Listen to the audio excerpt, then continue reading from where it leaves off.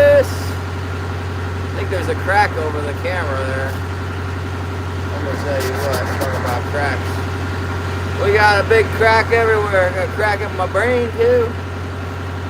Better watch out. Here we go.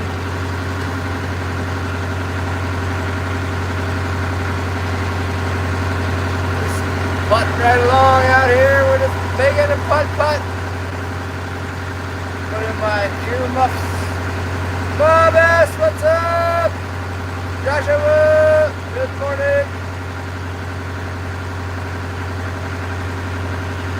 Stuck these little paper things in my ears here. And so did I all out on this boat. Oh my goodness! Can I get this hat? How does this hat look? Huh. This one's got whales too, look. You guys like the whale? It's the white whale. I could break down at any moment. I got my anchor ready. Oh my gracious. And the harbor master knows I'm out. Karen! Nick Getter! And Munson! What's up? Star River! Thank you guys for your patience. The boat's running right now. I don't know if it's gonna run all day, but I hope so. I got lots of fuel. I got at least 250 gallons of fuel, so I won't run out of fuel.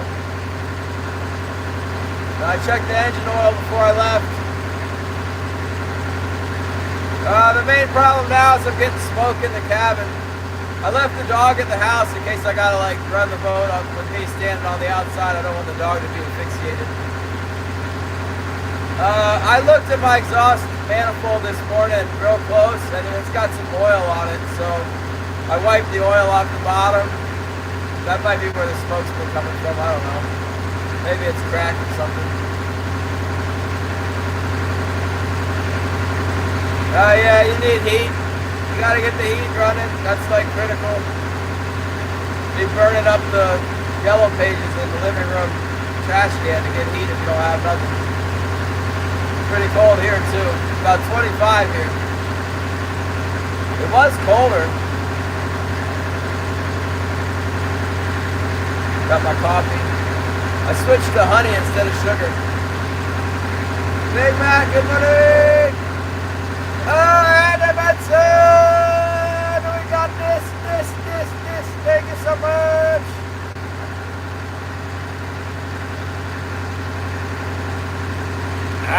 The lucky shaver. Thank you. Oh yeah, I took the sugar out of my coffee and now it's got like $1 or it's got like $2 worth of honey in it, but it's not that good. Thank you, Big Man, for the happy poop. We all need that once or twice a day. Happy is good. Yeah, we're going. The fishing report was like really good, and then the Highliner boat went yesterday. They went 2 days ago, and it was really rough. And they hooked 4 in 2 hours and only landed 2 because it was so rough. And then they went out yesterday. This is a boat that can catch like 60 fish while I catch 10 fish. They went yesterday and they had 5, so maybe we can get 2. That's we'll be lucky if we can get 2. Big putts out here. We're going to the bar. Going out to the bar. I hope we can fish. I don't know. I'm getting a little bit of smoke in the cabin right now. I don't know where it's coming from. I might have a little bit of an oil leak on my exhaust manifold is what I'm starting to think it might be. I can't see where it's coming from though. Like I don't know how oil is getting on the exhaust manifold. Hopefully it's not a big leak. I'll keep an eye on my oil pressure. I'm sure I got some extra oil on board if we got to shut down and re-oil the boat and head in. We'll do that. When the engine got water in it, it was running real rough and shaking, and it busted a bunch of stuff on it. busted a fuel line that was about to go anyway, and the lifter pump, one of the fuel pumps was bad. My injectors were bad. Who knows how much other stuff, I don't even know.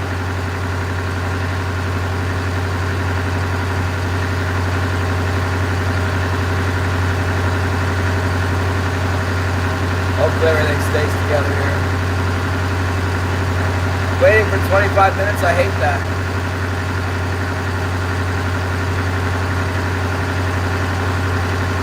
I hate waiting.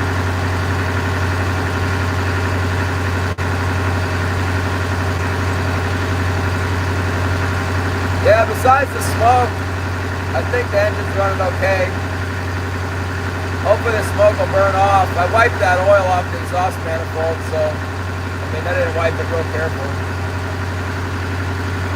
I was running it the other day when I went to get fuel, and it was smoking like crazy off the exhaust, and then it Christian Garcia, where have you been? Christian, oh, Face of America. What's up, Face? Thanks for coming in. Thank you, Face. Yeah, we're alive. The boat's alive. At least it is right now. Yeah. God bless the USA. We need God's mercy, His grace, and His power to work with us, not against us. Oh my goodness! Terry B, good morning! Longbeard is here. Terry, I was just chatting away like crazy on your, yeah, thanks, Space. I need some money. I might need to buy more engine parts. Or, yeah, engine parts. Well, maybe pay for the engine parts I already did buy. Would be nice. Oh my goodness. There's another boat out here today. They can tow me in if I need it. Nick Putton's out here. Glenn, I've been broke down, man. I haven't been fishing, but it's been getting better. The reports are a lot better than it was. Normally in the springtime, like around in March, the fish go crazy. So we're like getting into the low level of like, right now is when they start going crazy, and then March it goes off.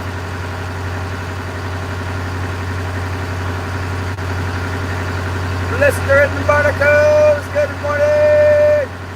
Everybody check Blister and Barnacles out to see the lighters and the coins in England.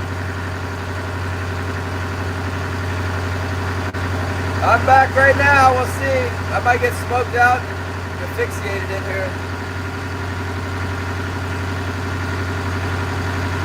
Little bit of engine smoke in my engine room. This is the engine room here.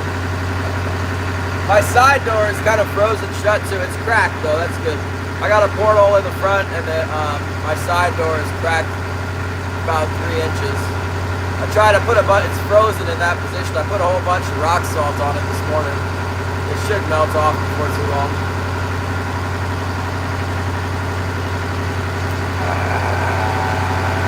Stopper. Good morning, Bud Files. Tex, what's up? Burning off the diesel I spilled everywhere. You know what, JK? I looked because I was thinking about it yesterday. All night, you know, thinking about what could be the problem. It seems like it's an exhaust leak, right? But, because how is it going to burn diesel fuel for so long? Well, I went up underneath there this morning with my light, and I looked at the exhaust manifold and felt it to see if I could feel like a crack on it or something. And, it's got oil all over it. I must have an oil leak. It's like I got a slow oil leak that sprays oil, and it's not new. I've had oil on the side of the engine for as long as I can remember. I don't see where it's coming from though. Like maybe the block is cracked? I hope not. I don't know. I'm sure it's something simple. But the boat's running well enough. Like I ran it to get fuel, and oh my goodness, there's so much smoke. I ran it really hard to get it to come up to temperature, and it never overheated. It ran the exhaust out, the stack's starting to run clean. It looks like it maybe burned a little bit of oil. It's running blue smoke when I started up. For an old diesel, that shouldn't be a big deal, you know. But not compared to what it was doing. When I had the water and everything was jacked up, it was like super smoky, like pure smoke coming out of the stack. Right now,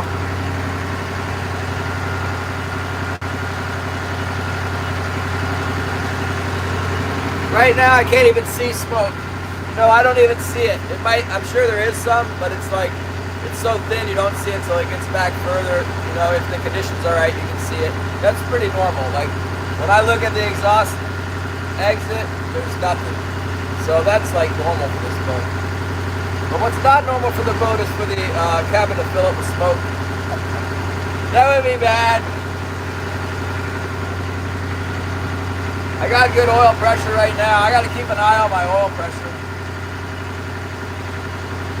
I might be losing oil, I might be leaking oil, or I might be making oil. You know, I might be, yeah, who knows. We'll see how she holds together. It's really nice weather today. There's another boat out here. You know, I talked to the harbor master. They're on the radio, and they got a harbor master boat that can come get me if I run into trouble.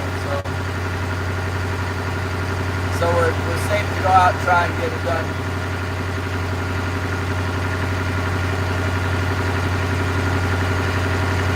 Yeah. Yeah. You know, Cooper, I've had 2 diesel engines in my career, which has not been that long, say 10 years.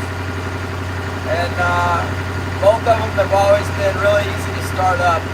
This Perkins has been a little bit more temperamental this winter when it was really cold. And now that everything got messed up, it's not wanting to start real easy. I came down to check on it yesterday. We ran the trap line, and then we came down to take, like, man, I made a big mess. I took all the fuel out of the tank. You know, I drained it all out, and I, like, put it in clear containers. And there was some water in it, but not, like, a lot. You know, there might have been a couple quarts of water out of all the whole fuel tank. Then when I looked down after I had it drained out, you could see a little bit of slime on the bottom and water, but not very much. But what a mess. Oh my goodness, what a mess. Just diesel fuel everywhere. You know, it's all over my clothes. But I put all the old diesel on the starboard side tank, and I shut it off. And then I went and filled the port side tank up with new fuel. And somebody else got 120 gallons of fuel before me, so it should be fresh. I see Leo in front of me here.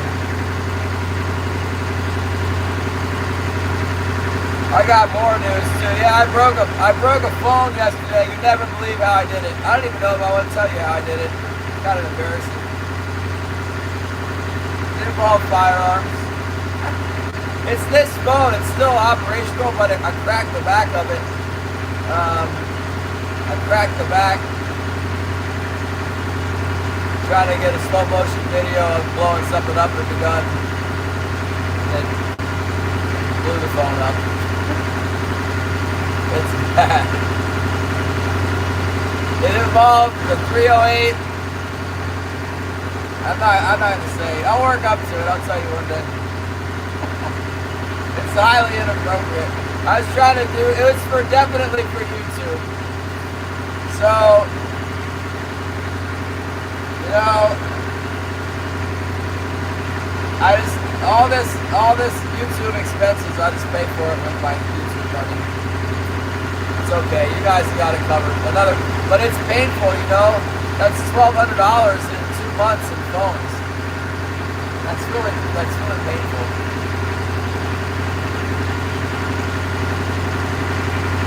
Yeah, Glenn, I got, so, they don't have filters in town right now.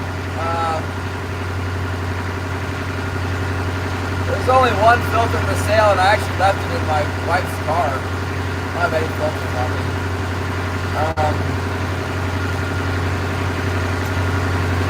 Yeah, there's some little waves right here.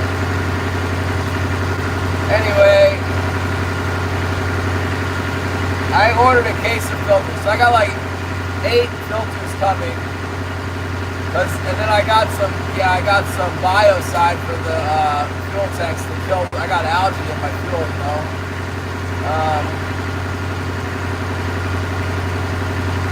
But they say don't put it in until you have a lot of filters. Like, the algae kind of holds onto the sides of the tank pretty much. But if you put that stuff in there, then it cuts loose. And if you don't have a whole lot of filters, you can shut down. I'm not trying to get shut down again today.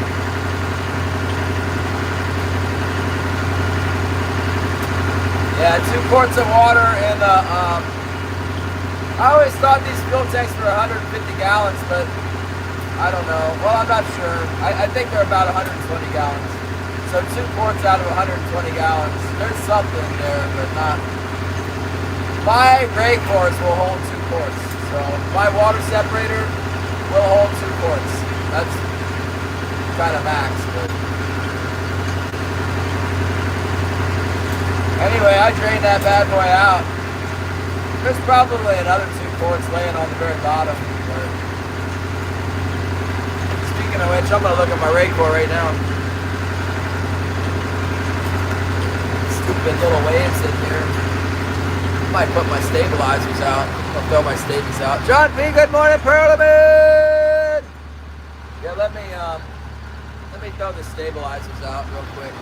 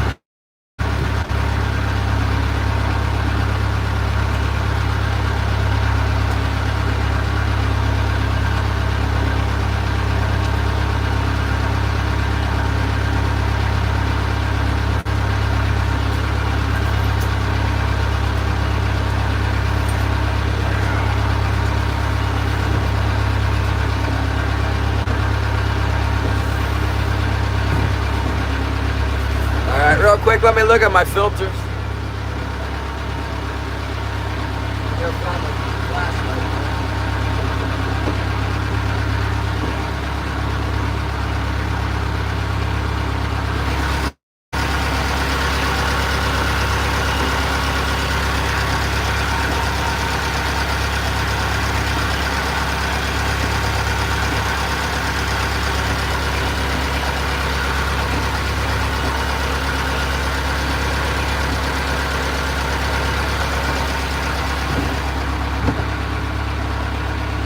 While I'm at it, I see a fuel line I didn't put a clamp on. I'm going to put a zip tie on it real quick. I'm going to put a zip tie on that thing, and I'm going to try wiping the oil off that exhaust. I think that might be the ticket. I think that might be the ticket for the smoke in here. It's the daggone oil on the exhaust manifold. I'm going to get as dry as I can with this paper towel.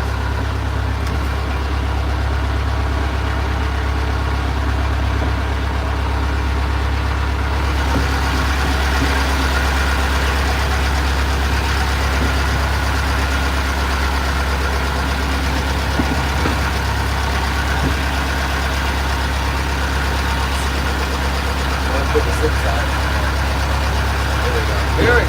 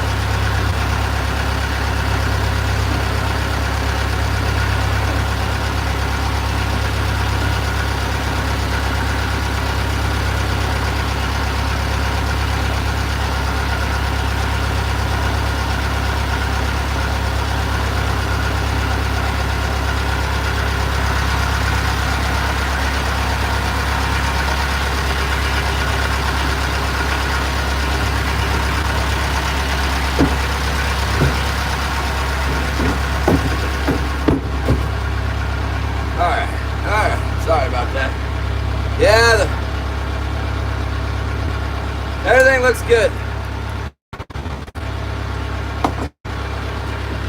So I'll give her a check here before we head out on the ocean. Northern, what's up? One thing we got going on is my poles are frozen.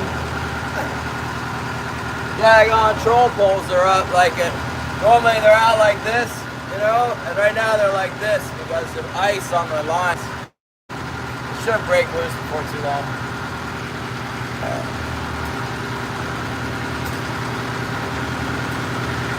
Zyro! You got a Goliath grouper when? Where? Today? What's this? The Ajax stuff my friend companies make much better than BioBoard, breaks down the algae smoke and making food 20 micron people. That's interesting. I have whatever the heck they had at the hardware store. It was $60 for a quart. I don't know what it is. Man, my door is frozen. Stupid ice around here, you guys.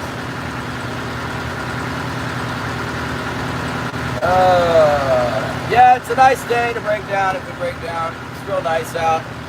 What you don't want is to be in a big storm and to get washed up in the rocks, you know.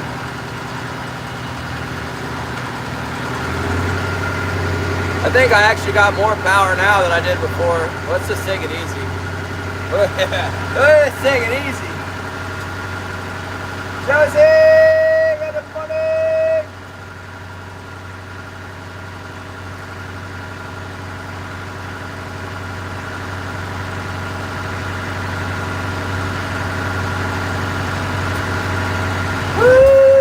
Oh, there goes my port pole. Just flop down.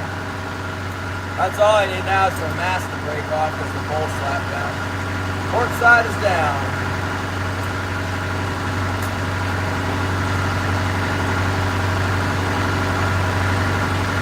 I see a bait ball. Oh my goodness! We got special gifts. Who was that? It was from. Is that Slayer? It is a Washington Slayer.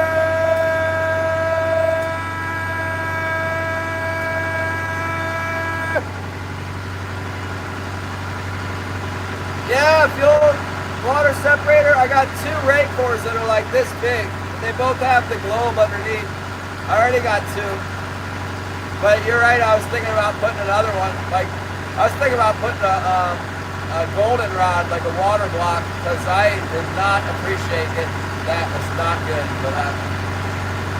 Thank God it was all the situations that made it to be like, okay, you know, it was really nice out.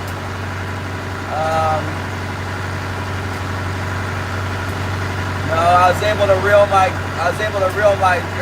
gear back up, all my hooks and stuff. I was able to get to come back up. That's a big deal. Those downrigger balls I put out there are no joke. And the equipment is really expensive, you know, like, you know, you can't lose it. You have to like pull it in by hand if you have to. It's really dangerous and heavy, and you gotta like get rags and grab. Yeah, bad. I wish my door wasn't frozen. Anyway, I got precautionary measures, you know, there's a buddy boat out here. He said he'll tow me in. The harbor master knows what's up. I have a separate 5-gallon jug of fuel. If my fuel tank goes foobar on me, which I don't see being a problem since I drained it all out. I could see there was some stuff in the bottom though. If it decides to go crazy, I have a whole separate fuel supply I could tap into to make it into the harbor. We're not going real far.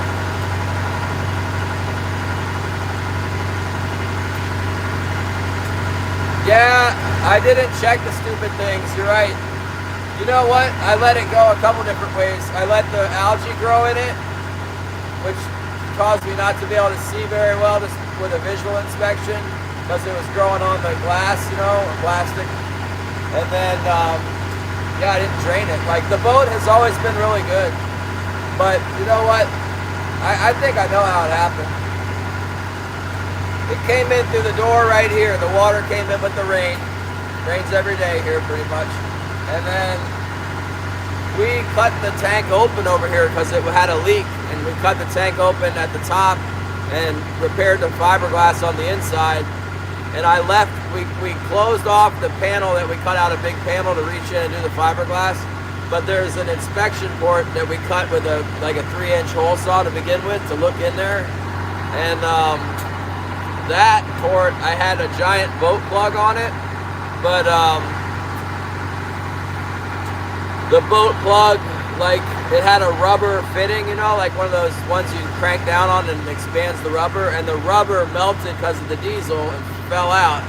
And then I just was like, oh man, I don't want to deal with this. And I wrapped a trash bag around it and clamped down with the trash bag, and that is not waterproof. It's water resistant, but with the water coming in the door, I think it was sitting on my fuel tank, the top, and little by little it got in there enough to where it started causing a big problem. Like, I think that's where it's coming from, I don't know. It could easily be fixed by just draining the Raycor here and there.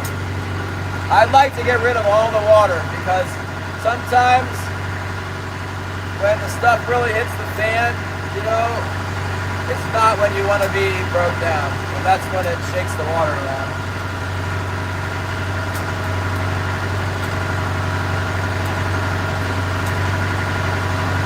Yeah, I hope so. We'll see. I gotta figure out this oil leak or whatever I got going on. I think I might be spraying oil out of like a pinhole or something. I just don't see it. It's on this side of my engine underneath the exhaust manifold. I've got like raw water cooled exhaust, and I've been seeing oil down there for a while, but I don't know where it's coming from. There's like an oil cooler further up, and there's a couple oil lines, but they're not brand new, but they're new. They're nice, heavy duty, thick oil lines in really good condition. And I don't see how they would have a hole in it. What I was supposed to do, what I told my mechanic I would do, is put that engine cleaner on the engine and then run it and inspect to find out where the oil leak is coming from. But I read the label on the thing, and it was like you have to take all your rubber hoses off and stuff. And I'm like, no, I want to take all my rubber hoses off. I want to go fishing. So yeah, I bet I got a little oil leak. But it's been going on for a long time, and it's not enough to like, it's like a little bit, a quart every 2 weeks running every day. That's not enough to really be concerned about it. So it sprays all over your exhaust manifold, and your engine, your cabin fills up with smoke, and that's a problem. Give me a headache just thinking about it. I don't know if I got smoke or not. I wouldn't say, like, right now there's any more smoke in my cabin than there normally would be. I don't see it coming up from underneath the engine, nothing. The funny thing is, the smoke started, like, at the exhaust output of the engine. As soon as I had engine trouble out there and everything was shaking, and it was like, what's going on? And I opened the engine cover, it was smoking right there, like right then. I took the exhaust, I didn't take it completely apart, but like I loosened it up, and I've got a little piece of flex pipe in there, and I moved the flex pipe over, wire brushed all the old RTV silicone off, and then scooted it over, cleaned the pipe off, and then I put more silicone on, and I put one of those exhaust pipe patch, like epoxy tape around both of the seams, and then put my clamps back on it. So like, I mean, that should keep it from being a serious leak anyway. It looks pretty good. Fuel treatment. Archie, huh? What's it called? AjaxDirect.com. Dem Nerds, what's up with the Dem Nerds? Well, so So I broke down, right, and then I brought it back, and the mechanic, actually my mechanic friend came and got me, and then it was kind of late in the afternoon by the time we got back. The next day we looked at the engine and we couldn't get it to start. Like, it wouldn't start. There was no fuel to the injector lines, you know? So we put a pulse pump, like an electric pump, in the fuel line to push fuel to the engine, right? And we bled out the injector and we pushed fuel to the injector, and at some point, for some reason, so all of a sudden fuel came out of the injector lines, and then obviously we got it to start. Well, that was great, and so we shut it down, and then it wouldn't start back up. And there was air in the injector, on the bleeder of the injector pump. Well, we got it started again, and then shut it down, and it did start back up. And then my mechanic friend Les went out of town. He's got, you know, a life and stuff. He doesn't involve fixing my boat all the time. And so I started looking at the thing, and he told me, you know, I have another injector pump because I have a parts engine in my yard. He said change the small fuel lifter pump on it. So I took that off took the lifter pump out. That's when I discovered that my lifter pump was full of algae and it was just all kinds of jacked up. 9 ways to Sunday, it was messed up. Gail Lawrence, what's up? Oh, I got the floating heart.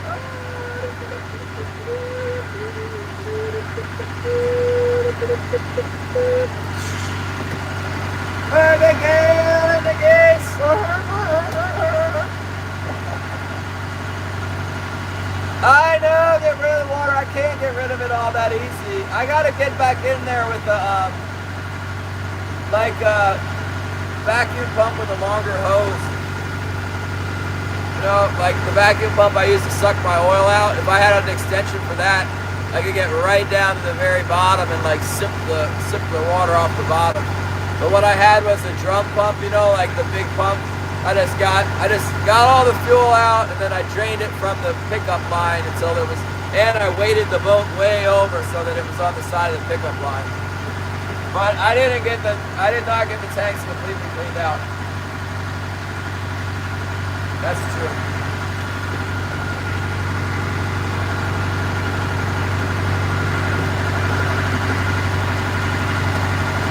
Hopefully the boat keeps running. Well, I have had everything apart now. If it shuts down, it's probably for something that like I took apart and fell apart again. I know I don't have hose clamps on a couple of my fuel lines, but you know, if the fuel line falls apart, that's easy enough to fix. What a disaster.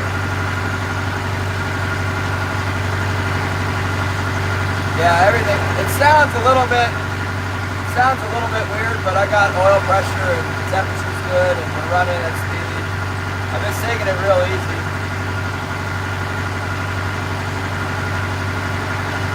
When I was running it for a shakedown, it was really sounded funny, and I'm like, oh no, oh man, that's critical sounding. What's that? I had turned on my hydraulic pump, so like the hydraulic pump was running at high RPMs. That was the sound. Yeah, anyway, the remove water from system, emergency water treatment option, psadded.com. Is that for diesel? Well, first we couldn't get it started, and then actually to get it started, we took out the injectors, and that's where the mechanic came in, because I had never, well, we took out injectors before one time, but I forgot about it. Now I've got it fresh in my mind, because he kind of got to pry them out of there. They didn't really want to come out that much, but we got them to come out. And then he's got a tester at his house, like, and he did so much good work for me. Like that tester that he has, it's like a torture device.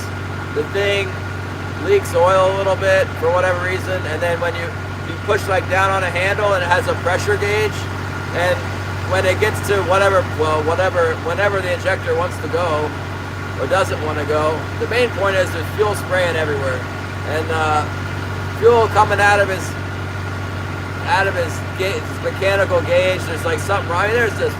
We're in his basement, and there's this diesel fuel going all over him, all over the floor. But the tester does work, and we did get to see, like, only one of my injectors was good. The other three were like, they weren't waiting until they came up to pressure to pop off, and they were just like spraying fuel out instead of having it. There was no mist, it was just like spraying fuel everywhere. Holly! Yeah, the pattern was not good. So since I got that parts engine, we went after that and we're like prying on the injectors on that. It's been laying around for a while though, and we were only able to get, I think we got 2 to come out of that one. And then we went over to Kurt's house, and Kurt, there's quite a few of these Perkins in town. Kurt had a Perkins stripped down, totally nothing left on the engine in his garage. And we were looking at it, and Les is like, well, there's nothing there. And I was looking with my flashlight, and on the floor of the garage were 2 injectors.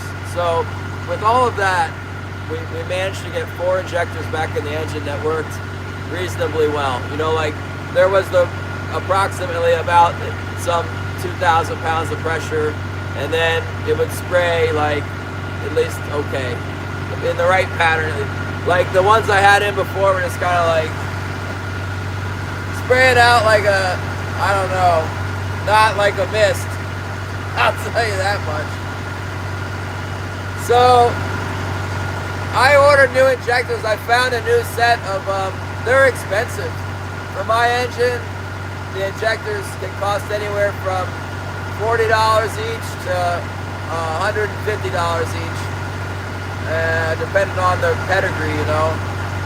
And I purchased what's supposed to be original English made from England in the box for $170. I got 4 of them, so they're coming.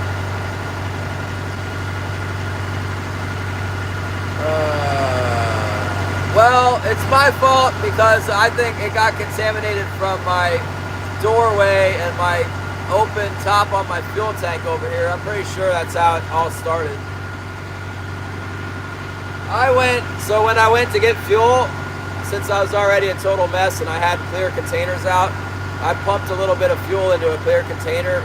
It looks okay. I thought I had something. I was like, aha, there's stuff in the fuel. I got my video camera out. I was like, look at that stuff. And then I'm like looking real close. It was snow.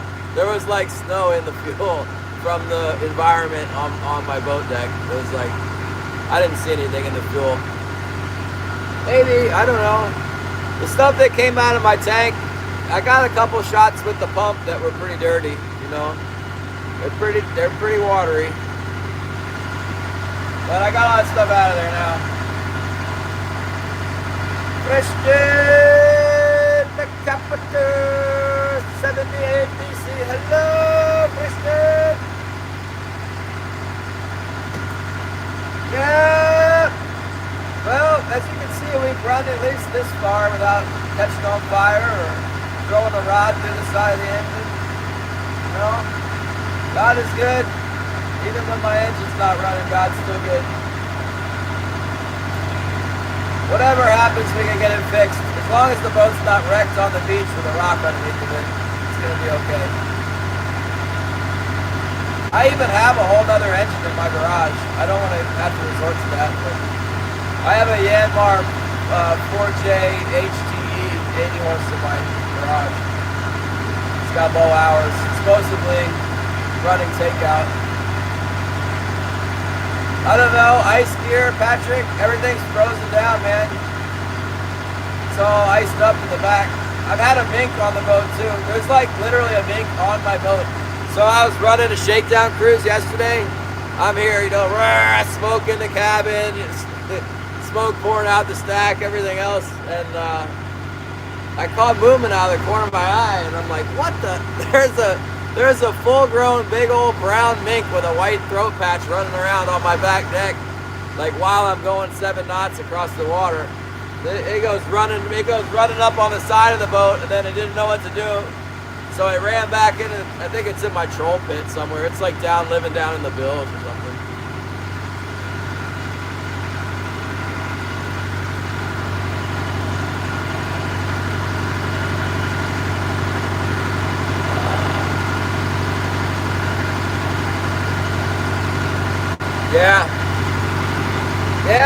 what I'm talking about, Cooper. It's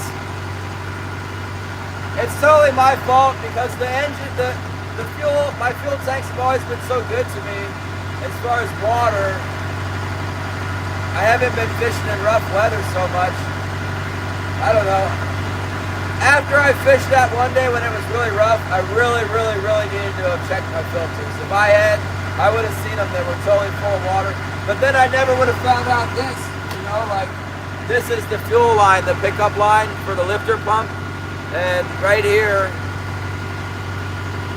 where is that right there?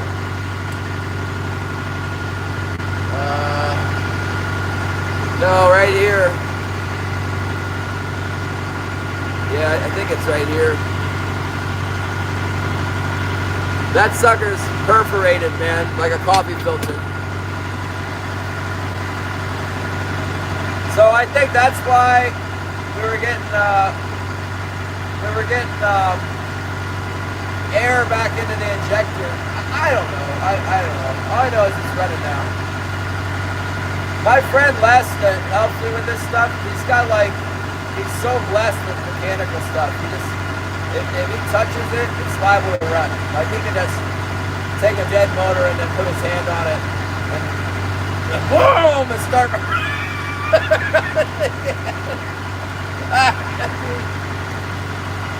I don't know how he does it. He's been mechanicking his whole life, I guess, but like, I'll run into him, like, he'll be helping me with something and I'll be clumsily, you know, attempting to remove some part that I can't get the part off.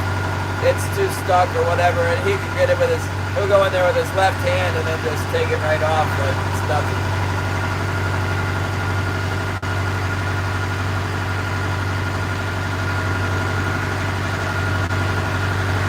Yeah. Yeah, I don't want to even say that word since we're all Christians here. Pretty much against magic. I don't use the word to describe my friend's help.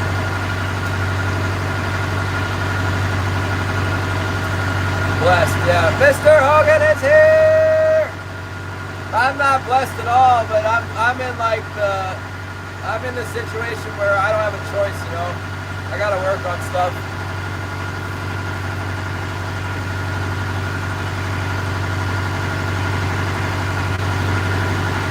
Nice. Orange fuel for Venezuela. Oh my goodness.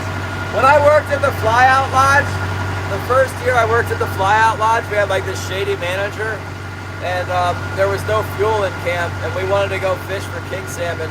And he told me we could go fish if I got enough fuel. And I went back in the woods, and there was, I counted them, there was like 130 barrels of fuel. And in the 130 barrels, I married together like, and got like 60 gallons of fuel so we could go fish. And then he got mad at me because we got we got water in the fuel. Oh my goodness. Catbird, what's up? Yeah, that's right, Gail.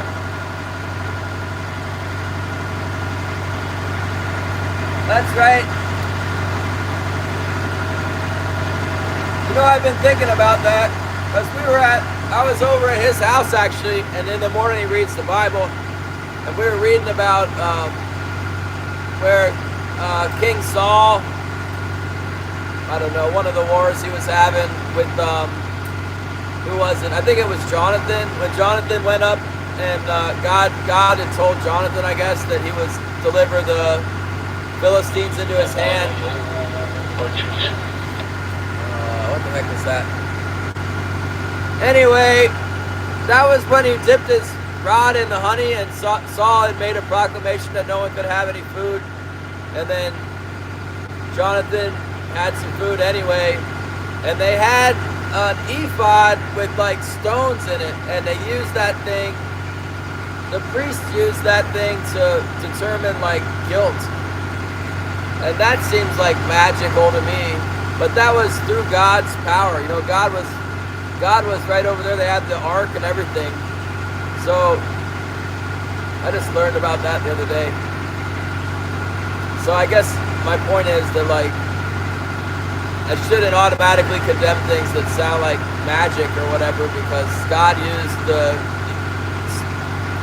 stones in that ephod thing to determine guilt. Anyway, yeah.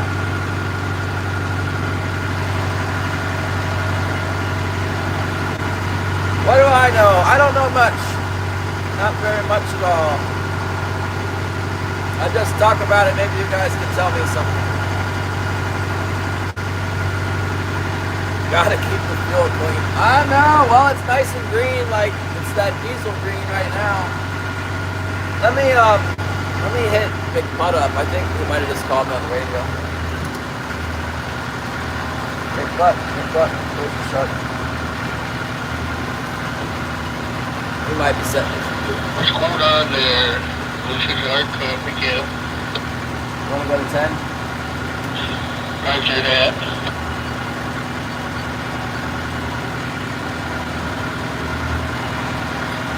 Are you on this one? Yes, sir. I just thought I might have heard you on the radio. I figured I'd check in anyway. Yeah. There's not too much happening for me right now. Pretty quiet. We're gonna try it anyways.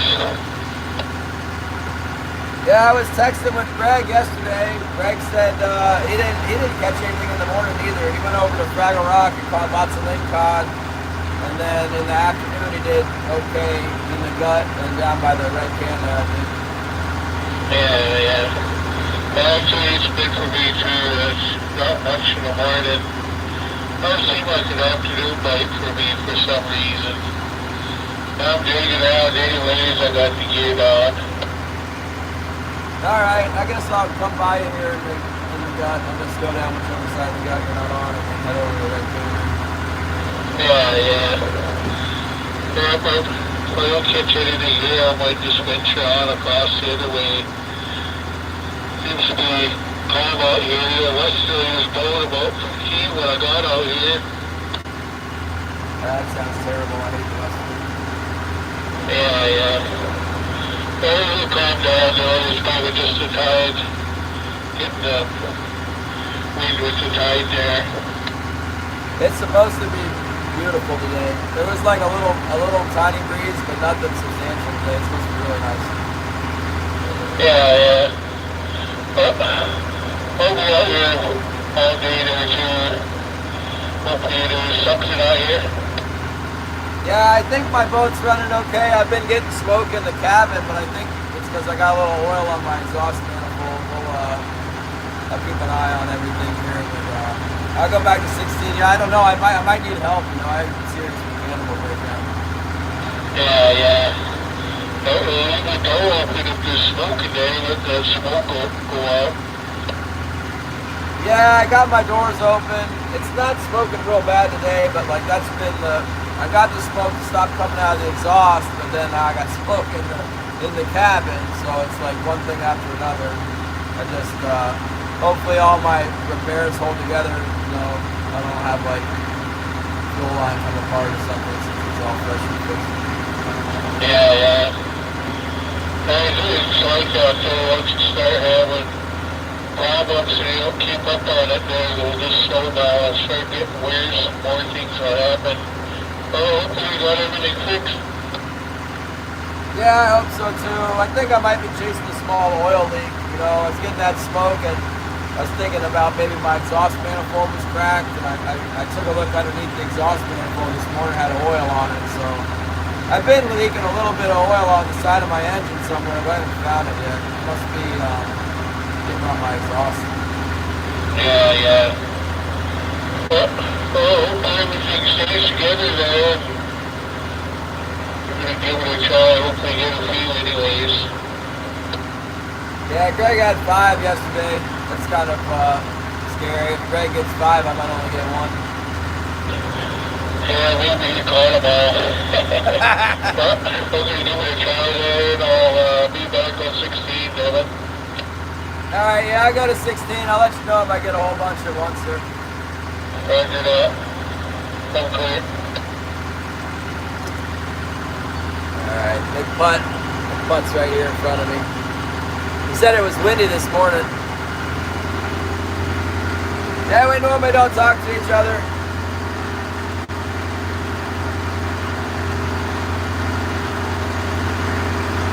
gets real salty if he's not catching fish, which I understand fully. But recently he's been catching a lot of fish, so he's not salty.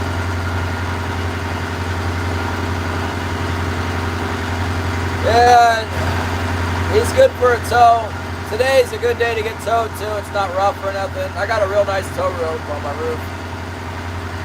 Something happens. I got a feeling if something happened to my boat right now, it probably would be something small that I could fix, but if not, stick a fork in me and tow me in, I'm done.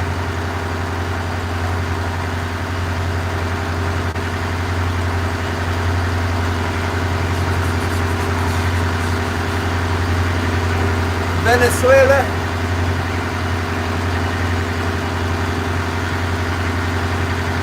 Well, if we get Exxon and Chevron in there to Venezuela, they can, you know, extract it properly and we can have good fuel and more of it.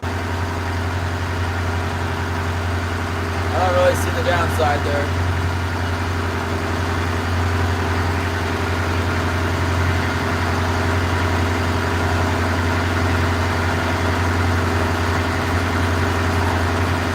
Leo likes the goaltend at the top of the gut. Then he gets all crazy if you get close to him, he goes running off. It's really easy to... Leo will never fish around you. Like, if you get close to him more than once, he'll go somewhere else. Very sensitive about other boats. If there's a lot of boats around, he'll tolerate a little bit of proximity, but mostly not.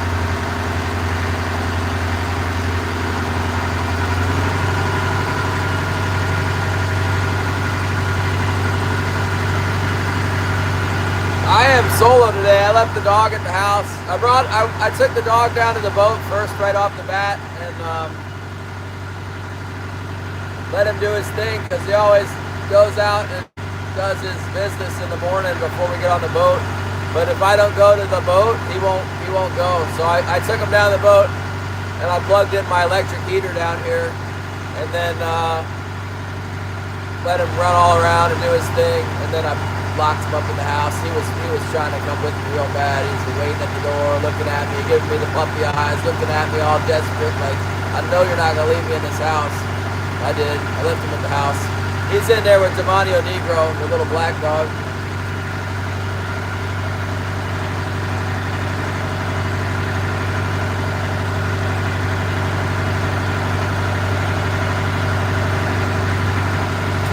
Just me and the mink. Yeah, I don't know if it's still on there, but Cade, my trapping partner, he's a professional mink extraction expert, so dang it, my charger stopped working. I got like a short corded charger here. There it goes. The USB port on my panel's no good. I have 1, 2, 3, I got 6 different ports to choose from. I always like go one to the other and eventually I'll find one that works.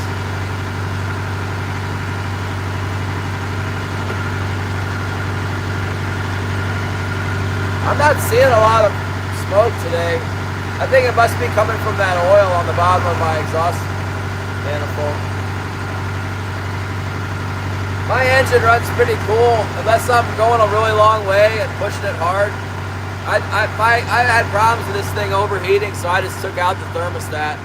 It runs at about 120 or something Fahrenheit, unless I'm running at speed, you know.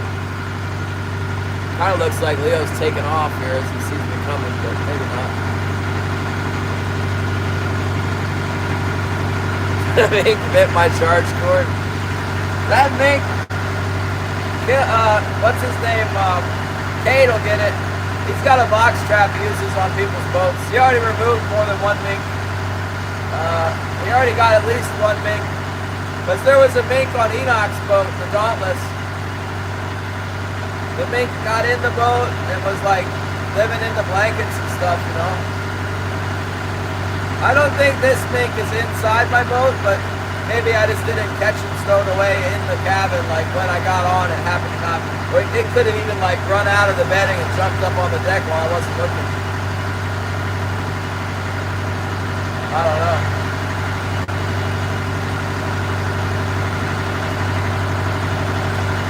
I got all the inside information from Greg about like how he's doing this yesterday to catch 5 fish. 5 fish isn't a really big score, but he came in early. He went out about this time, maybe a little earlier than this. He didn't catch anything all morning, and then by the end of the day he had 5, and he came in by like 3, so that's pretty good fishing, really. He said they were all big too. His boat catches fish like crazy though. It's an aluminum boat. What's up, PK in the house? We're back in business now. Thanks to Les helping me work on this boat. Thanks to Greg Inderland for giving me an extra motor. And thanks to God for keeping me safe and just helping me all the time. I couldn't do it without him. Pretty sure I'd be dead. We didn't have anything in the traps yesterday. We checked them. The wolf, there was a big wolf running up and down the riverbank. Out there where the otter traps are, there was a wolf. We don't have any wolf traps there. First sign of a wolf all season out there. Wolf season goes till April 20th or something. They want them. They want some of them gone. They eat the heck out of the moose and the deer. All day long they just chase moose around until one of them wears out and they eat it. Okay, yeah, we can do a Bible verse before we get started here. Let's see, let's open it up. It's like The Price is Right, except it's the Bible. It's much better. Samuel 21, verse 15. The heading is Philistine Giants Destroyed. When the Philistines were at war again with Israel, David and his servants with him went down and fought against the Philistines. And David grew faint. Then Ishbi-Benob, who was one of the sons of the giant, the weight of whose bronze spear was 300 shekels, who was bearing a new sword, thought he could kill David. But Abishai, the son of Zeruiah, came to his aid and struck the Philistine and killed him. Then the men of David swore to him, saying, "You shall go out no more with us to battle, lest you quench the lamp of Israel." Now it happened afterwards, there was a battle with the Philistines at Gob. Then Shishai the Hushite killed Sappa, who was one of the sons of the giant. Again there was war at Gob with the Philistines, where Elian, the son of Jar-Orgam, and the Bethlehemite, killed the brother of Goliath the Gittite, the shaft of whose spear was like a weaver's beam. Yet again there was war at Gath, where there was a man of great stature who had 6 fingers on each hand and had 6 toes on each foot, 24 in number, and he was also born to the giant. So when he defiled Israel, Jonathan, son of Shema, David's brother, killed him.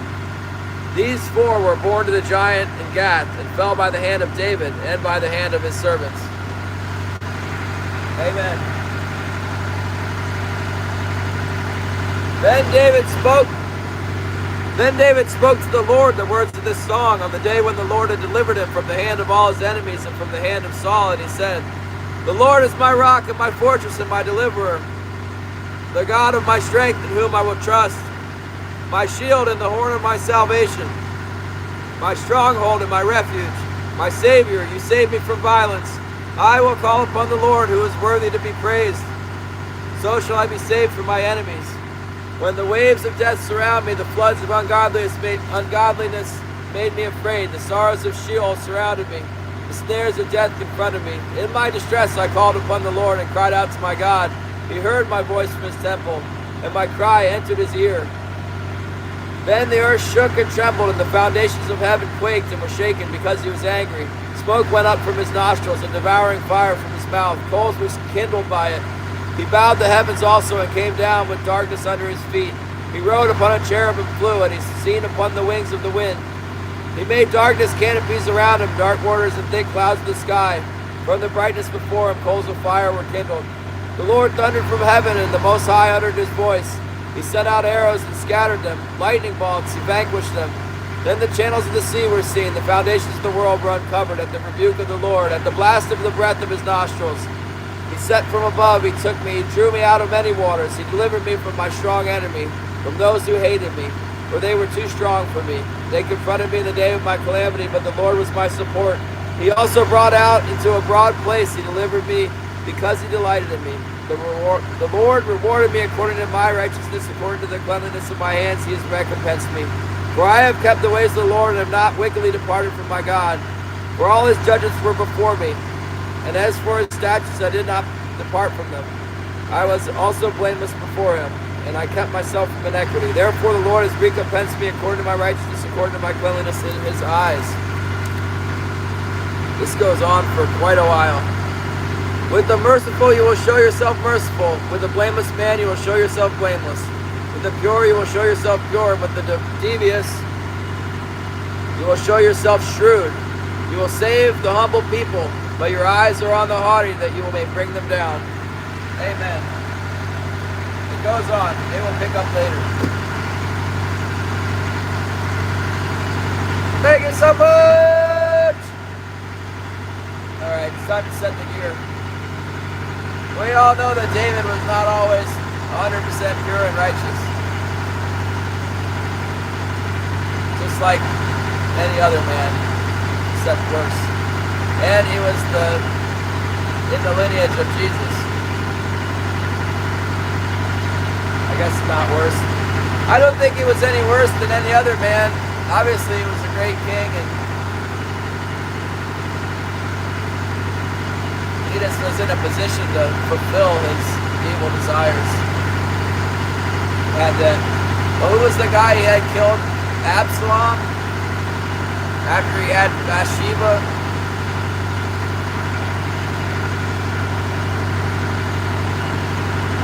Look, Shannon is here!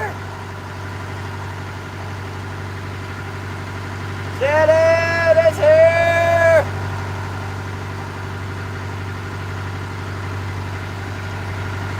Alright, yeah, that guy, Greg, he's the Highliner boat, the aluminum boat here.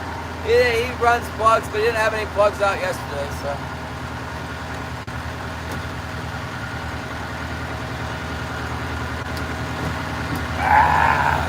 Let's see what we can break next. Let's go ahead and get this gear out here.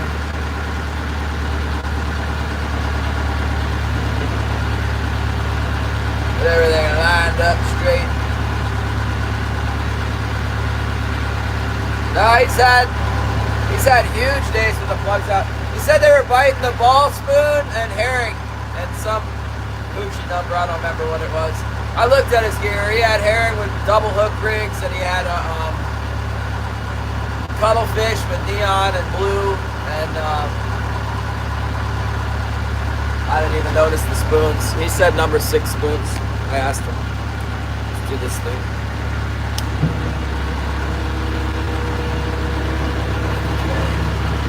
Everything seems hunky-dory here. Let's go outside. Yeah. Let's get out there! I don't know, I might have a herring rig. I'm gonna take a herring back to it. Glad the mink didn't get my herring. Oh man, everything's all covered with snow back here. We'll just see what we can do.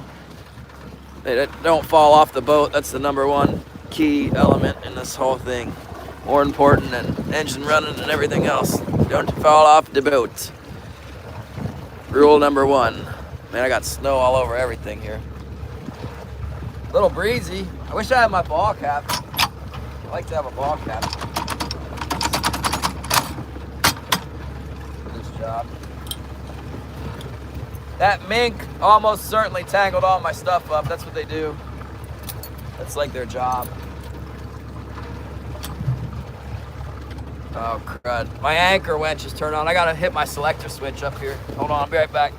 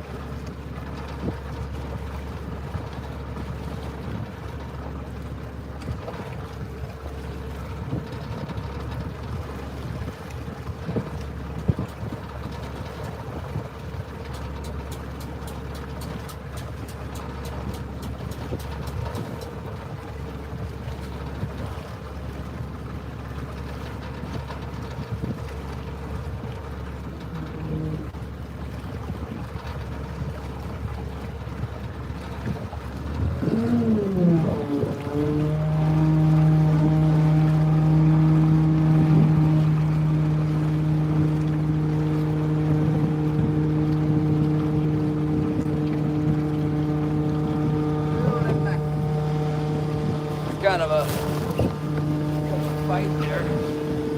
He's fighting me. Fight's over, we win.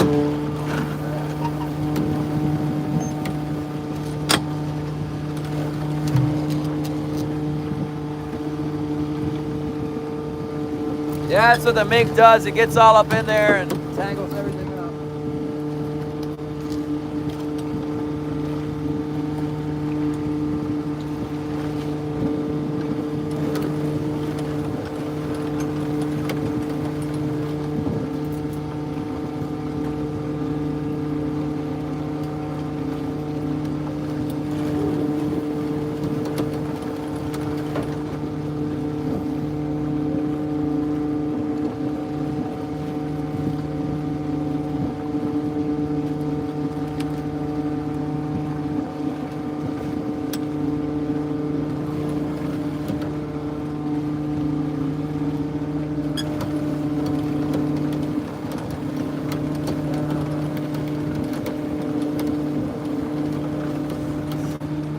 Look, everything's all froze up around here. Give me that. Yeah.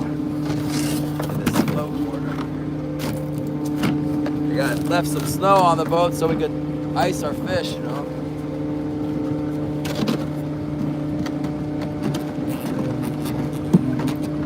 I heard the link cod were really bad yesterday.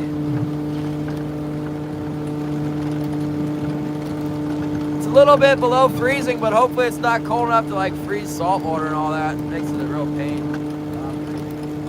Salt water's freezing up.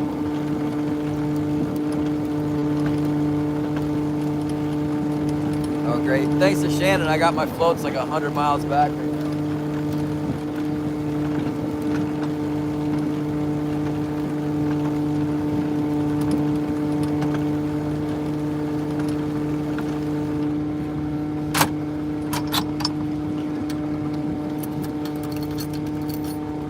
I got another one of those moon glow things with me. Should I put that on there?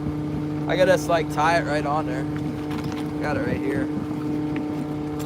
This is the one. Oh no, because I don't have a clip. I gotta have the stupid clip. I don't have the clip with me. Alright. Atomic it is.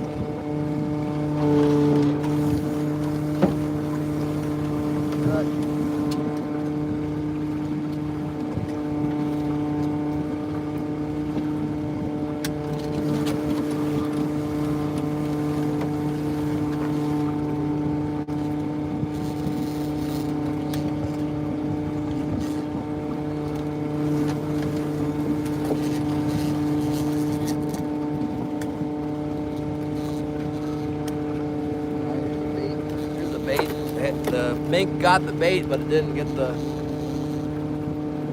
tangle everything up. That's a good way. That's a good deal. One of Patrick's fancy glow heads here.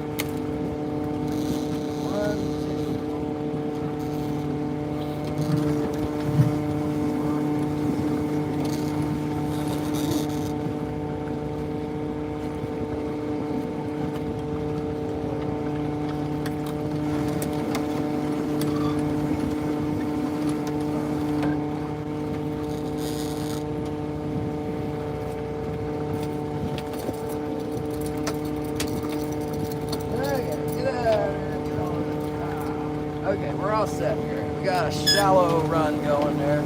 It's low tide and I'm kind of on the edge of the reef here, so I don't have my back deck electronics on right now. I'm just gonna play it conservative and get started.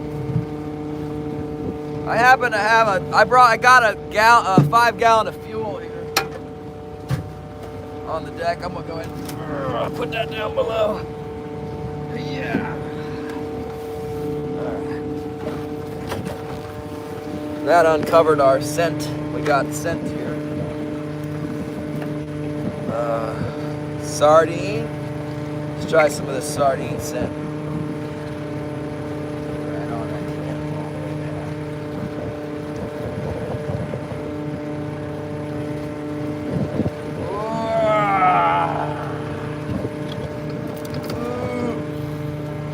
can. Can't smell it this morning. Must be stuffed up.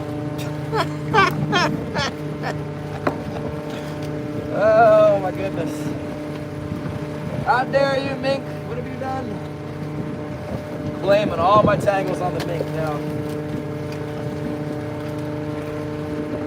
Yeah, I see 2 more baits. Let me get some more bait.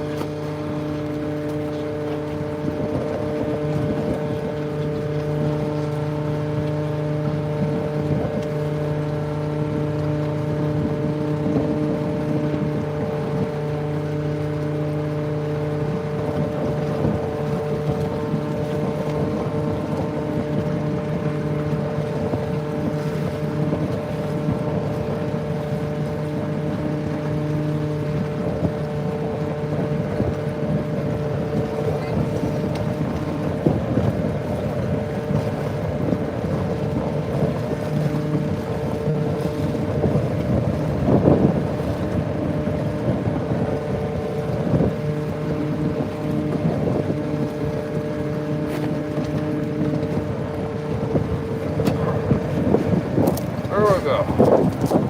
Go ahead.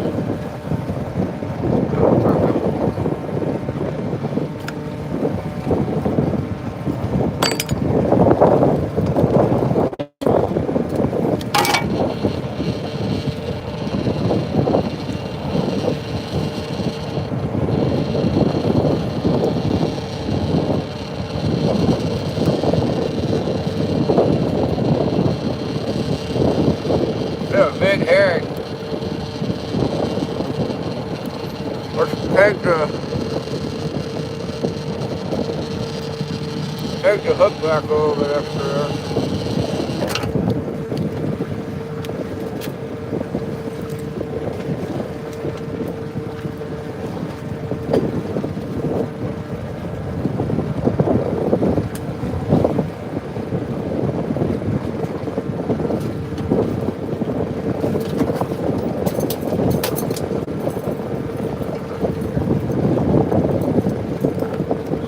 I've been liking this gunk on there quite a bit.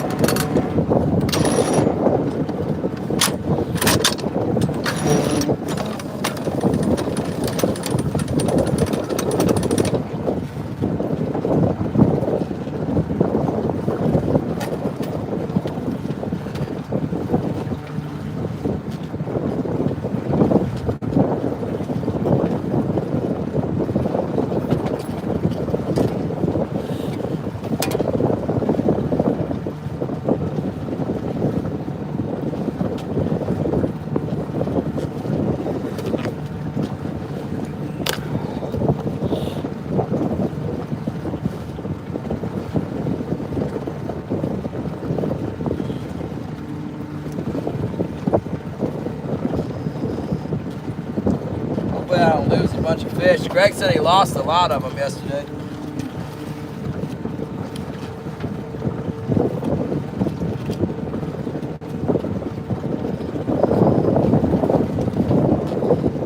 That one's fixing to go into a tight roll there.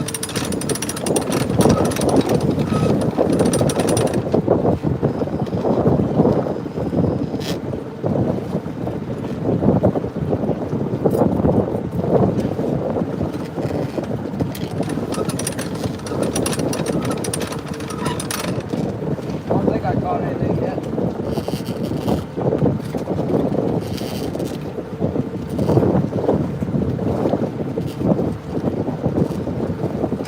Some of this go on there.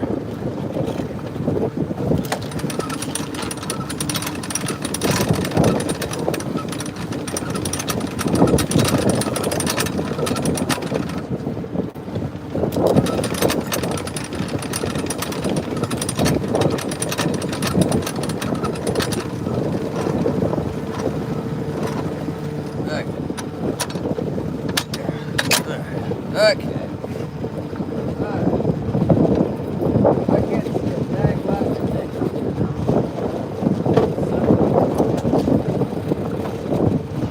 Let's go inside, take a break, and then we'll come back and get the get all this snow up in the fish box here. And what's up? We're here. Boat is running. I don't see any smoke in the cabin. I'm gonna close my door a little bit. Probably die now. That's okay. Woo! Nice and chilly out today. Woo! Got our hooks down. Let's go. Everything's working so far. Yeah. Woo!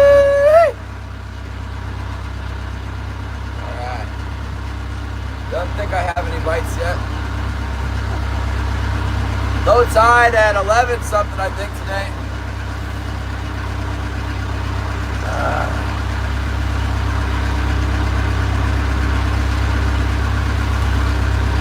What do I got? 2 or 3? Oh, there's a bite. We got a bite. What was that? Something just happened.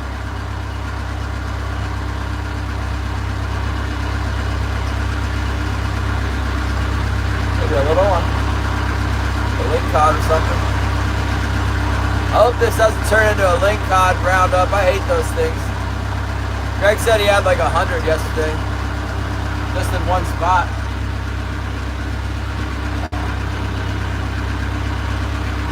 Acted like a lingcod hit.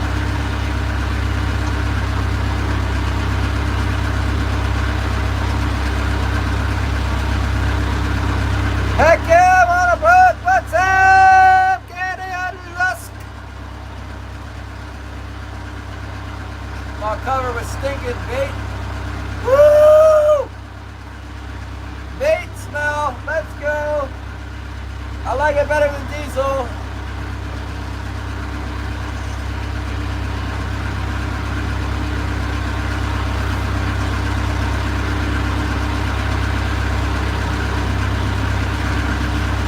Oh yeah, we got one. We got him on there. Let's go. Let's fish here now, man. Something's on there. Seen him pull. Just seen it pull on the whatchamajigger. Definitely. Oh man, it's so slippery with all this snow and ice. I brought the rock salt stuff with me today. I saw a bite on here.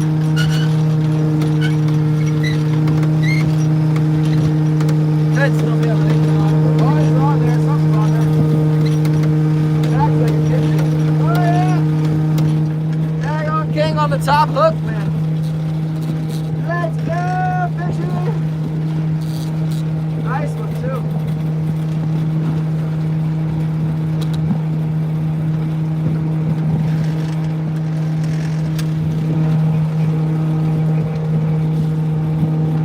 You guys want to see it? Oh my goodness, it's trying to get away. See him down there? hold on.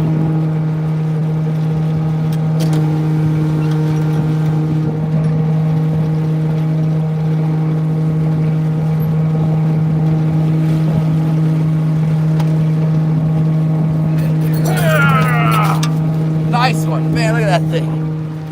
Woo! On the top hook. Nailed it.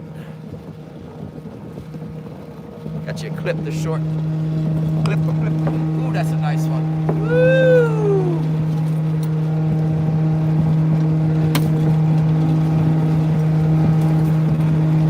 Got him on the emerald. Ate that thing. All this fancy spoons and stuff. Bites right up on the old reliable. Come up for it. Woo! Got one. That's what I'm talking about there. Thought I saw a bite, huh?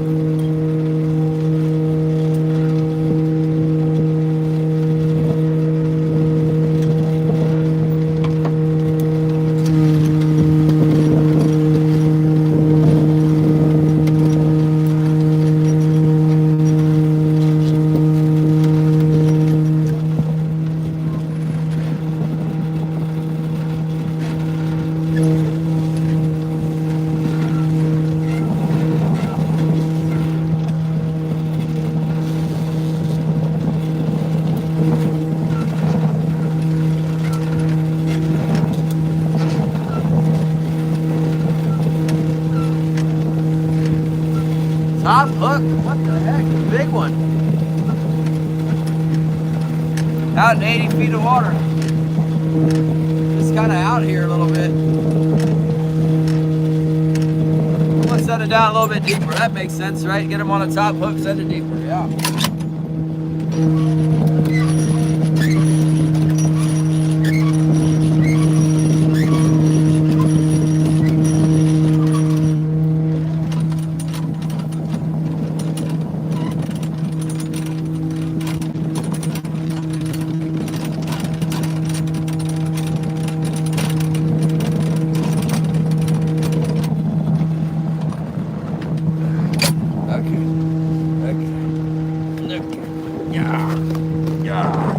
Let's go ahead and fix this situation that we got here.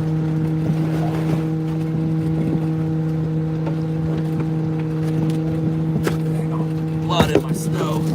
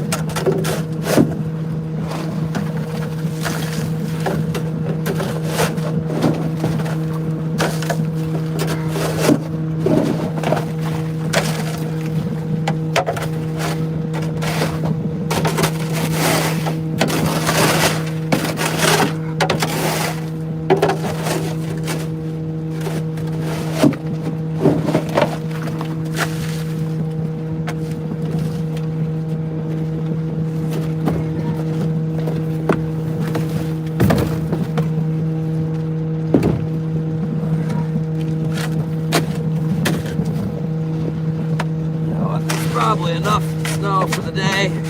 We can get more back at the dock. I just want to make sure I don't get any diesel fuel in my ice hole, you know. I got fuel all over the deck. Let's not take any of the snow off the deck to the fish hole. Let's use that much snow. That's fine. Get rid of the rest. A bit more snow from the.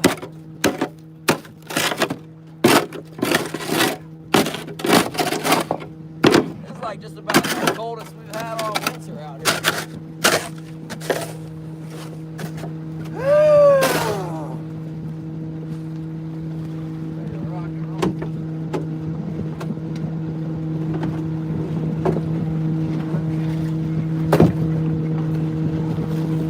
Hold on, I'm gonna go get my hose running.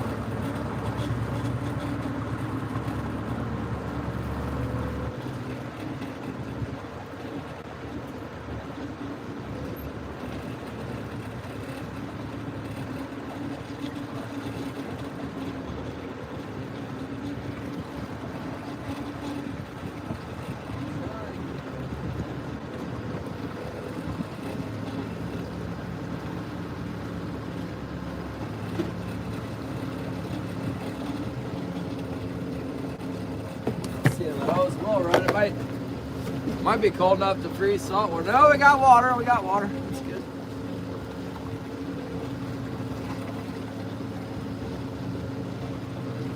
Oh, I got any more bites that I can see? Not yet.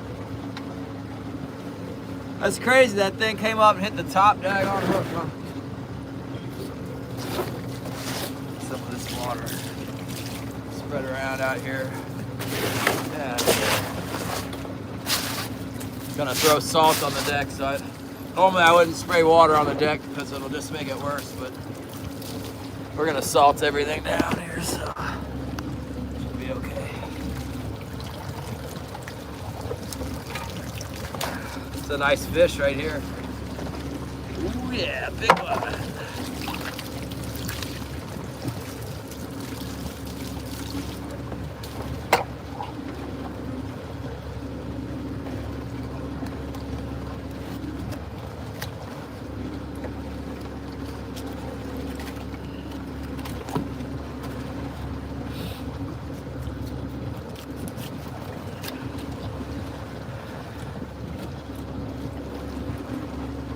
Leo's up on top of the reef.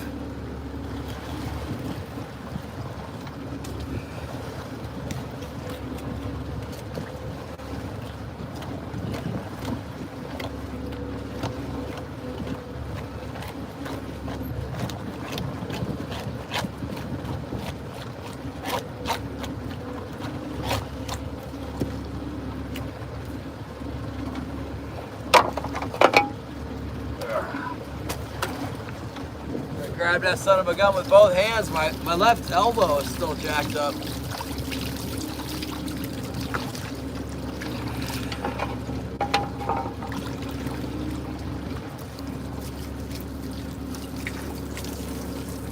Dump this tag on. Nice, that'd be nice.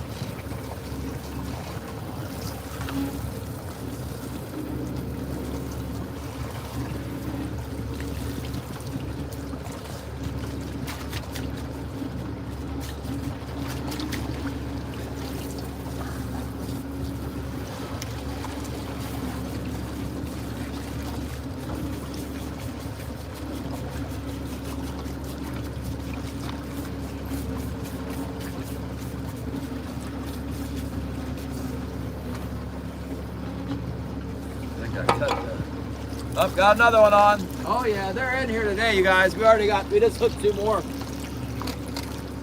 They are banging today, you guys. We literally have 2 on right now, I think. Big biter on the starboard side.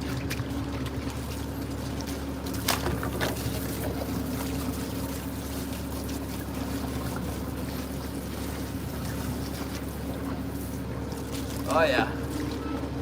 Oh yeah, they're biting now. Oh yeah. Get in there, fishy. Alright. Just gonna go out there and turn my hydros on.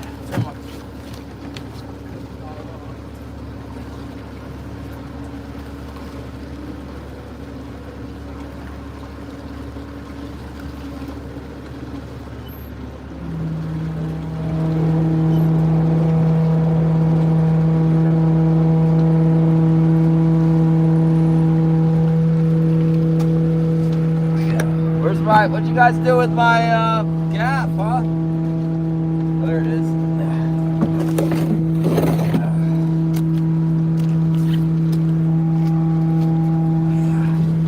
Definitely got a bite on this side again over here.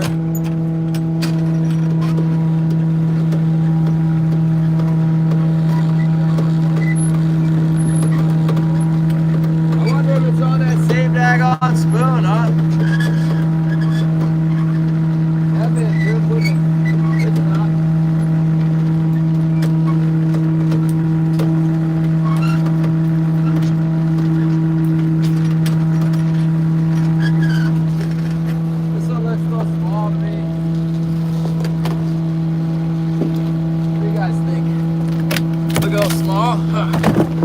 That one's undersized. Took the daggone bait though.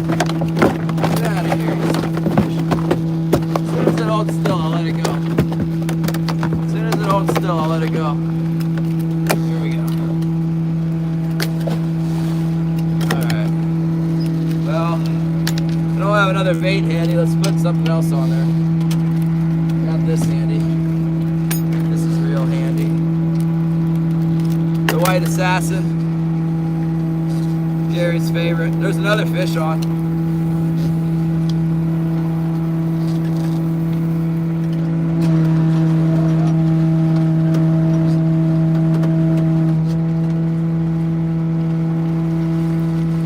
Shake it, guys, shake it. We're not been shaking time.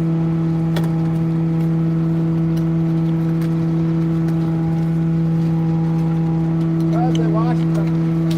Can't keep it here.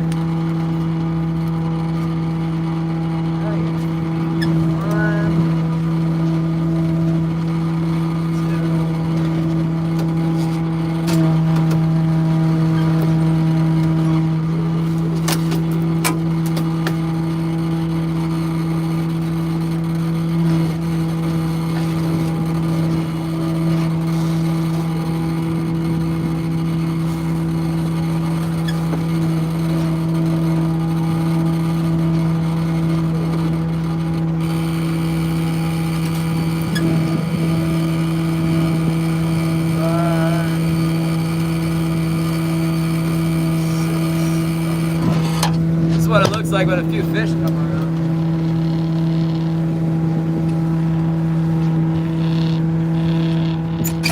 It's almost like watching Shannon fish, but there's actually fish in the water. Oh my goodness.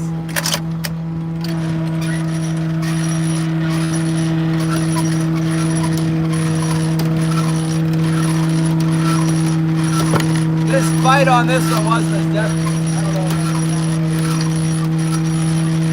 Something happened.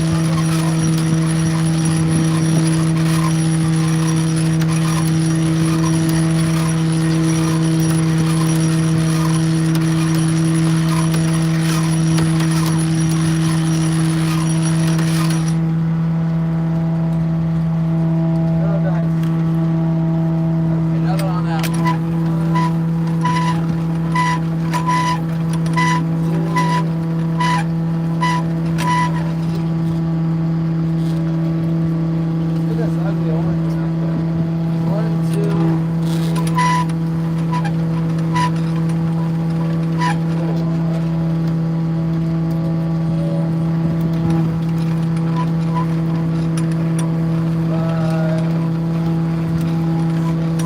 no telling if there's something on the floats or not. Could be. We had the double shaker, made it look like a big one. It's just two small ones.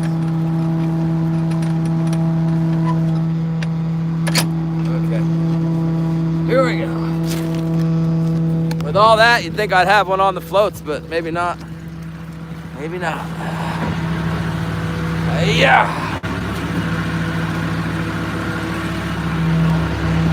Ready for drink some coffee and relax. What the heck? They won't let me chill out today. We got one nice like 12-pounder bone crusher, and then we have double, but they were short, a little bit shy of the mark there. Kind of outside the normal drag, a little bit deep here.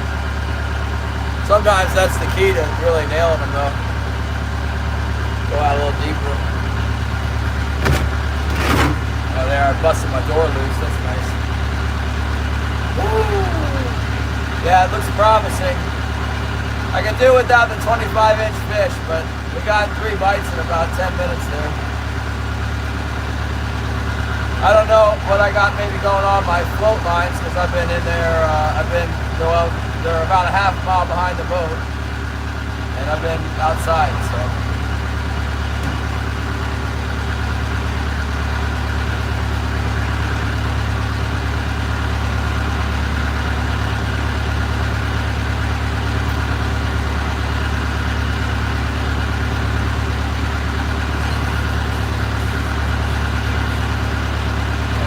Guys back in, see if we can keep it charging. Charge while the charging's good here. Oh, got another bite. Something's happening. Yep. Hope it's not little ones all day long. It looks like a little one.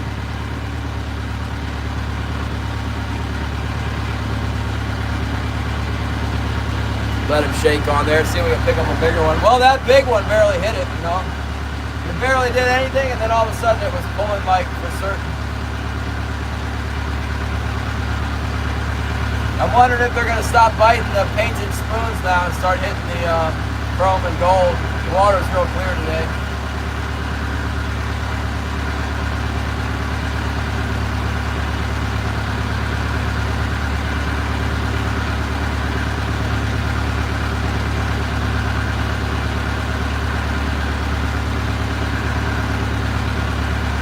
Yeah, we got something on. Same line as all the other ones bit on, a starboard heavy. That's normal for this boat. We love that one.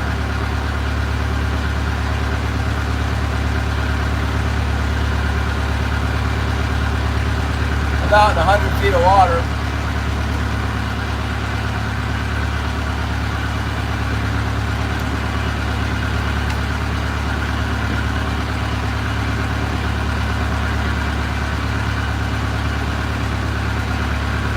Letting that one tug on there for a little bit, see if we can't double up something bigger. I have like 3 flashers on that line and only 1 spoon. Well, there's 1 spoon on the very bottom, and then there's 3 flashers and 1 more spoon on mine. Fished 11 fathoms deep.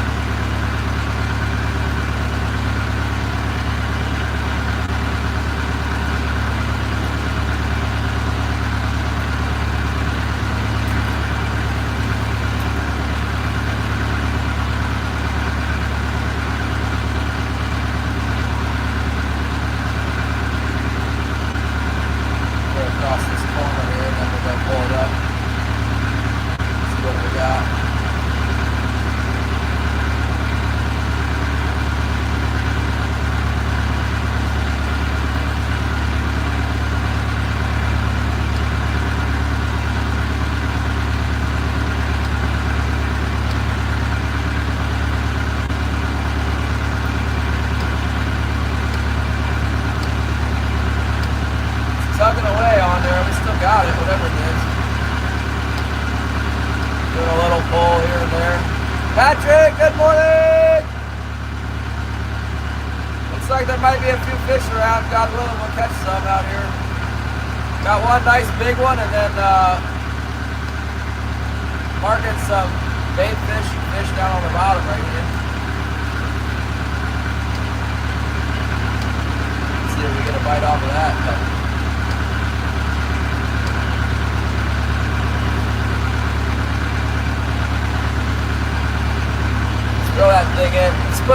Let's put a bright spoon, a nice big shiny spoon on the cannonball there for that one.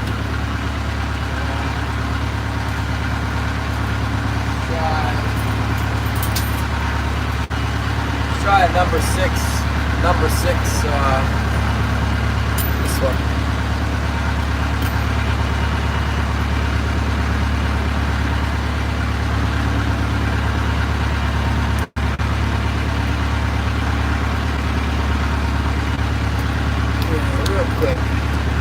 Got there. It might just be a lingcod or something on there. There's something on there though, I'll tell you that much. Get a chance to change our ball spoon out. See what they think about the old number 6.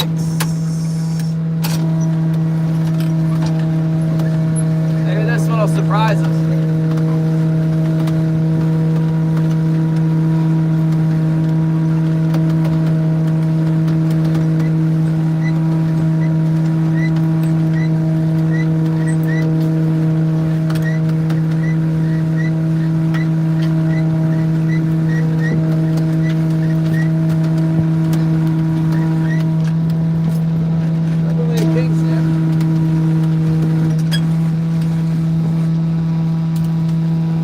Take the spoon off if I just caught one, not gonna.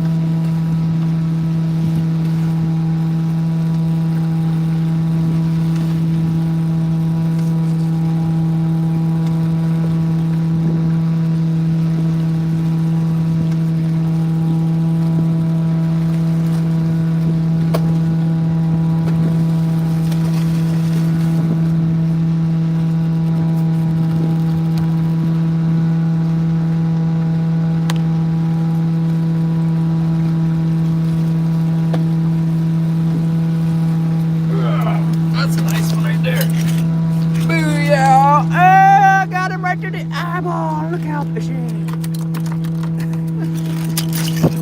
Help!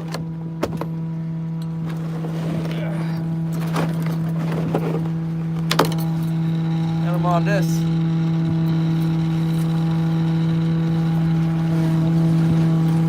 I have not changed it.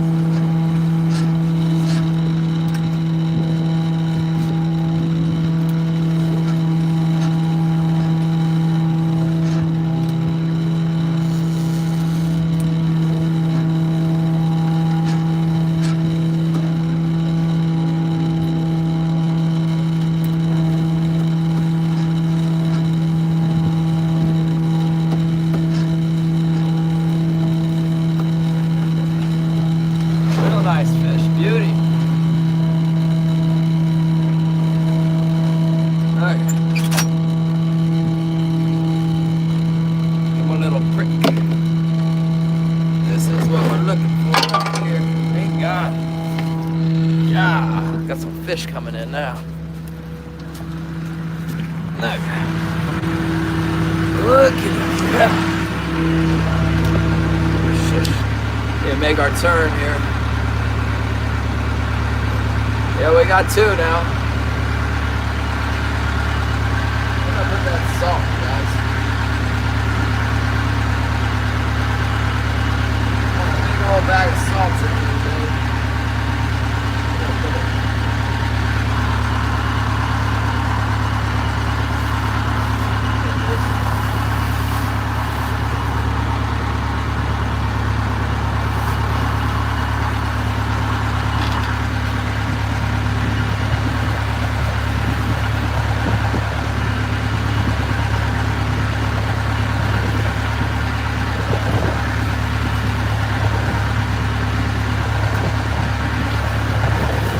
Should help keep me from dying.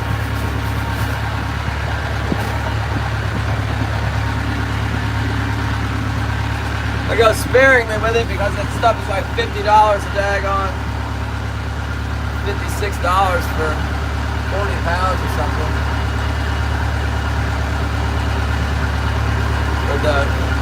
Or the defrost salt, what do you call it? Yeah, Patrick. I'm a little bit behind with all these boat parts and stuff. But, Oh, the boat runs a long time before it has a problem. You gotta pay the boat every once in a while.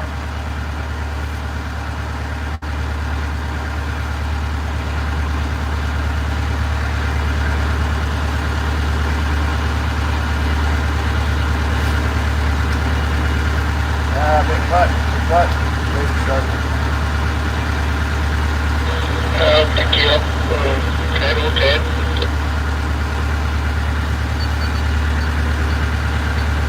Are you on this one? Yeah, I got you. I just want to let you know that was pretty promising there. I got 2 keepers and 2 shakers on the first pass. Out in 100 feet of water, out off the edge.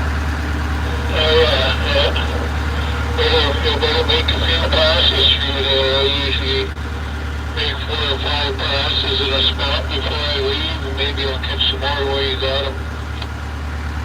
Yeah, I don't know. I just thought I'd let you know they're kind of hanging off the side here. That's all I done was go down one time and I got 2 nice keepers. Yeah, I'm going to go down deeper then too, I guess. Thanks for the information. Yeah, roger that. I got 11 fathoms down and 80 to 109 feet of water there, Mike. I don't see much on sonar. Yeah. That day I was catching them, I didn't see any either, but I was catching up. Okay, now I'm back to 16.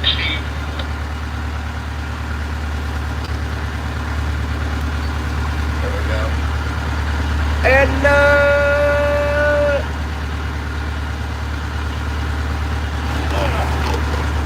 yeah. We'll see if they bite going the other way. We caught them headed west, so a lot of times they can be funny. They only want you going west. West is best. Other days you get them both ways. Knock them dead, you know.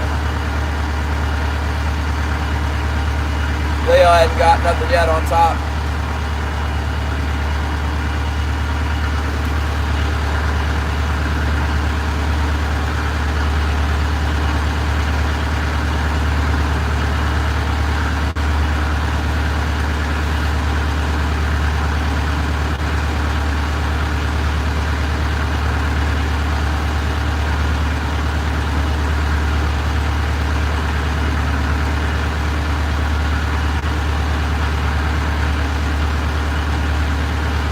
Watching my lines like a hawk now, waiting for him to go off again.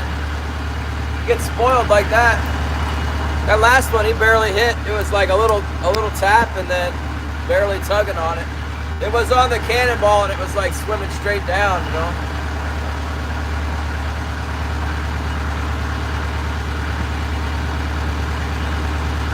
On that green glow and chrome spoon.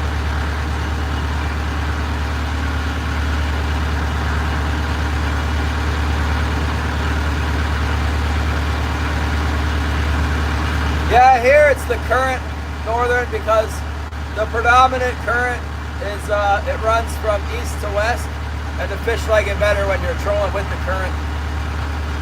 The west wind here is a nightmare. We don't like that.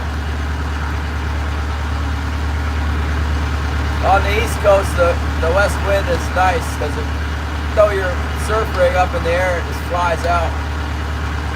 Cleans the water up too on the east coast because it blows away from the beach. It's not pounding into the beach. But yeah, on the west coast, the west wind blowing right in your face. Hits the beach, spurts everything up, makes it all choppy, running against the current and everything.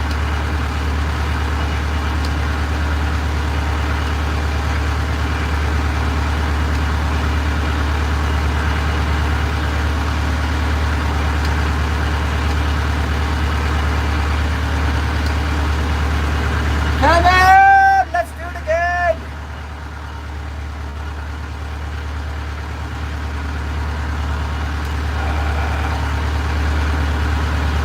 My honey-infused coffee is not near as sweet as my normal sugar coffee.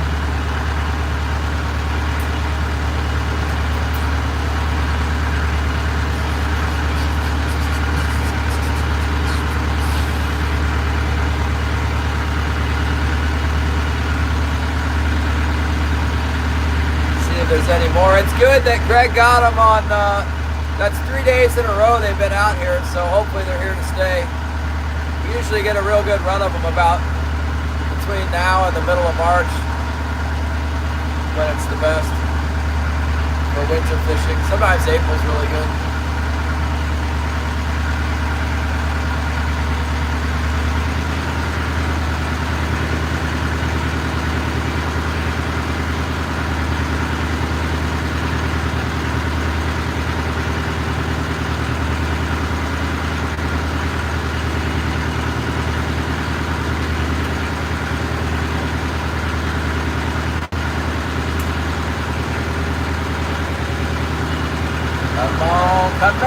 Come on.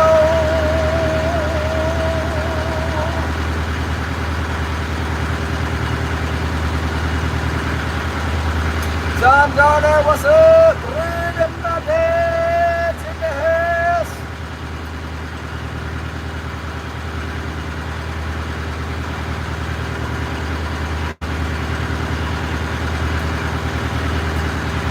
Boat hasn't caught on fire or thrown a rod through the block yet. Looking good. God willing, she keeps running like this. Might even put zip ties on all my fuel lines.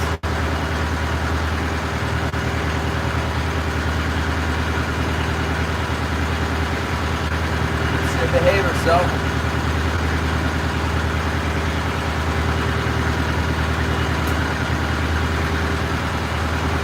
Get out here where I can set a straight course. I'm gonna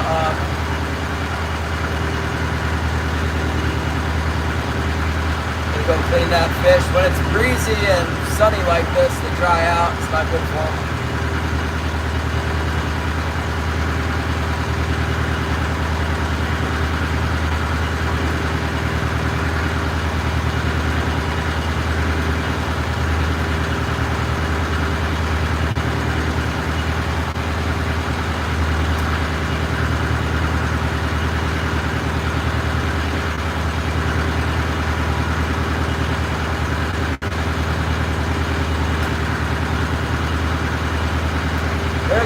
Fish or something down there. Might be bait fish. Kind of looks like salmon. That would be nice. About 20 of them down there. 30 of them. Big old pile of something down there. You guys want to see it? Look at that. Look at that. Look at that. There.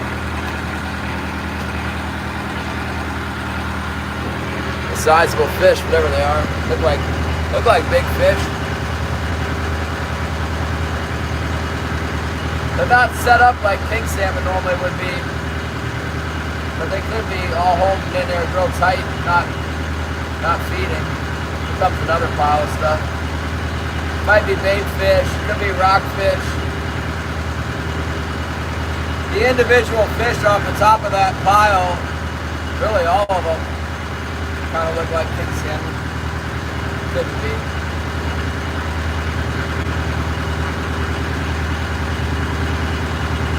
Doesn't seem to be any rockfish or lingcod hitting my wires, so that's good.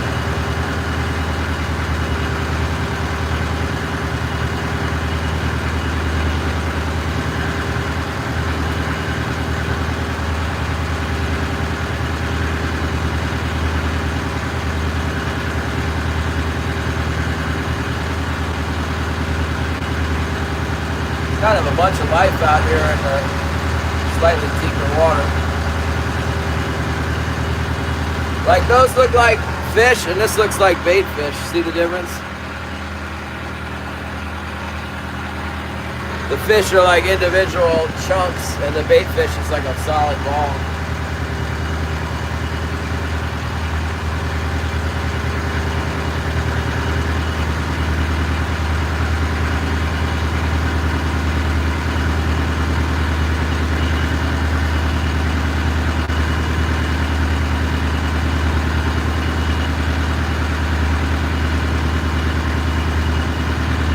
The guy with the aluminum boat's got other stuff to do. He only trolls part-time. The money's really good, he'll find time for it, but he's got like 80,000 pounds of halibut to catch or something. I'm not so worried about a few kings. 5 fish isn't enough to get his blood going.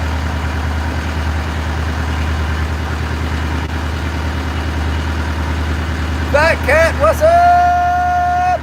Yeah, I eat lingcod sometimes. One of my friends, Robin, she hates lingcod with a passion. She kind of rubbed off on me like she hates him so much, maybe I don't like him either. Every once in a while I'll eat one.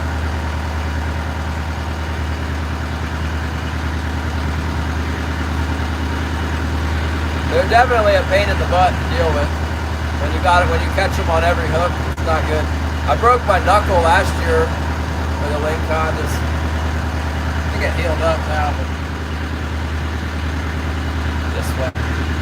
I had the line wrapped around and around my hand, and I was trying to get it off there with the gaff by like pulling down and gaff up, hand down, and the fish was shaking. I was starting to get mad. It wouldn't tie. Just kept pulling harder and harder. You know how that goes. Eventually something's gonna break, and I guess getting older, but the thing that broke was my body. Super not cool.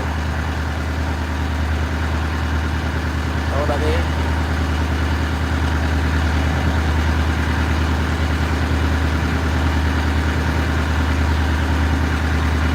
Let's go clean that salmon.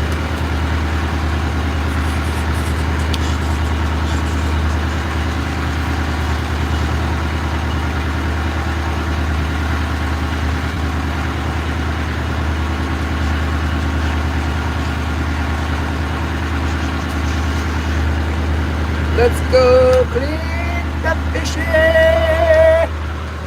You gotta clean them up real nice for the commercial market. The little salt pellets made these little dimples in my icy deck. It's kind of fun. Yeah. Where are we gonna put you guys? I don't want to get no water on the phone.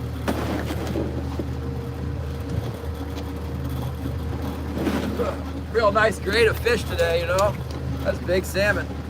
Yeah. The Chinook salmon.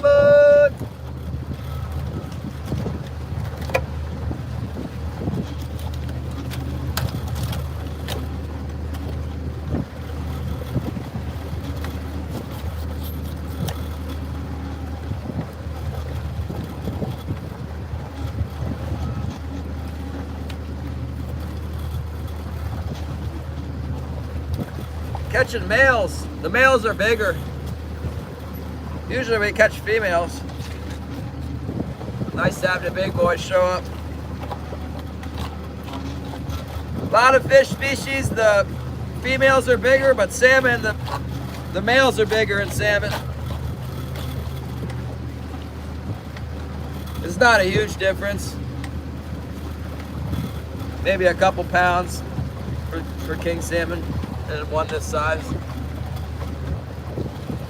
One this size, the male might be 12 pounds and the female might be 10 pounds of the same year class, the same school of fish.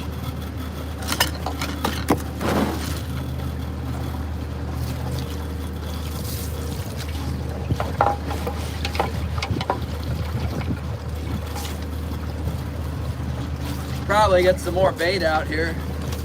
Took that bait off only because I didn't have another bait fish handy for putting it out there.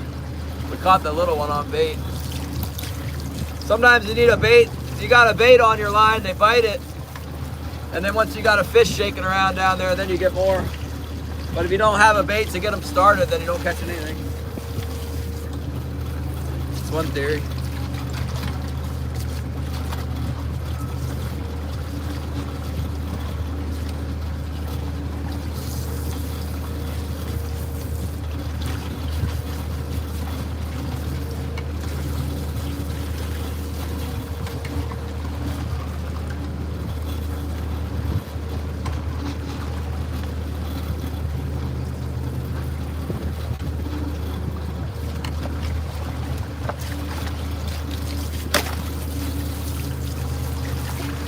Heart's still in there. Yeah, there, Heart.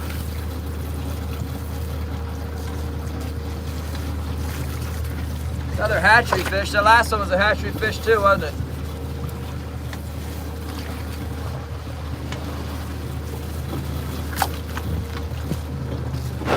That's cool. I don't care what kind of fish they are as long as they're 28 inches. Yeah.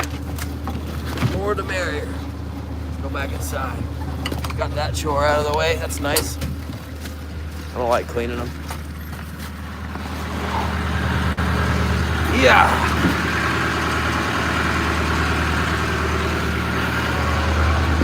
Right. And the Munson!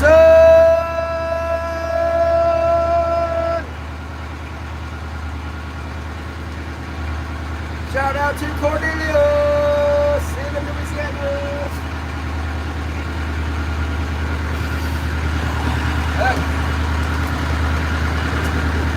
Gary is here. The boat's running, Gary. Thank you. So far, so good with the shakedown. The maiden voyage after the breakdown.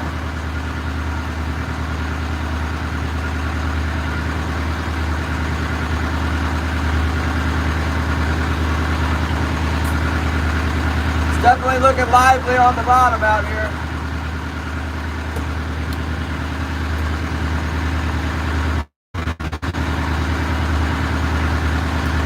That first pass, I wasn't seeing anything. We just caught a couple fish. Bam, bam. Thank you, fishy, fishy.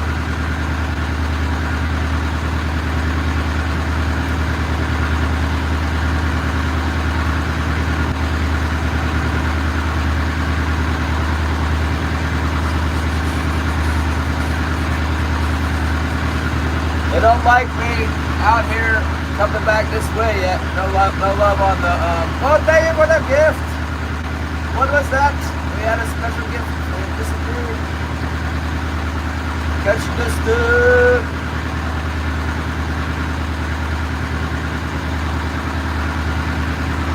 Pump my bills.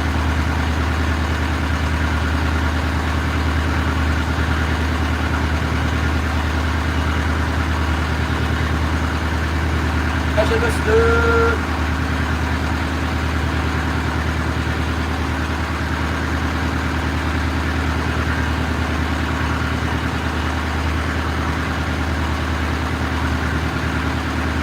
There's a fish on the bottom. I don't know what kind of fish it is, but that's definitely a fish. 86 feet of water. Will it bite? Come on up and give a taste to my hooks.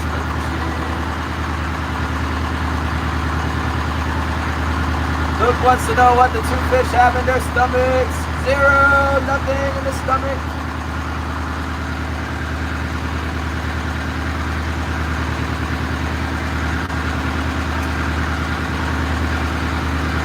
Get that sea dory out here, Luke. It's nice. It's only like 1.5 foot seas. 1.5 feet. They're white capping though. Cresting 1.5 footer.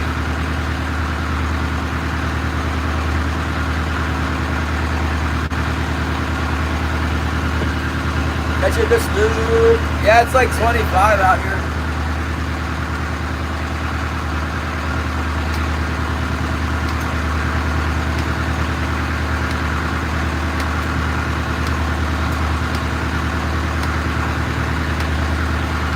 Saving Grace Outdoors, what's up, Gracie? 30 feet every 6 seconds, oh no, that's not good. Stay on shore.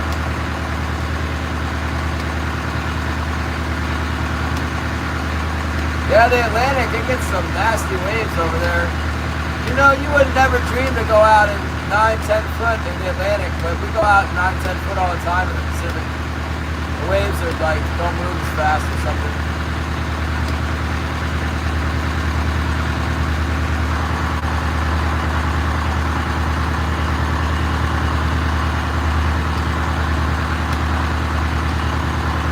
Luke says it looks like snow. Yeah, I know, Luke. It's gonna snow a lot.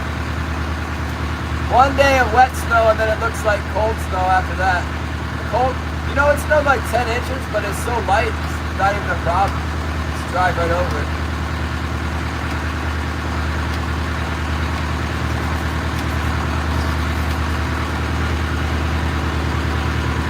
Better keep my door open a little bit. It smells a little oily in here.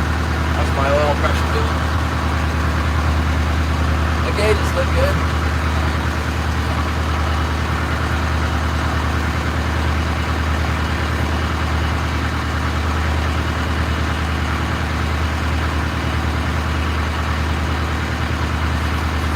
Marking another fish on the bottom. That last one didn't bite, so taking that what you will. But there's something down there.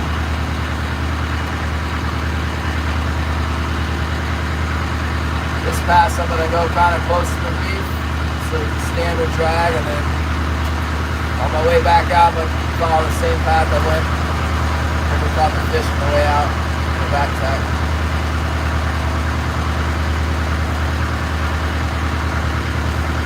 They really should bite both ways. Headed to the west should be a little better, but they should hit both directions.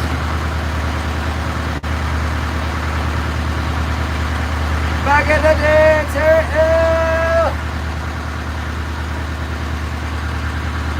Motor a lot quieter? I don't know. It's got new injectors. The injectors have been gone through. We got new ones in there, different ones. And ones that are working more better. That's not right. But I got some brand new original manufacturer Perkins injectors on the way from eBay. Hopefully it's what they say it is, because I got a really good deal on them. I got 4 for $170. Oh, thank you, Gary. Four injectors for $1.70 plus shipping. It was like $207. I was gonna order some from Mexico, but like they wanted $28 to ship them. Those were aftermarket, injectors. They were gonna be $160, but then they wanted $28 to ship. It was gonna be like $2 more. And then I tried to do Apple Pay, and Apple Pay didn't like my address in Yakutat, so I went back to eBay. And then I found like original Perkins injectors. I'm gonna put those babies in, because those should be nice. And then I'm gonna give 2 back to Kurt, because I got 2 from Kurt. And then that'll leave me 2 extras, 2 spares.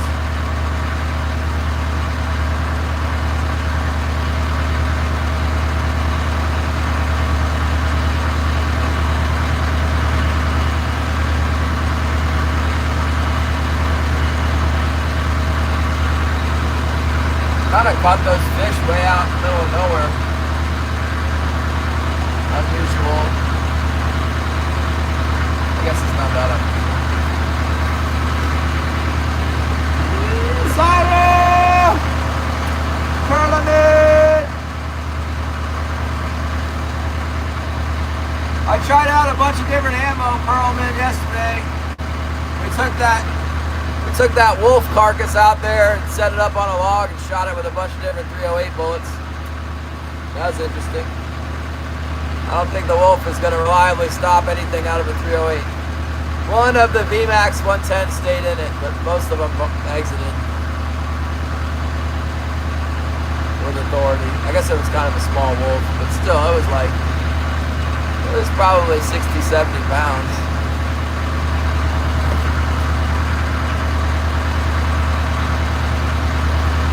Like a small deer.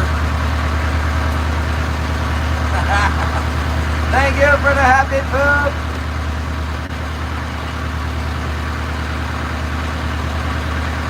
Yeah, I ordered a new fuel line too. I broke, there's the hole in that fuel line. You can see it. I can see it in the light right there. This broke right here.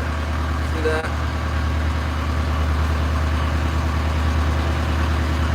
And the other engine, I got the fuel line off of it, and it was not looking too pretty either. I guess you might be able to, in an emergency, you might be able to fit like a 1/4-inch rubber fuel line over that and just clamp it down real tight. Probably work fine.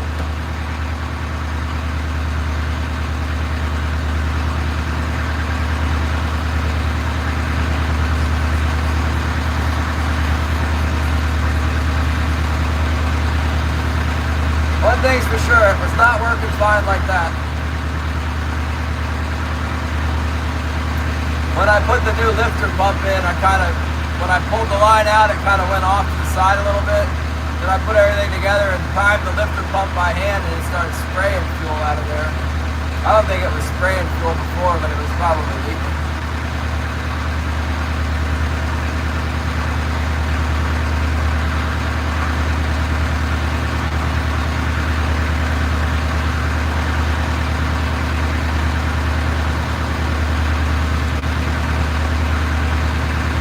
So far, so good here.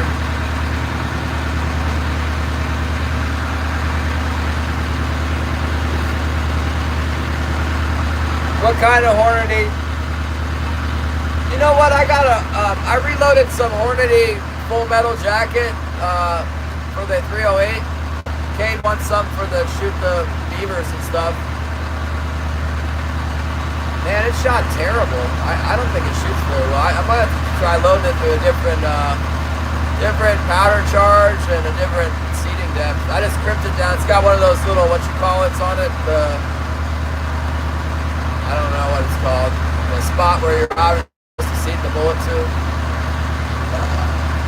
That's where I seated the bullet to. I think that would be the right spot. Maybe I over crimped them or something. They're shooting like 3 inches. Something's wrong.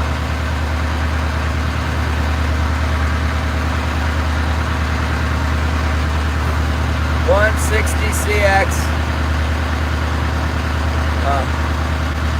Because you want to shoot the CX? Why don't you get the hammer bullets, man?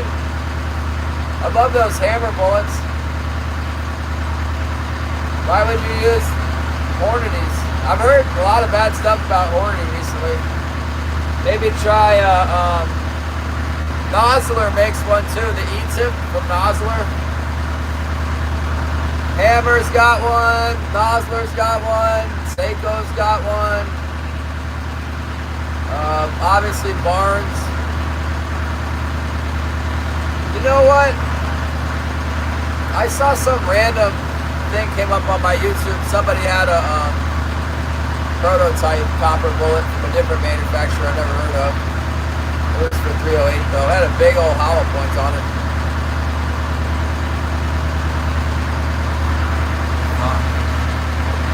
After I glass bedded that one rifle, I don't think I'd trust any rifle unless it was bedded. I'd glass bed that sucker.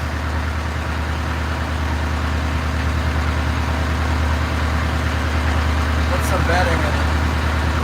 Make a big mess. I did a lot of research on the bedding. I guess you can mess your rifle up pretty bad and do it wrong, but it's only money. Just buy another rifle if you're doing it.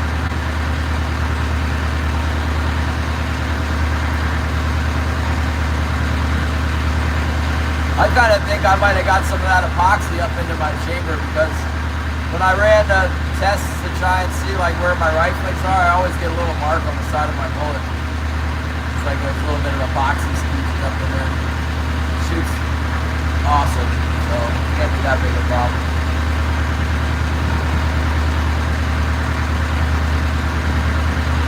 What did you tell Zyro?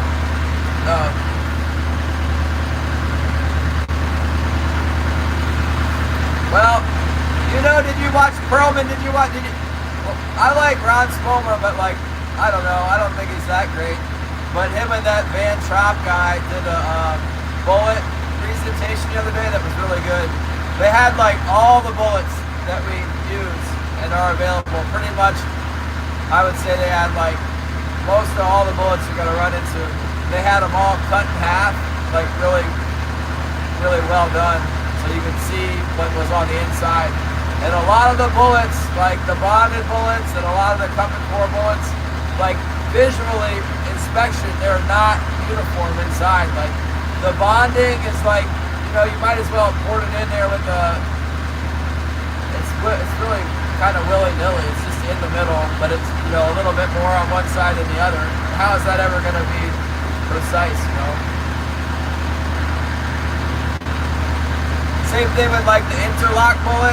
You can see where like they're cupped and then they poured the lead inside and then the manufacturing is going so fast that it must tilt the bullet, because the dang lead core is like at a 45 degree inside the bullet. How is that going to be accurate? It can't be accurate.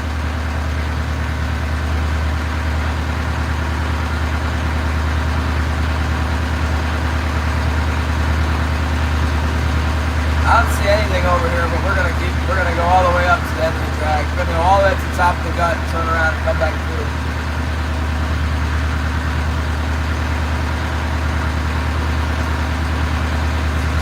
How much snow did you get, Ed?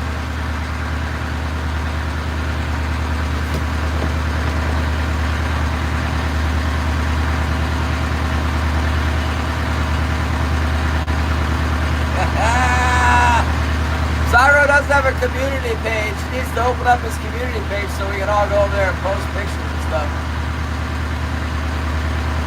He's very sensitive about YouTube. So private.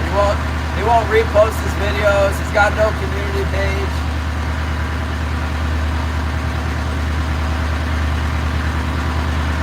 $18 inches is a ton for back east. That's like the apocalypse.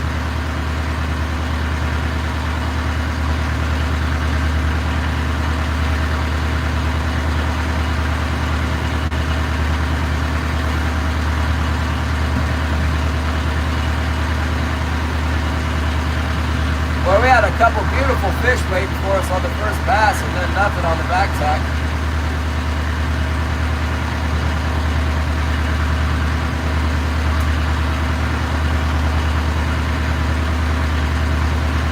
I seen in your live, I was listening, I had the phone in my pocket and I heard that other, I guess it was another plow driver. He was all fired up.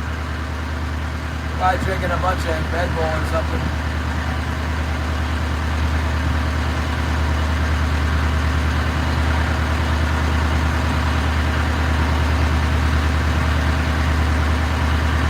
I should probably check my floats. Maybe put that gold spoon on one of the floats. Just catch big trout with it all day.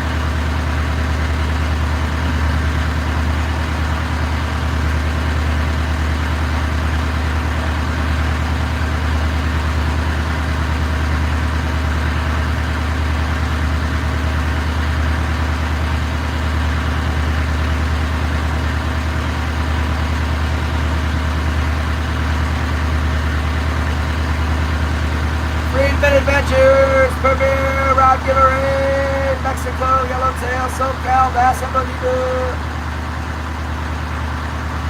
How about that deal in Mexico, huh? It's like civil war in Mexico.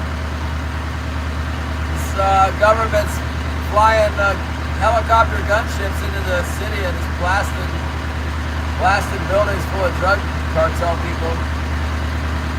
It's like something out of a movie or something.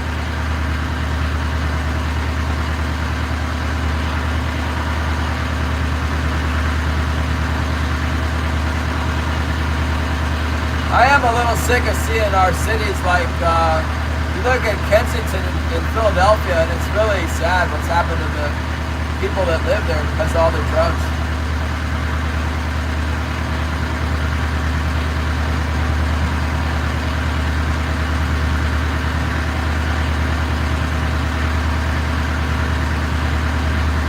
No snow in North Carolina now, that's good.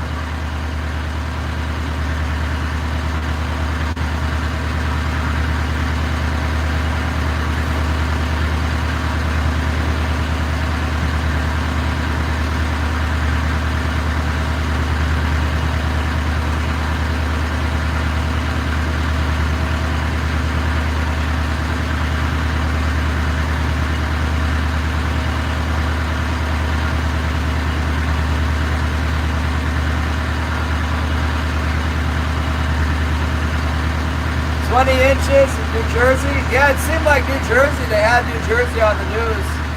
They were most concerned about New Jersey.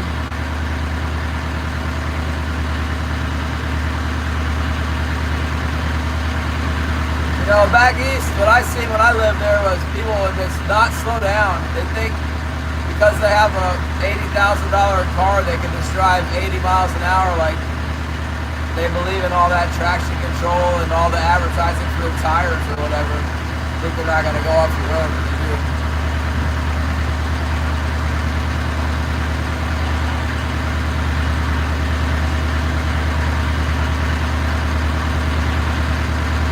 Full speed!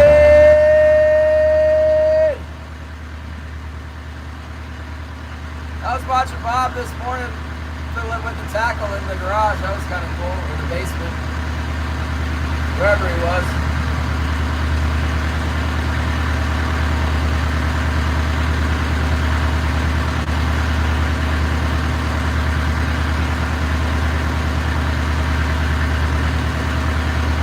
That first batch sure was promising, but then stupid things quit on us. We'll go up to the top of the gut and then turn around, and on the way back down the gut we'll check the floats. Maybe I'll put that big spoon on the float. Maybe I'll bring up my starboard line and put a herring on. See, I want the herring today. I guess I still got a herring out there somewhere. We might be dragging one, you know.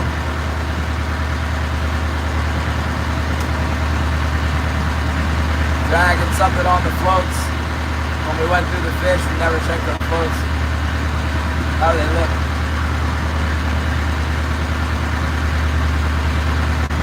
Starboard float's plowing a little bit. Looks a little bit funny.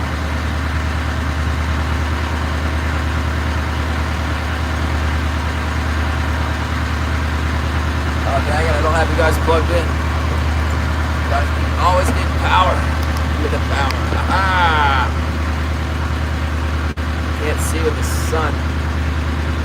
3 hours. Had to go to Jersey mid-month.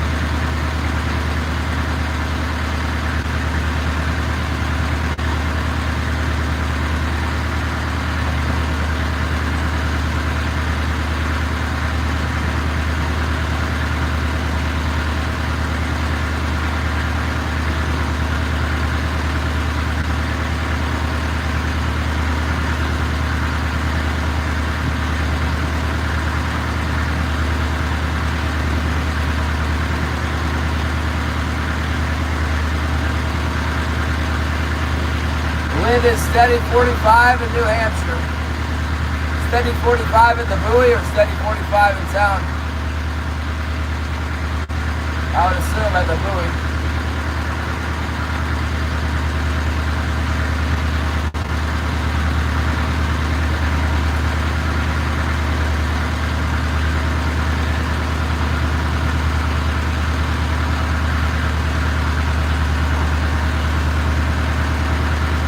I wonder if Leo's just killing them right now.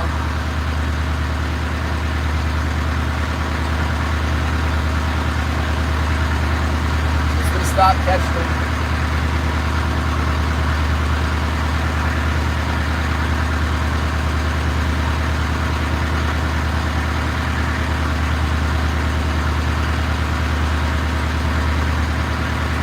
Wow, that's a lot of wind right there. Is it gonna blow the water up into the harbor and wreck some stuff with the nor'easter or what? I know there was like a big tide and a big storm surge that came in from the nor'easter a few years ago that caused massive damage in New Jersey.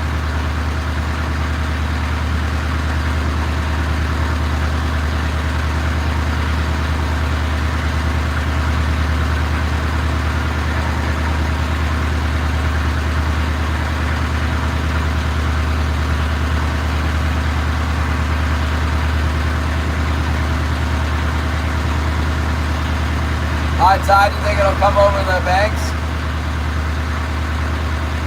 You got a boat down there? Is your boat gonna be full or what? Can I go check on it?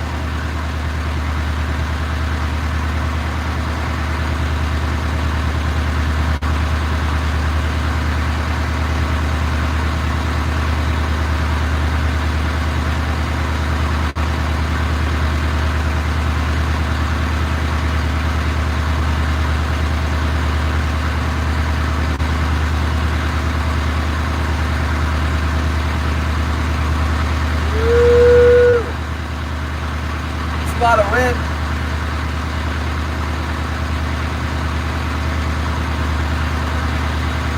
It's blowing like 2 miles an hour here, maybe 3.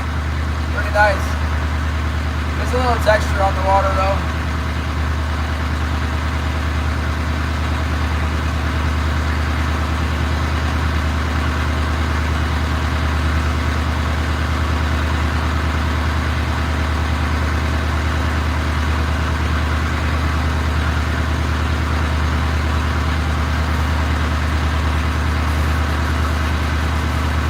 I'm gonna set my floats a little bit deeper on this back tack so we can get them in the strike zone with the heavies.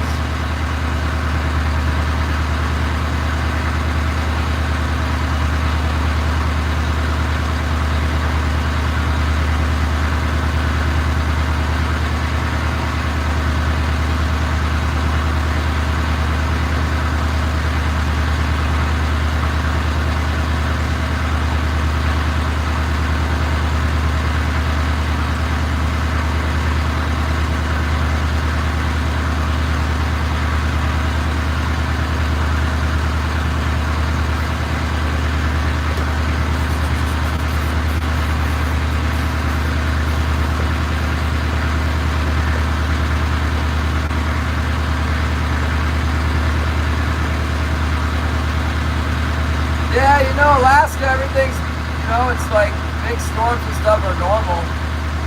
Everything's built for it. We just, if it blows 50 knots, nothing happens. It just doesn't. Nothing will happen.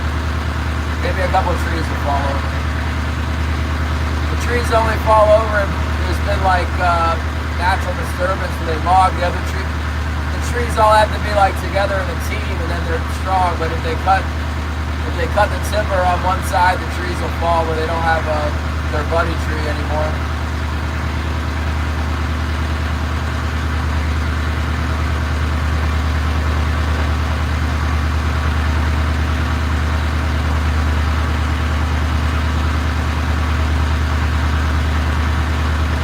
Yukon Bud, what's up? We're out here.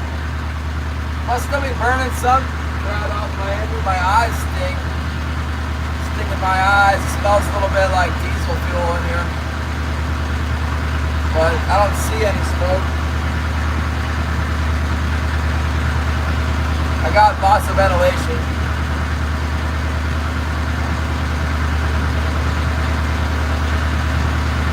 Turn it around to make another pass there. We got 2 on the first pass, nothing on the back tack.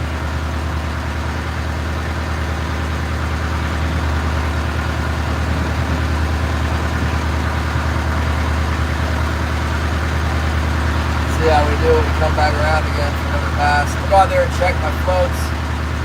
I'm gonna run my floats in the gut. Then when we get out of the gut, oh, there's a bite, I think.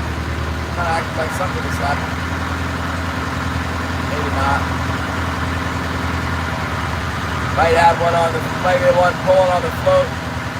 It's just swimming with us, and when we turn the boat, acting up a little bit. That's what I'm hoping for.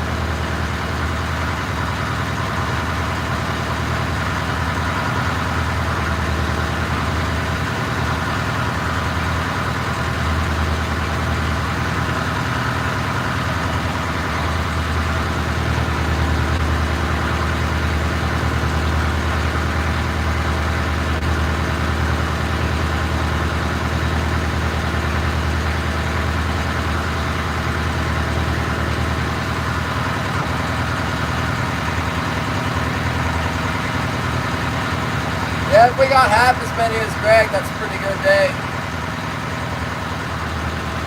Still got time to keep trying.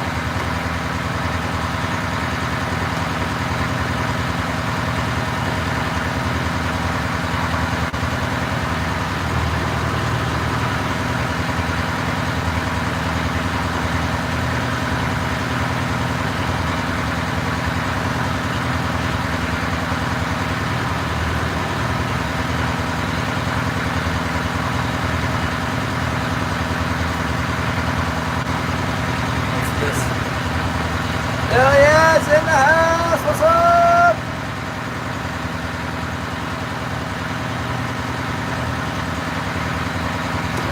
run our floats. We'll set them a little bit deeper this time.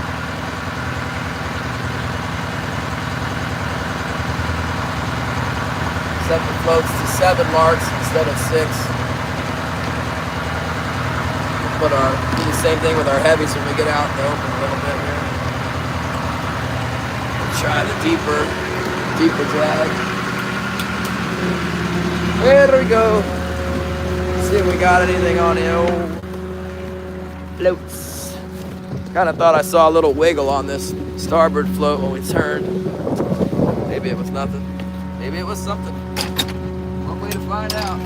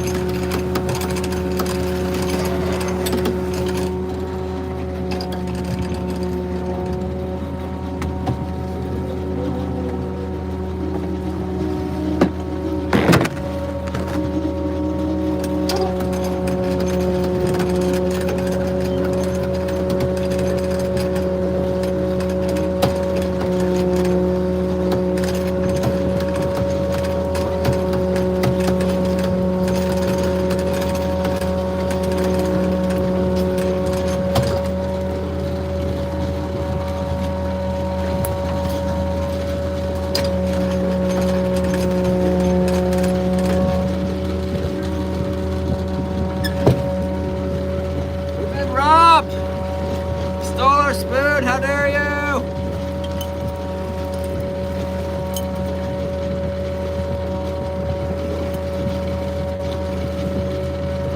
You guys see any? Do you see any sea lions or something out there? What the heck, man?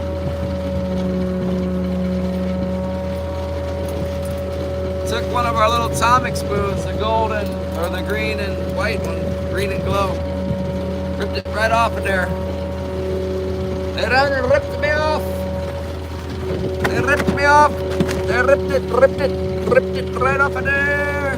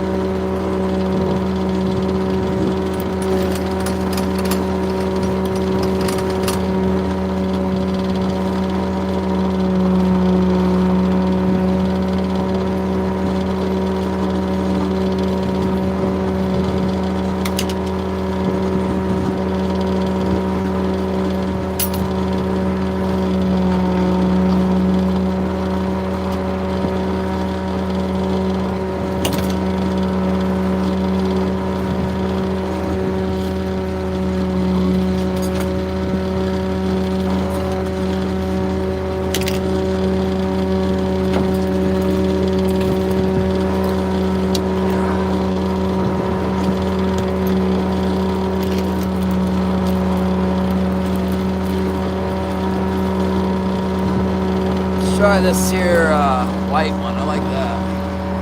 White one off is good.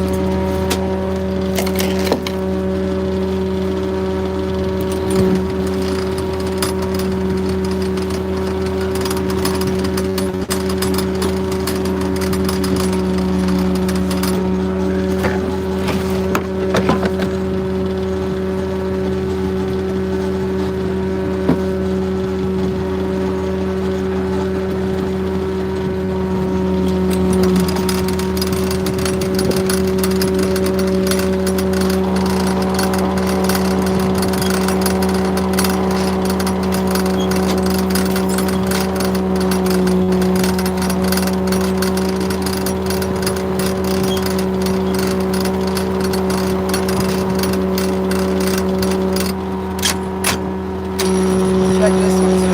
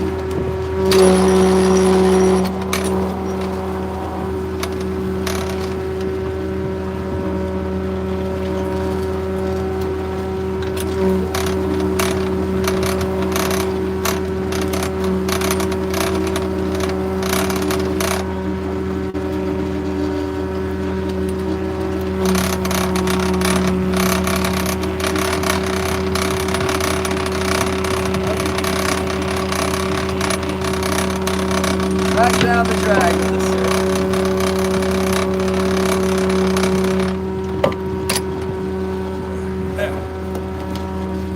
Yeah, let's take this snubber with us and this thing too. Get a couple more rigs made up here. Change some stuff up here. Yeah.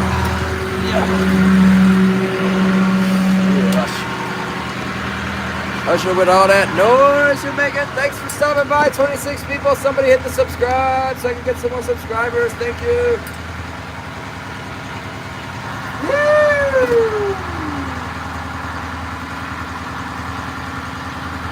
Woo! Okay.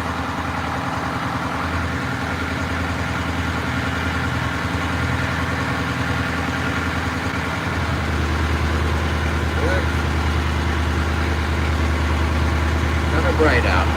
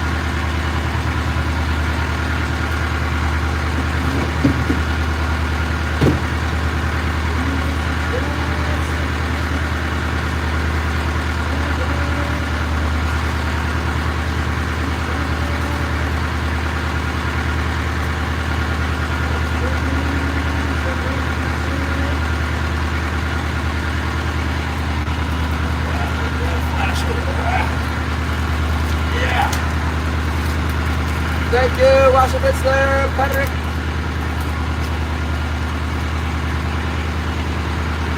The red flashers that worked today. We got 2 on red flashers.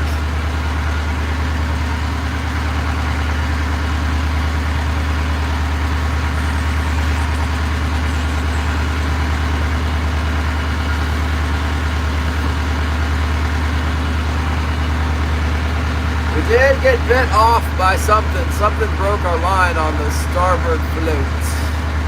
There's a Nemor spoon on there. That's minus 850. Minus 9 really, if you look. 925. Oh, and $10.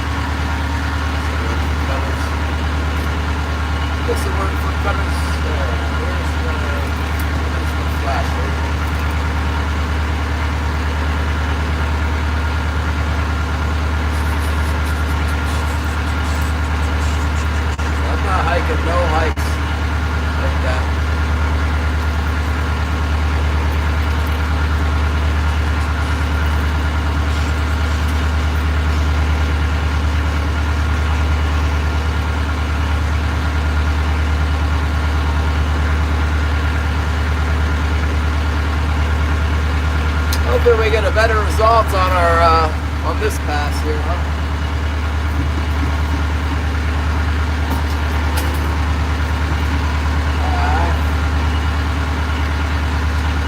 Or similar results to that other one.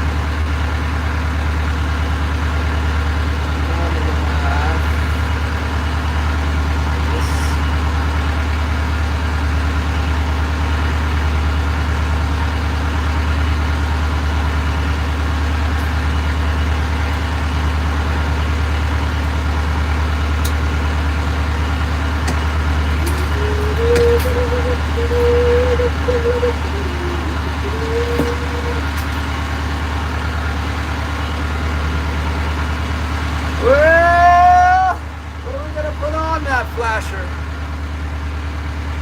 What do you guys want me to put on that red flasher? We got a fish on the white hoochie. We got fish on bait. Oh, there's a fish. We got one! Out here at 93 feet of water. Let's go, you guys. Let's go. There he is. Hooked him on there real good. Got him on the starboard. Heavy again. Stay on there, fishy.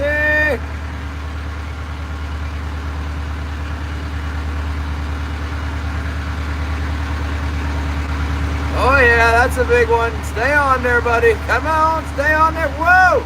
Kind of looked like it got off there. No, it's still vibrating a little bit. Still doing the vibrations. I think we got him. I don't know. I didn't like the way it did that. That one big yank and then kind of popped back. I think we got something on there though. Not sure. That one might have got off. It might have swam into the other rig and then unhooked itself. You know, they do that.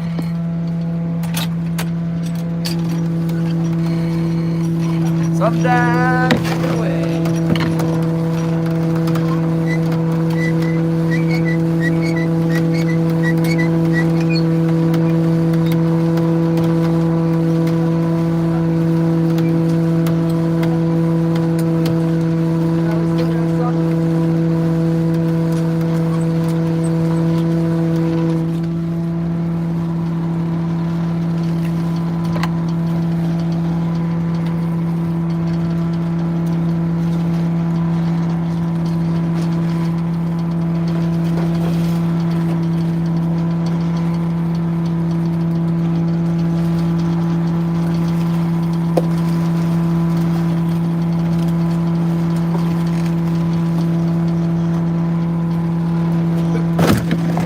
The box with you. It's a long, skinny one. Got him on that white one again. This white with the $50 white one. Smells like it's got the regular smelly jelly on it, this one. I think that's the sardine flavor. It's loaded up. It's working. Put some more on it.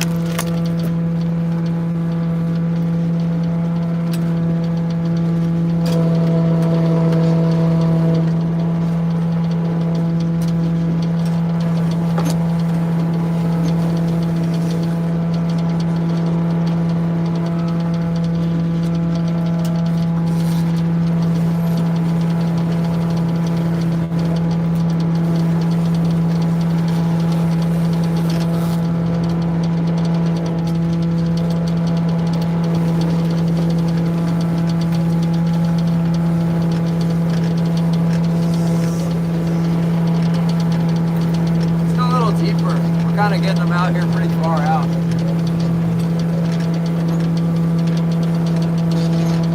Sometimes that's a mistake. I think I'm going to get more when I go deeper and then I don't get any. They kind of like to come up for it. So we'll try.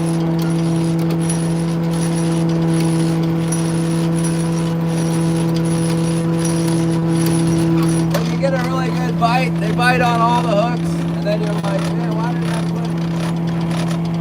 didn't I put more line down? I would have caught more fish. As they bite them out of hooks, let's see what we do with that setup there. This is a lightweight fish here. 9-pounder, that one. Definitely a keeper though. Definitely a keeper! Ha! Yeah.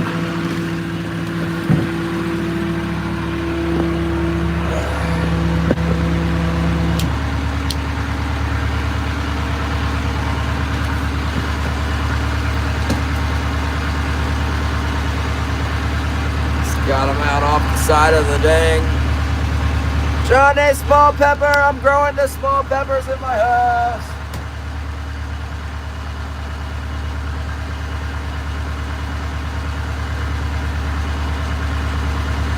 Got that sucker. Before I had my breakdown, I was asking about you, Johnny. I was like, where is that Johnny Small Pepper? He's missing. We missed you. Thanks for stopping by, you guys. Thanks for 100 likes. If you don't mind, subscribe to my channel so I can help pay for all this stuff. I got the daggone Starlink, the ever-breaking phones. I don't know what's next, but I'm blaming it on YouTube, whatever it is. Yeah, thanks for the support. Break the phone, trying to make YouTube videos yesterday. I just got another phone, you know. You guys covered it. Keep making YouTube.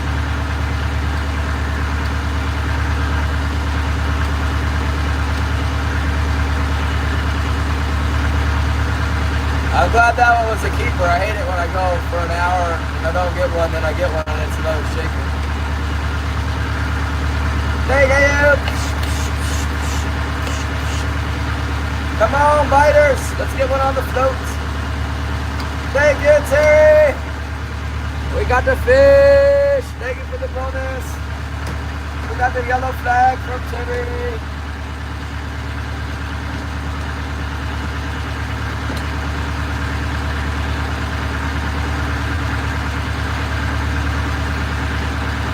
Patrick S. is in the house!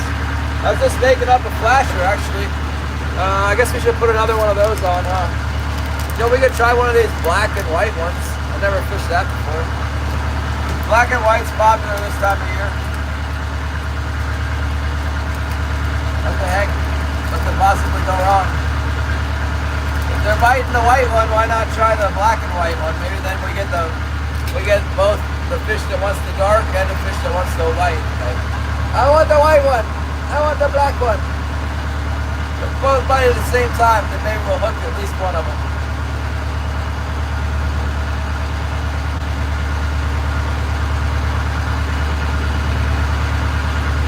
Yeah. Put it on there.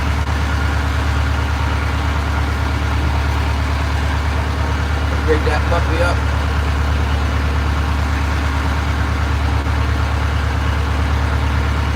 actually got some beads in from Cabela's, but I don't have them on the boat.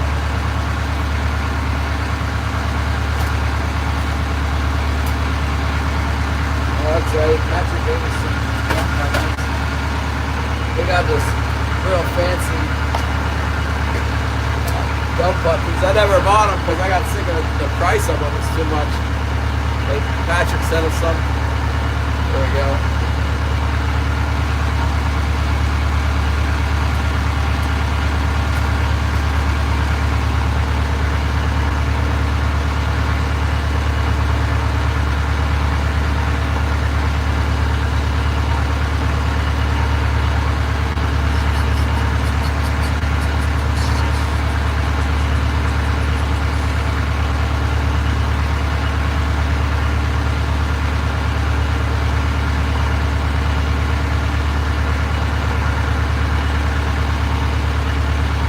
Looks like Leo left the area, went west. Big toe? That sounds bad. I don't want to break my big toe at all.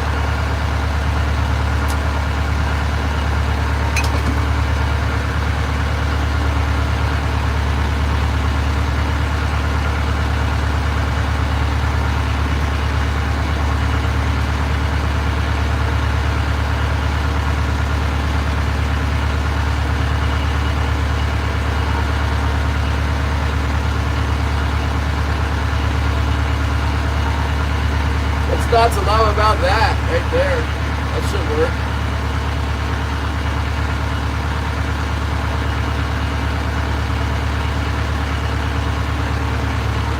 Something inside there.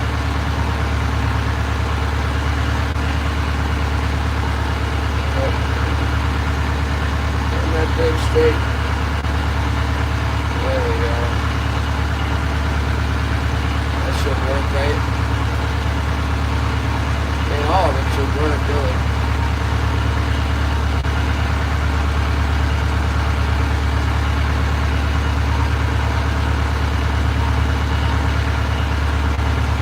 There he is. Oh, had one and it came off. He hit it and then he got off. Maybe it might be a lingcod or something. The spring started to load up and then it popped back.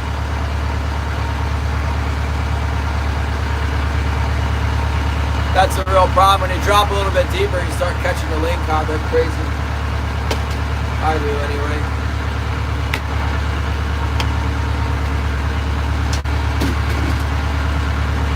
Some boats just seem to attract the lingcod a lot. They come up and get them no matter what.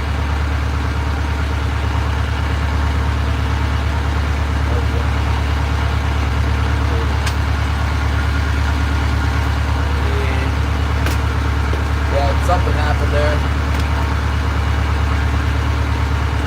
On the hot wire, the starboard heavy is the hot wire now. That's normal for this boat. That's what it normally does.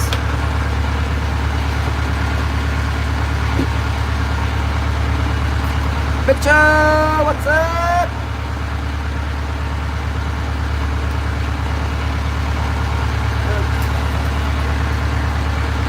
Put one of these on the... Oh my goodness! Thank you, Johnny! Some more pepper for your support. Yeah, the phone fun.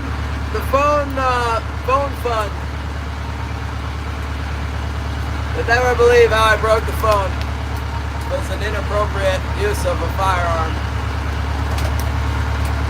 It's like, you can't make that stuff up.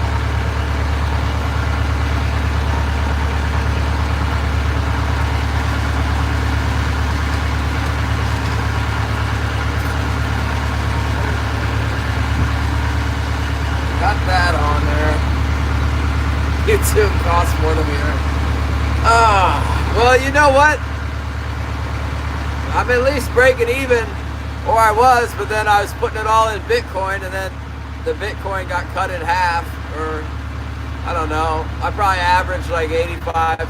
Yeah, let's be honest. Probably around like 95,000 where I was buying it. So yeah, it's like half. That's discouraging. And then, like right now, I was like, I'm just gonna one more time. I'll buy the Bitcoin while it's way down because I learned from the last 3 times, right? And then I broke my phone, so I'm just gonna use this month's money for a new phone. Thanks for support because I can afford. I'm not gonna buy the newest phone. I'm glad I didn't buy the newest phone with the last one before I broke it. But I'm gonna get one with the USB-C. It's already on the way. Same exact phone. And I'm on this phone with you guys now. It still works, but the back of the phone is broken. Like it's been pierced, fully pierced through the glass. Whose idea was it to make the phone out of glass, you guys? That's so stupid. They're glass, apparently.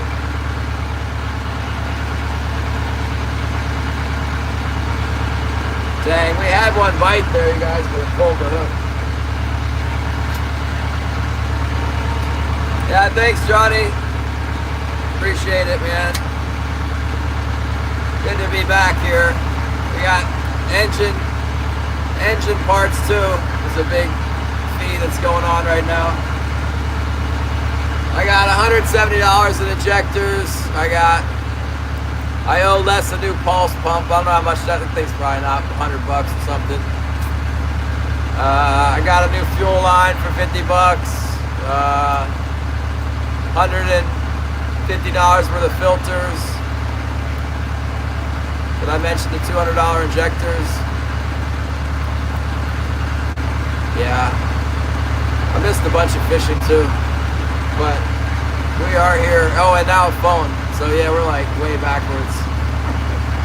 But it's just getting to be the good time to catch fish.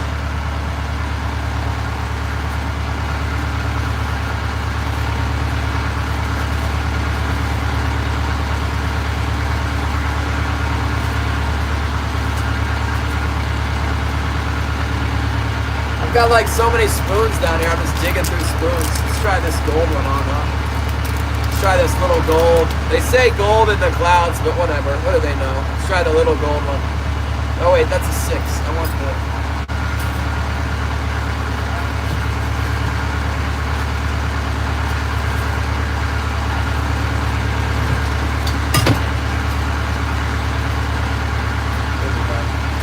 Here we go. Gold and chrome 5.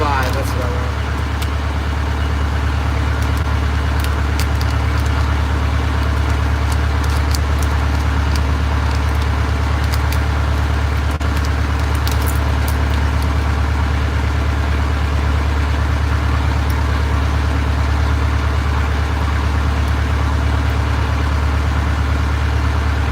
Yeah, avoid the surgery anyway, even if you do have a daggone insurance, man.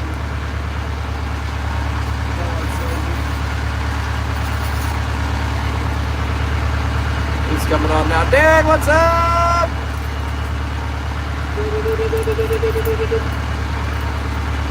Thank you, Patrick.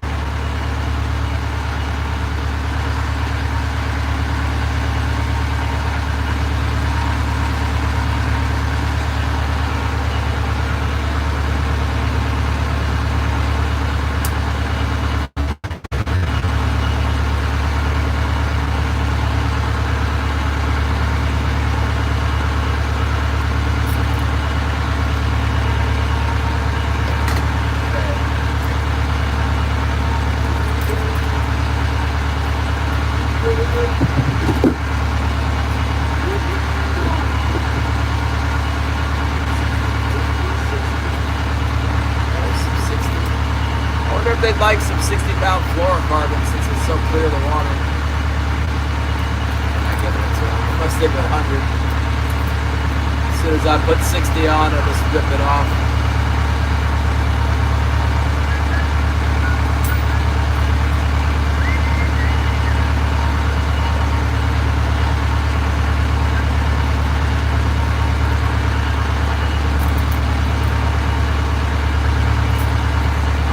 I kind of think we had 2 bites there. We only got 1 fish. Might have a ling caught on. It might not have been a king salmon at all.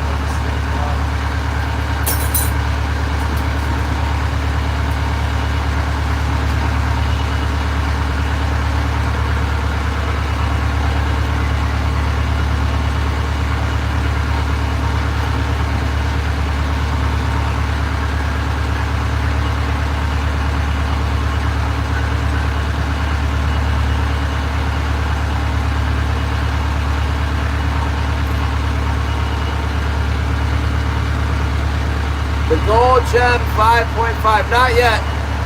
It's kind of buried underneath the rest of the stuff. They say those gold is better for cloudy days. Like I said, I don't pay much attention to that. I just run them. I've run gold spoons. I used to run gold Tomic, 5-inch gold Tomics and 6-inch gold Tomics, but the price has gotten too much. Like, I'm not paying, I don't know how much they want for them now, but they started to get out of range. $18 each. This is fine. These ones, a lot of times the plate comes right off of them, but they stay chrome. The chrome sticks, the gold comes off. They weren't chrome, plain chrome works too.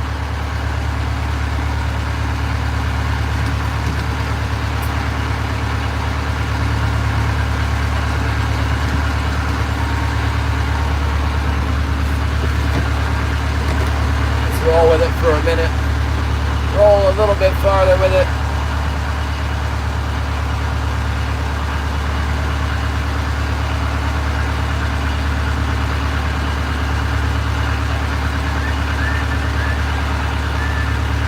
Yeah, I got the,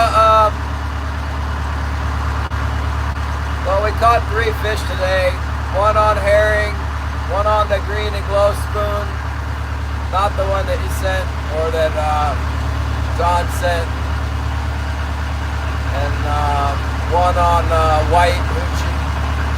That one you sent, the white, that's got like the pearl, it's pearl, like over top of glow, and then it's got that, same as the plugs you sent. Gillian swears by those things. I never have them because they want $50 for the cuttlefish. I wouldn't have thought to buy the little ones. Usually I just buy the same stuff. Yeah, that one.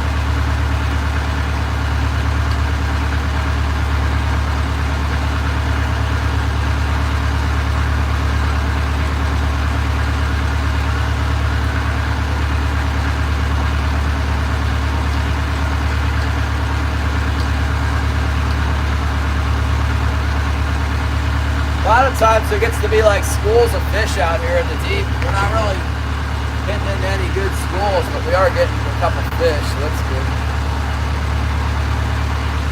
It seemed like we were going to hit a school of fish there when we started, and we got the 3 right away, but then didn't get nothing on the back tack. On this bass, we only got 1 so far.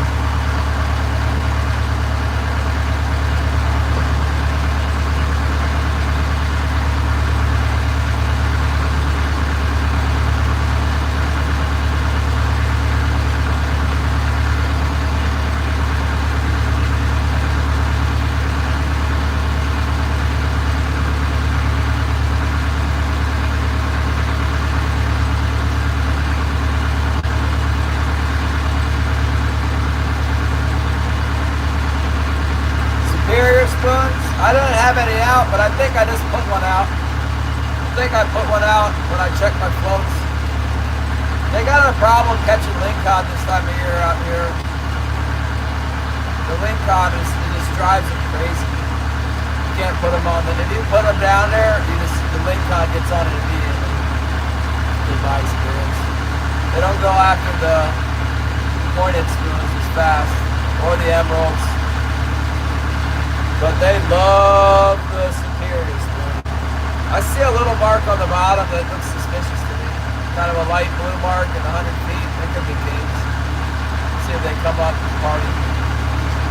And then move. No movement on the screen.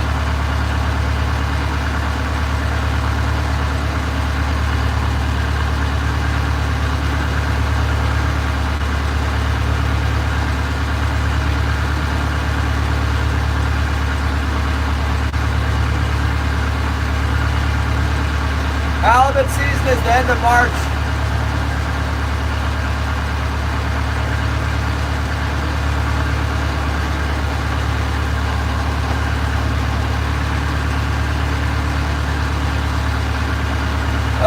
That's rough, Gail. Glad that you're recovered from that. Doctor Goose, make you get up, feed the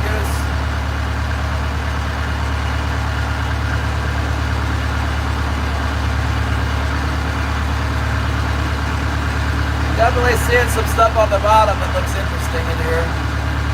Hope it goes off.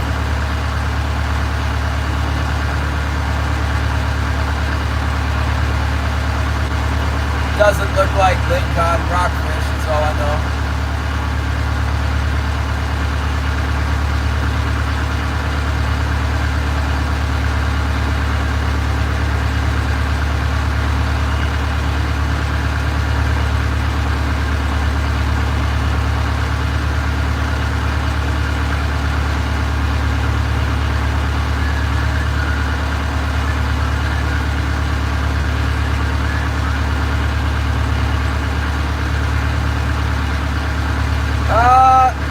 If the engine's running good, if my engine's running good, I will.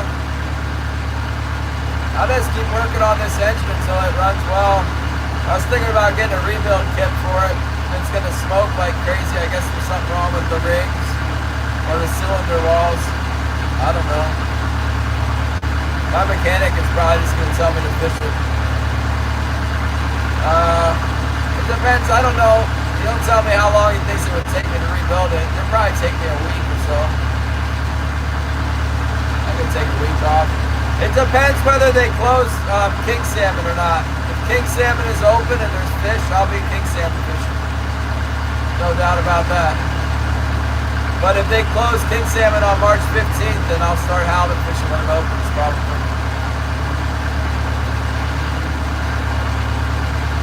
The way the price went last year, it makes me want to wait. You know, the price was like 30% more at the end of the season than it was at the beginning.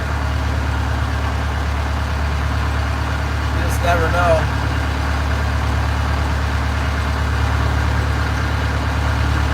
I use them both, Patrick. I got the, I like the little ones for the small blue cheese, the big ones for the cuttlefish. But having any, if you have just the small ones, you can use it for both. It really helps protect the very tip of the lure. You can use the small one and then back it with the beads, you know.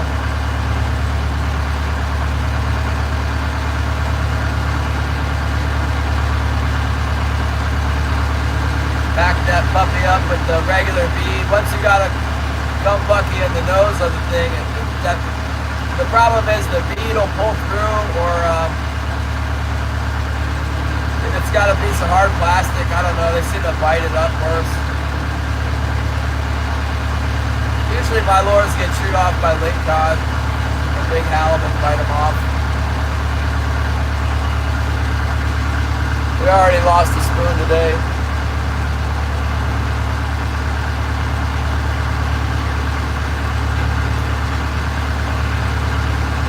Yeah, we'll see what happens. I know fishing's picking up now here. I don't know what it's doing in Sitka. I mean, really, I should be getting 10 a day right now, easy. Now I'm seeing a school of rockfish or lingcod. I don't really want to catch them, but I probably will. See if we can get away from them. I dropped my gear down deeper. That might have scared the fish off too. I think if you were in 100 feet of water, you'd want to put it right on the bottom, but for some reason, they like it better when it's like 60 feet deep, 70 feet the most. Mine's at 72 feet right now.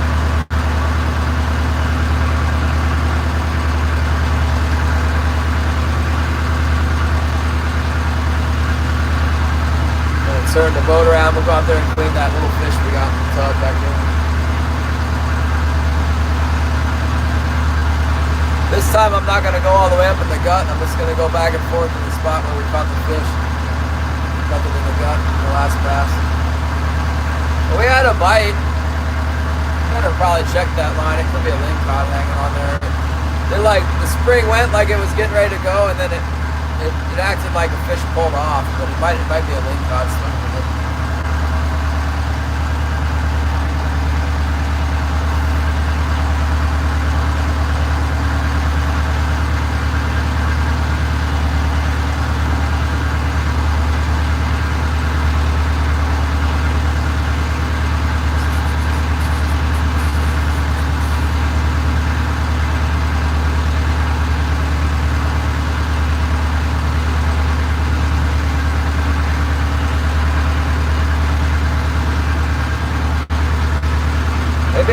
get my speed right on the back tack last time. Just trying to hurry up and get back over to the spot. Going kind of fast.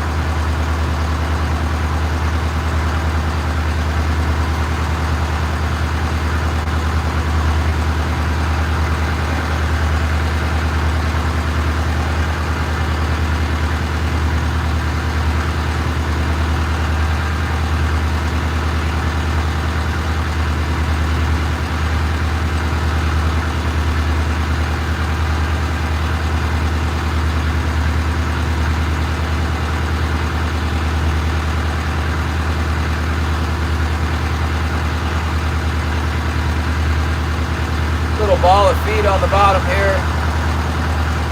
Yeah, Gail, I got a little bit of halibut to catch. Holly, love you. The boat's running. I think it might be burning something down there still. My eyes sting a little bit, but I don't see any smoke. It's not real smoky in here. But like I said, my eyes are burning. I got the doors open a little bit. The windows open.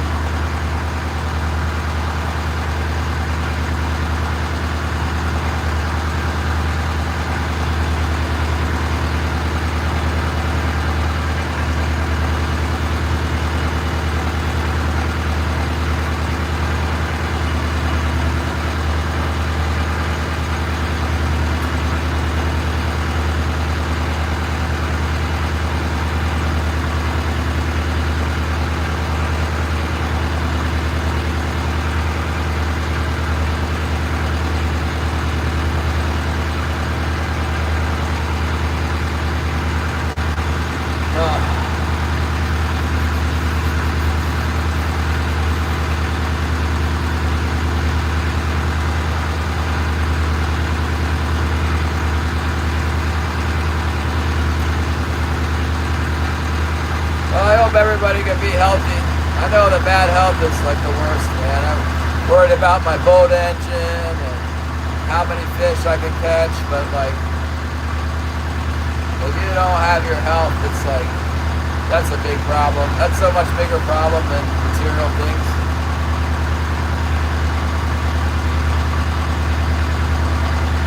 Just gotta pray about it. Pray for God to give you comfort and healing. That's what I do.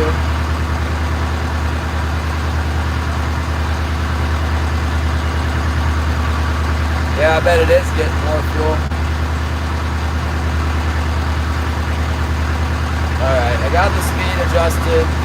Instead of going up close to the reef on the back tack, we'll stay out on the deep side here. See if we can pick up another fish or two on the way back. Jump out there and clean that puppy. Clean that little fishy up. I think it's about a 9-pounder. Skinny one. Skinny, but definitely long enough to keep, so that's good.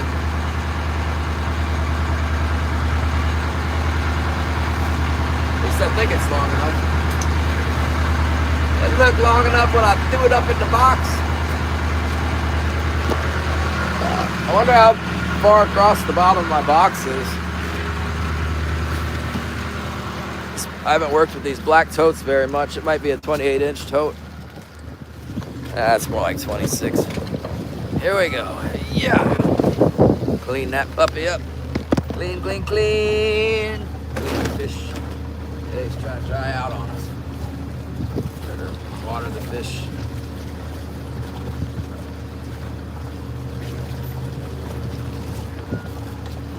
Yeah, it's interesting that the fish are so far out here.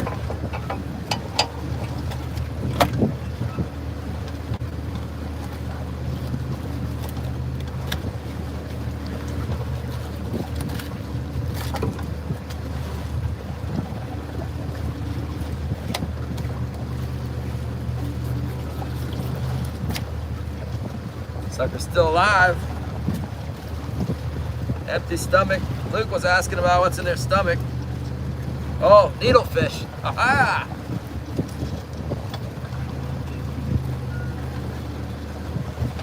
We could use that for bait. Wire that into that black and white hoochie with a wire, and woo, man.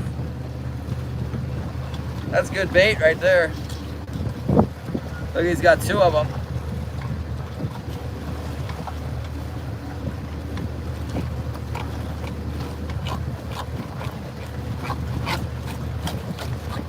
That makes sense where I caught that fish. I call those sand lance. That's what they are. They're sand lance. They call them sand eels on the East Coast. They call them needlefish out here. Predators love to eat them.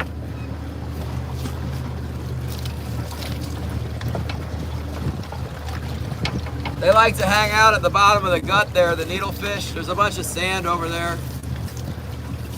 Maybe we can get some more fish over there with the, now that we know what they're eating on.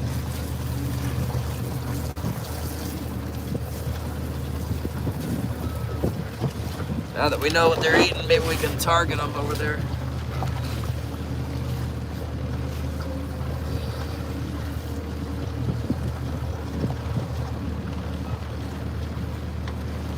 Clean the blood out of them real well. Nobody really wants to eat fish blood. Out here we don't.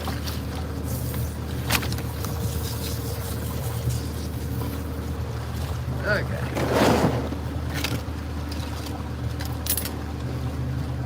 Yeah. Oh my goodness.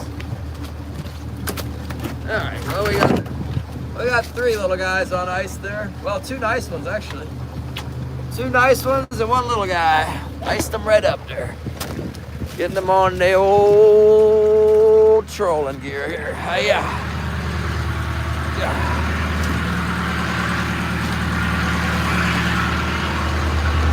Maybe we can catch some more, huh?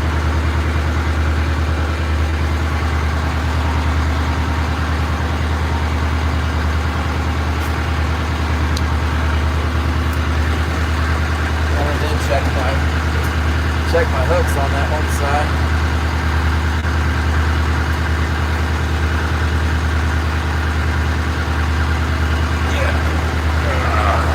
Tiny breeze coming in from the southeast here.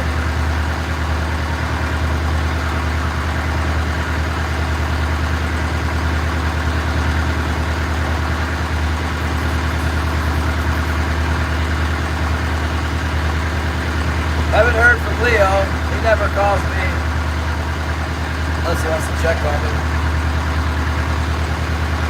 Alaska!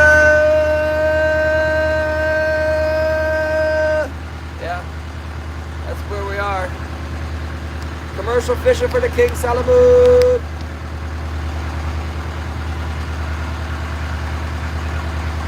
Oh yeah, you got some kings with Gary?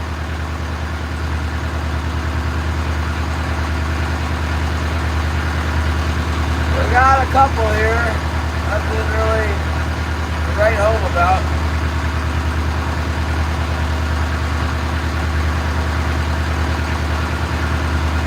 Thank you very much, Kinai.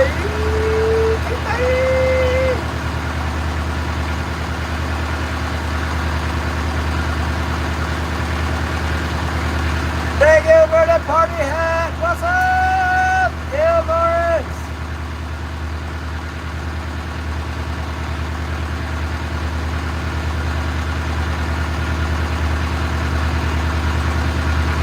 Yeah, let's see if we can get a bite on the back tack with this one. I mean, as long as we're getting one every time we troll to the west, I'll take it. That'll be a good day. We got time for a few more tacks to the west.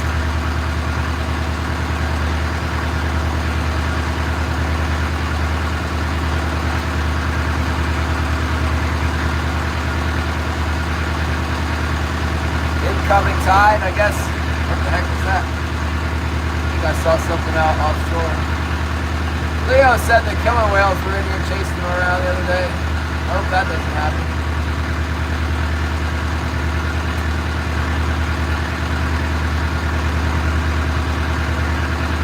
Thought I saw something like maybe a sea lion snorting up some air, getting the breath.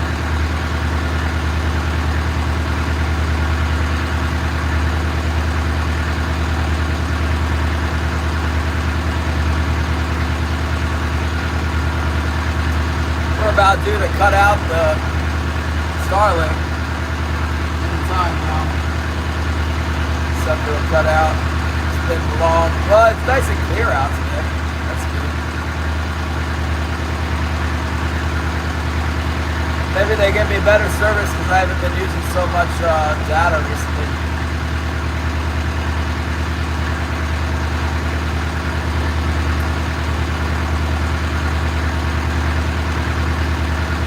Let's have lunch, you guys. What do you think about that? Have some king salmon. Lord, thank you for this fish, God. I just ask that you bless it to my body. Thank you for all the people who came, Lord, to hear your word. Just let it go out among them. And, let us give you all the praise and glory and honor. In Jesus' name I pray. Amen. Have a good day.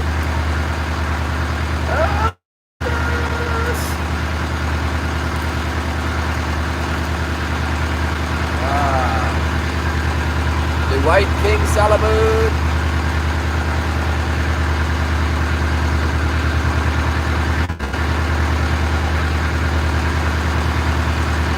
I need some seasoning. Good thing I got some soy sauce. I bet you didn't think I had a bit of soy sauce over here.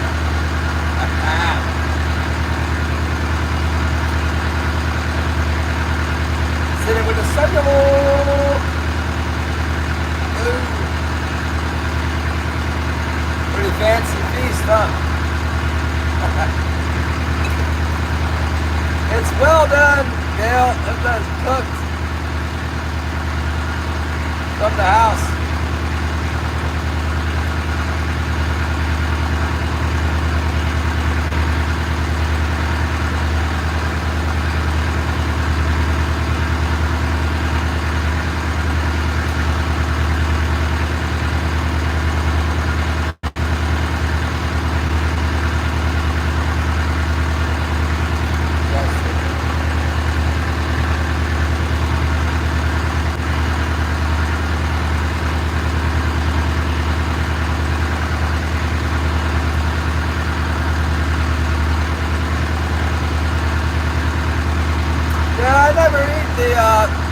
Don't eat the sushi so much on the boat. It's too dirty on here. I like to get everything nice and cleaned off. I like the rice and the seaweed. Make sushi. Yeah, it is. King salmon's really good. Oily, protein, got all the fatty acids or whatever. The omega-3.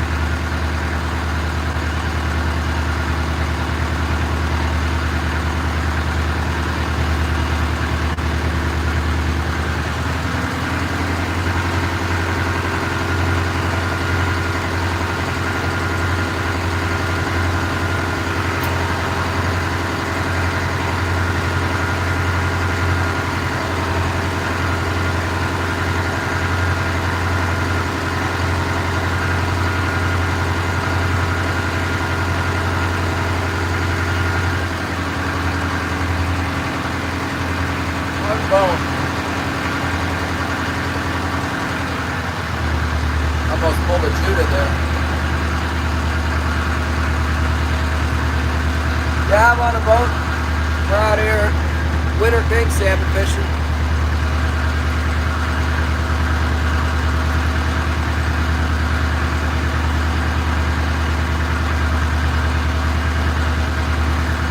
I got the bony part here. Yeah, there it goes.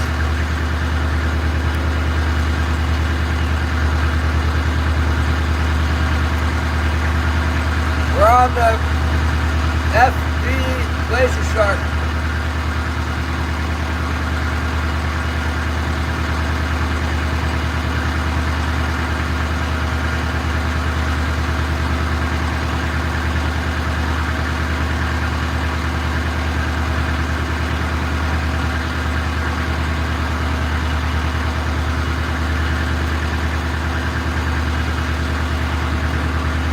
Oh yeah. You guys go check Cousin Jim. When the tuna are biting, Cousin Jim is on the fish weekly. Right now he's just fishing for whatever they'll let him fish for. What are you fishing for, Jim? Whitefish? And then he's got a archery content too for the bow. Doing a lot of shooting to get ready for bow hunt next fall. Cousin Jim was my #1 watch channel last year because he had the most tuna videos and the most positive channel for fishing out there out of California.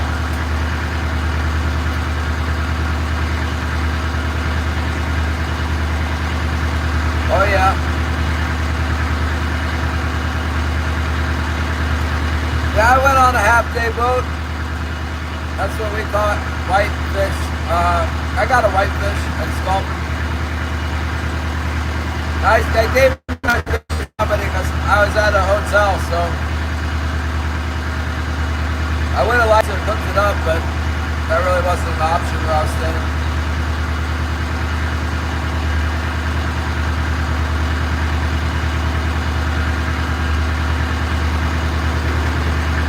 What else I got on here? I got some of this Old Bay seasoning.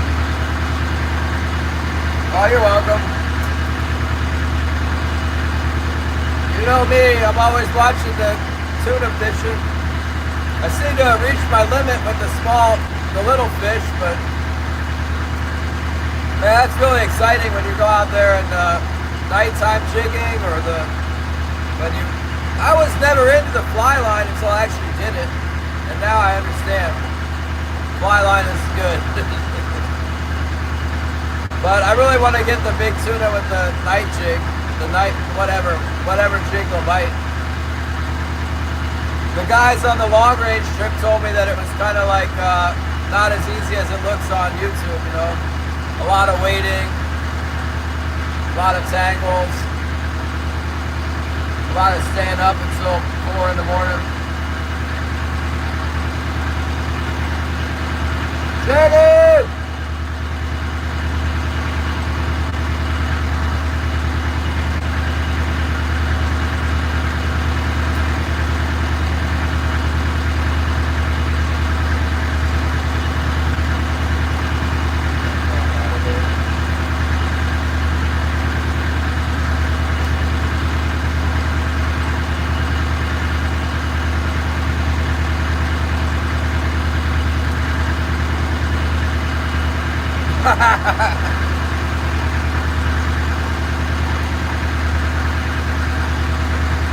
The corn people. Shannon, they're eating the needlefish. I cut the gut open on one of them fish. It looked like it was empty, but inside there was a couple needlefish.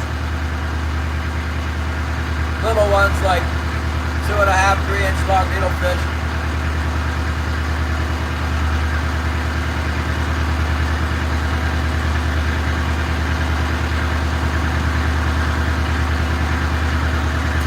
Those needlefish are rolling here. Could have some good fishing. Maybe they'll come in on the incoming tide. A lot of times in the lower part of the gut here we get the needlefish bite. That's where we caught that fish. Out in front of the gut there. The bottom is right for them. It's like a sandy bottom in there along the cape. There's a few rock piles, but right down the front of the gut, it's all sand.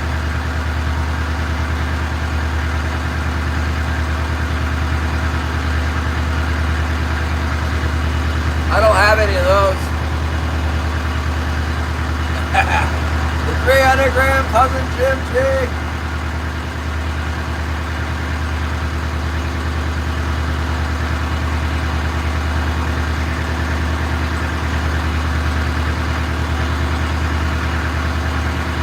The Jim Bomb! Red with the glow dot.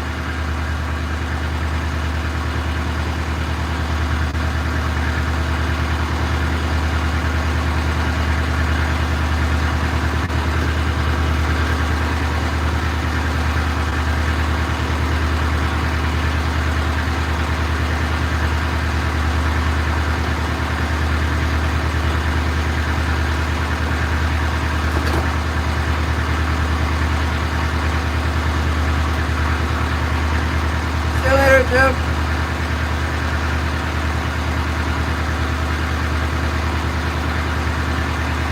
We'll be here till she breaks down again.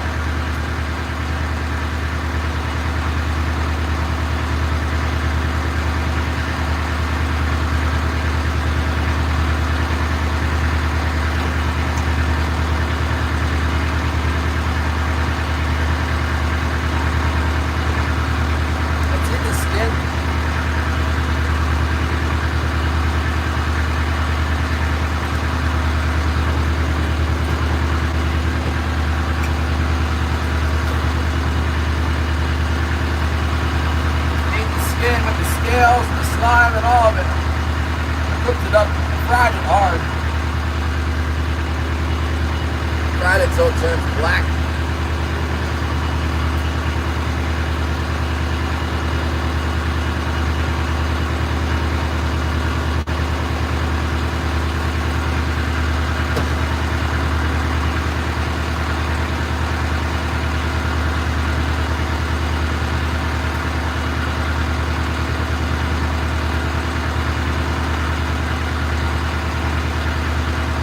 That'd be really cool if we're going to start catching a whole bunch of fish out here.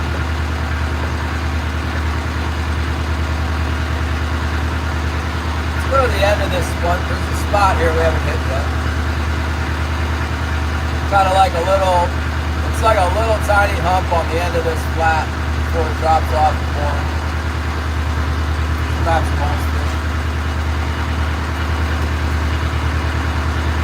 I wonder, I bet we got some lingcod hooks on the bottom hooks. That's how we lost that spoon, we didn't check the floats.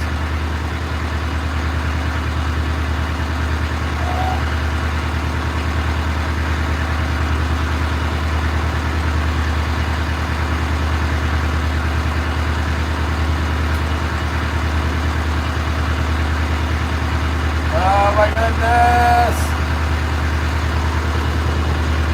Holly fell at school once last year. Slipped on the water on the floor.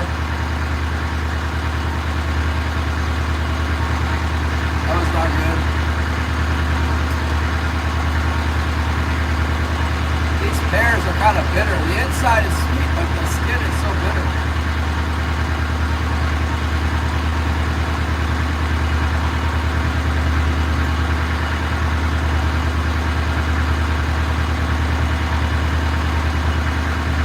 Not too bitter right now. I guess I'm pretty hungry.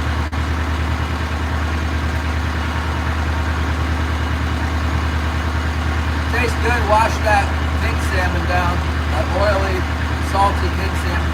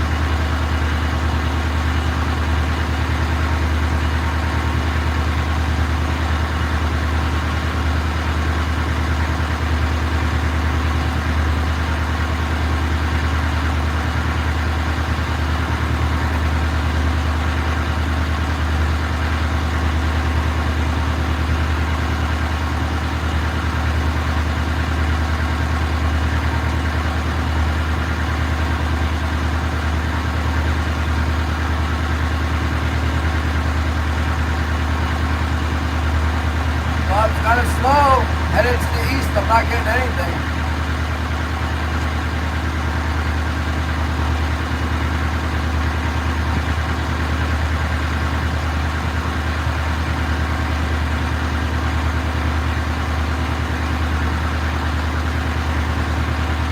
We're almost at the end of the drag where we can turn around.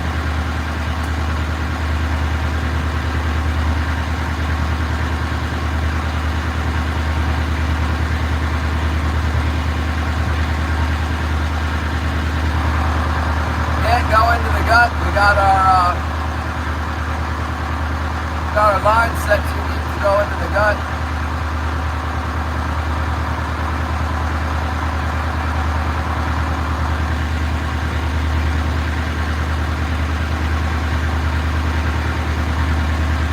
Skip up along the bottom side of it here.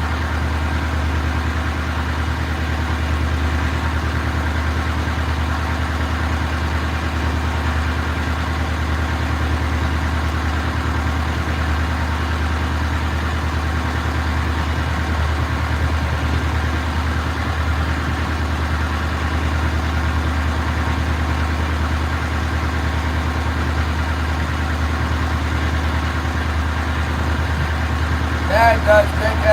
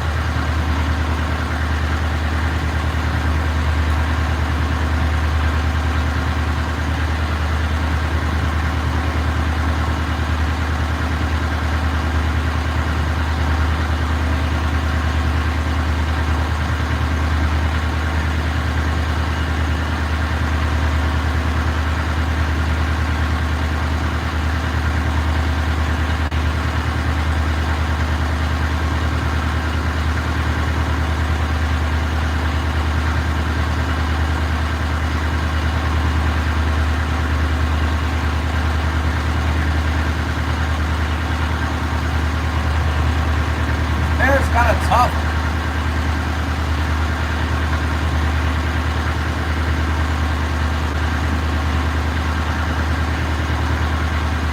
Maybe when I turn around, Gary, I'm definitely fishing a little bit deeper than I was, you know, Sam Demmer, he came out yesterday and fished all day yesterday. He's not back out again. That probably means it's not very good for him.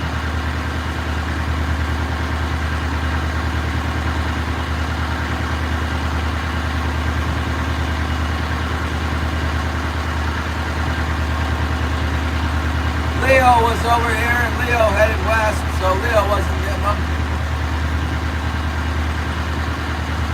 He was fishing shallow.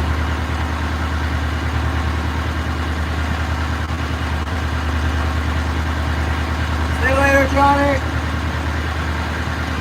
Daggone tough old bear. Read a verse out of the old Bible.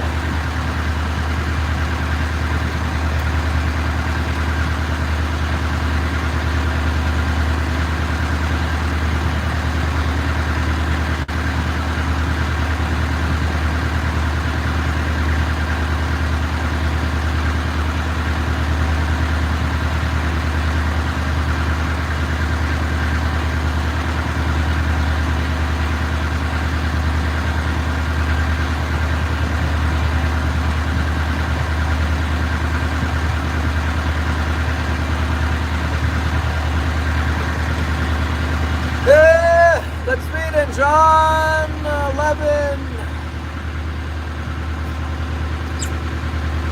11 verse 38. Jesus raises Lazarus from the dead is the heading. Then Jesus again, groaning in himself, came to the tomb. It was a cave and a stone lay against it. Jesus said, "Take away the stone." Martha, the sister of him who was dead, said to him, Lord, by this time there is a stench, for he's been dead 4 days. Jesus said to her, did I not say to you that if you would believe, you would see the glory of God? Then they took away the stone from the place where the dead man was lying. And Jesus lifted up his eyes and said, Father, I thank you that you have heard me, and I know that you always hear me. But because of the people who are standing by, I said this, that they may believe that you sent me. Now when he had said these things, he cried with a loud voice, Lazarus, come forth! And he who had died came out, bound hand and foot with grave clothes, and his face was in cloth. Jesus said to them, loose him and let him go. Amen. Nobody else can do that.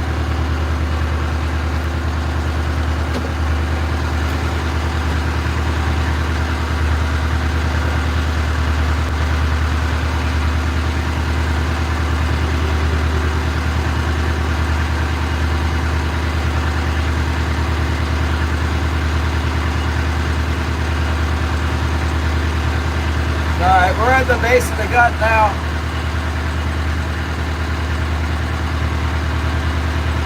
Hello! This is the area where we're caught the best fish. It's right in here.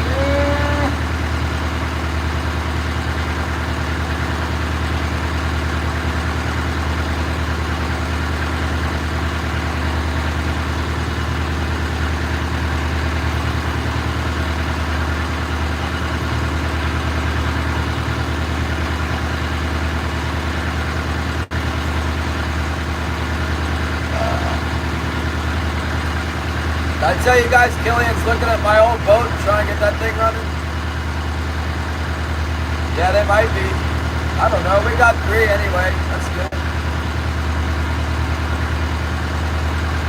Still a lot of time left to fish. We haven't lost any big ones. That integrity boat, it catches an insane number of fish, but some days it doesn't. Some days they seem to get away from it. They'll bite on the hooks, but then they just don't stay hooked. That's that guy I was telling you one day he lost 12, but then the next day he caught an unspeakable number of fish. It was like unbelievable.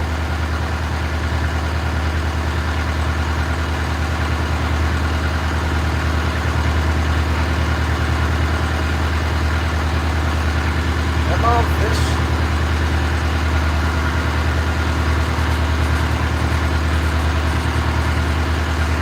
Over here by the Cape here along the beach, very sandy, those sand eels hang out in.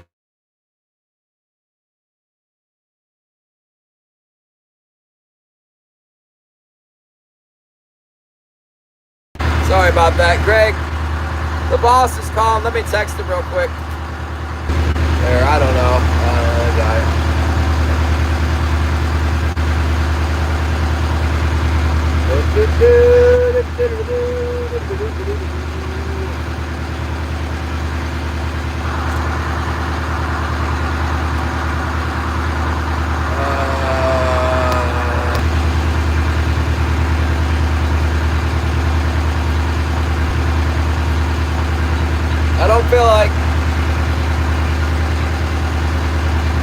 I don't feel like he's gonna tell me anything I don't already know.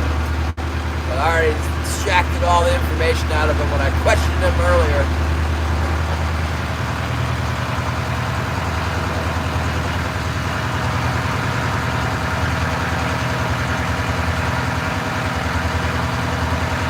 Yeah, I'm still here. When I start texting somebody, I lose the stream. It's not going anywhere. Been trolling until dark. It's supposed to be really nice today, and then not so much after this.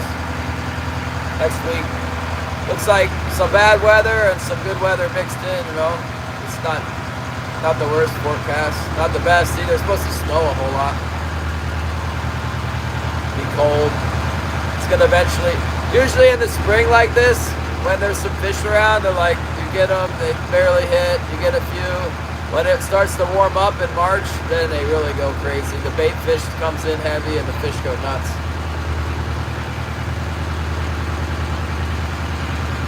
We made our turn here. Now we're headed back in the apparently the preferred direction, and they won't bite any other way for me out here. Stupid fish. You gonna fish tonight, Zyro?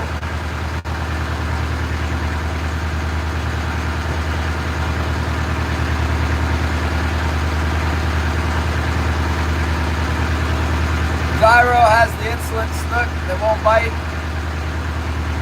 I didn't really get a good look at him when you showed us the light last time, but by the sound of your voice, there must have been some snook in there.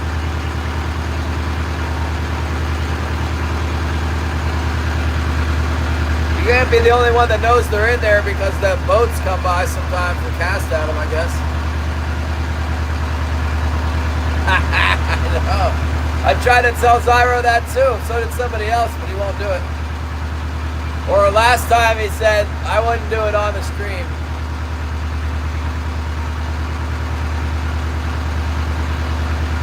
It's so hard to believe that if you put a live shrimp on a light leader and just toss it over there by him and pull the line off the reel, I can't believe that they wouldn't eat that. They're lurking around in there. They got to be eating shrimp.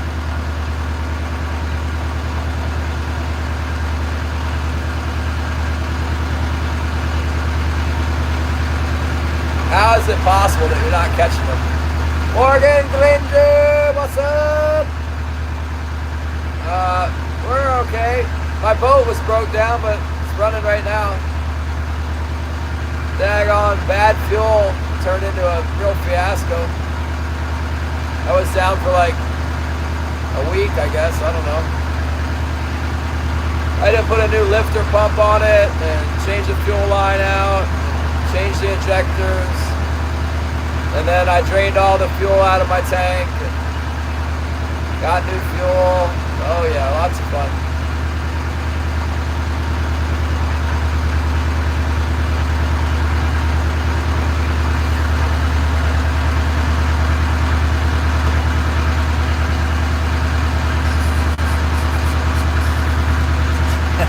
They don't sell them though, they're not commercially caught. You gotta catch it yourself.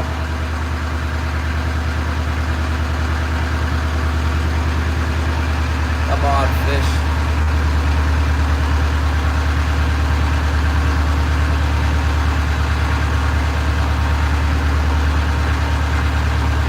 Yeah, we're up and running. I think it's okay. I got some oil on my exhaust manifold that was smoking really bad after the fact, after I got it running. And she's kind of slow to start, but she's running. Don't jinx it. Check my oil pressure right now. Running about the same oil pressure, running around 50 pounds. Running cool.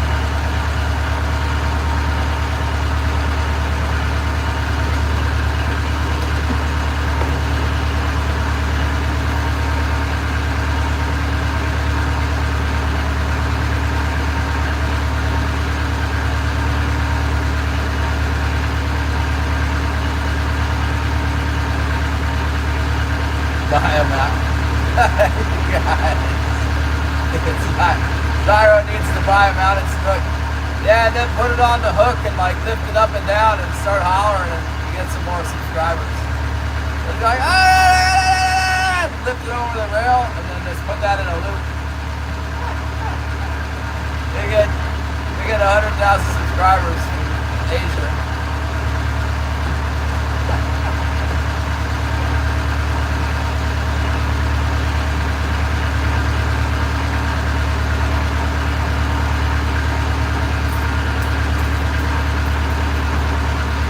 Yeah, that AI stuff, you can't even tell the difference anymore. I noticed if you put your finger on the, to like fast forward it, YouTube will tell you, it'll say altered or synthetic content. That's what it says now. But if you don't put your finger on the screen, you would never know. Some of them have that little thing that says Sora, or it'll have like a YouTube AI thing on it. But not all of them. 1,000 pound stick. Oh man! When he caught that one on the paddle tail, I thought we were gonna have a pattern figured out there and catch a snook every night, catch all the snook, and nope. And then they got the snapper on the fluke. I thought, oh, we could go catch snapper at will on the fluke lure. Nope.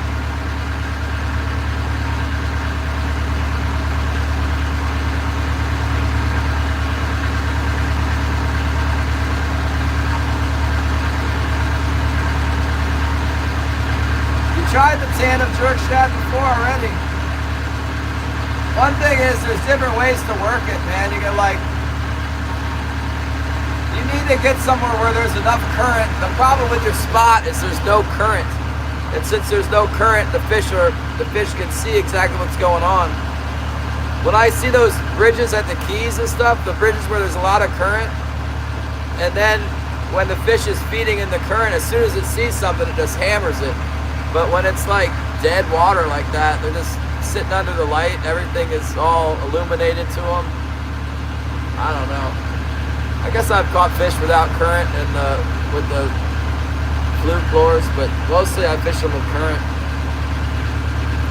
There's different ways you can reel it, whip the rod so that the lure is doing a big jig like this, or you can reel it steady and then pop your wrist. You throw a little bit of slack into the thing and then you snap it back so that the lure will drop and then jerk up like that.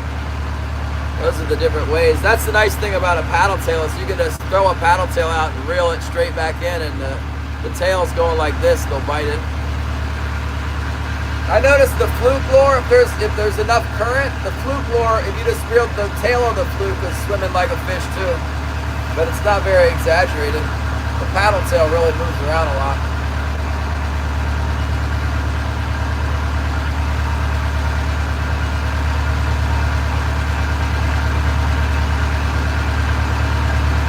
£20 thing.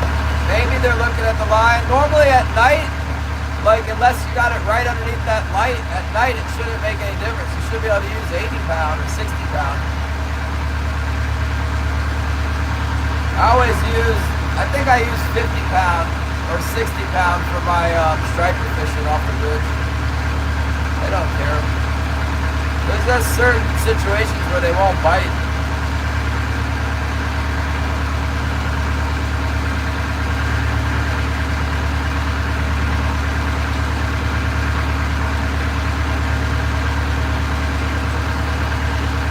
We get another fish here. I'll try and go closer to the side of the reef on the westbound tack here. Maybe we can get something this way. I gotta be careful not to hit the bottom though, so I set everything deep.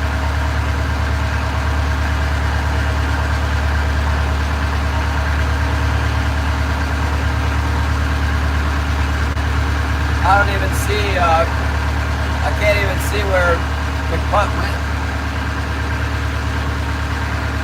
Must have gone way off to the west.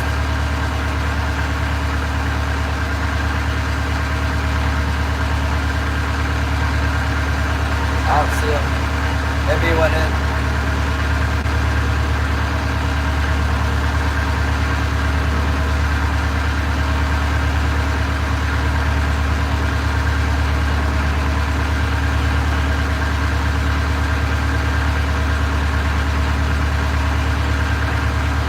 Well, one thing's cool, Zyro, is that the fish are there.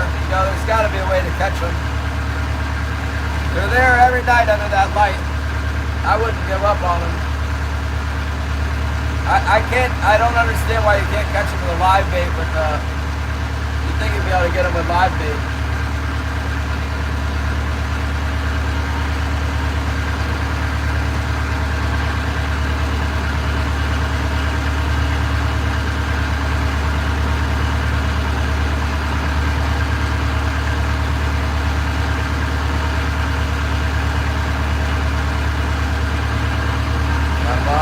Come on, come on!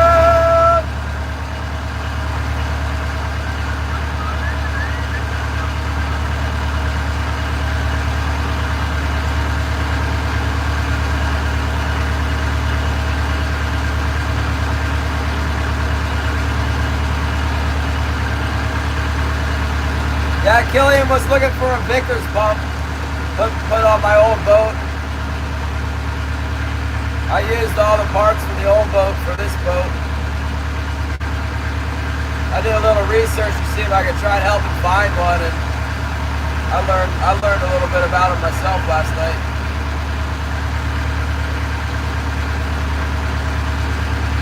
That's what I'm saying, Gary. Maybe not, though. You know, when I striper fished those stripers in Maryland, they would get underneath those lights, and sometimes there'd be like hundreds of them, you know, like this big. There'd just be hundreds of them, and you could see them down there, and there'd be bunker on top, little bunker, and they'd be coming up and popping the bunker, and you could do it. What doesn't matter what you did, you could not catch those fish. But when the tide would turn around and start going out, and you fish like near the bottom, you'd get the big ones, you know. You usually wouldn't see the big ones. You usually wouldn't see the ones that would bite, but like the presence of the fish that wouldn't bite was kind of like a giveaway that there was some that would, that were just not visible. If that makes any sense. That's my experience with it. And sometimes you could get, if you could see the big ones like laying up around the bridge pilings, like sometimes you catch a glimpse of them down there, you can catch them. But usually you wouldn't see them.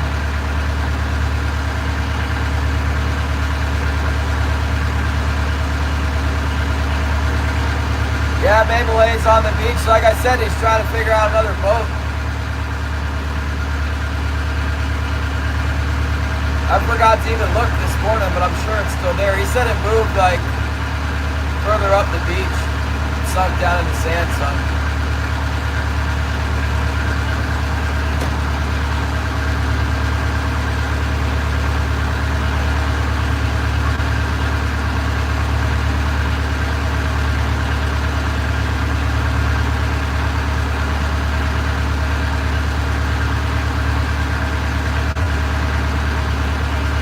Treacherous king salmon. The difference between 3 fish and 5 fish is 1 bite. I mean, we're on pace to do the same thing as Greg.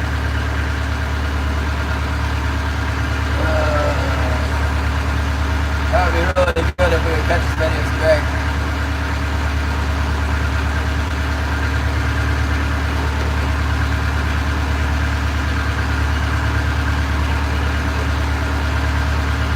Those first 2 are really nice size. That's a good thing. Yeah, we're in the zone right here. I'm kind of fishing a little bit. Weird. I got my lines down a little deeper than I normally would. I'm just adjusting to the way the fish have been acting, you know. They've been out here, so what the heck. Drop it down a little bit deeper for the pass.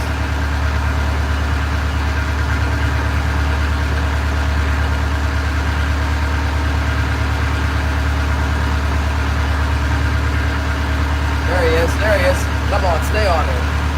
Yep. Got the bite. Oh, we got the bite. Hope it stays on there. Same exact line, starboard head. Must be the king salmon on there again. Let's see what we got. Still got it. Yeah, it's still on there for now. We're about to lose one. Greg was warning me he lost a bunch of fish out here. Not using bait is a real good method. If you don't use the bait, then they don't get away as much. Sometimes it's harder to get a bite, but keep them on the hook a little bit.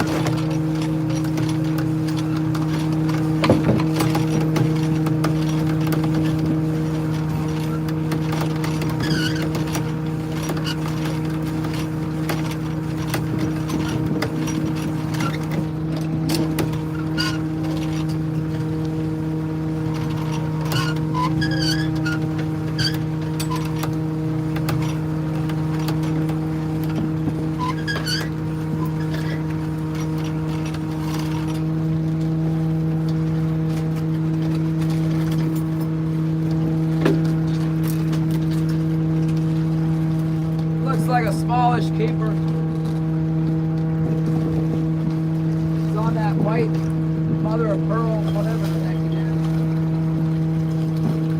The White Assassin 2.0.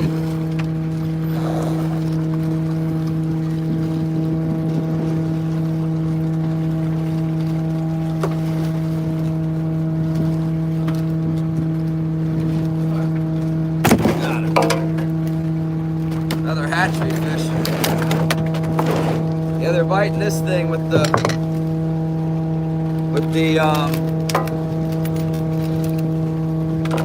sardine stink on it. Let's put some more of that sardine smell on the GLACIER, huh?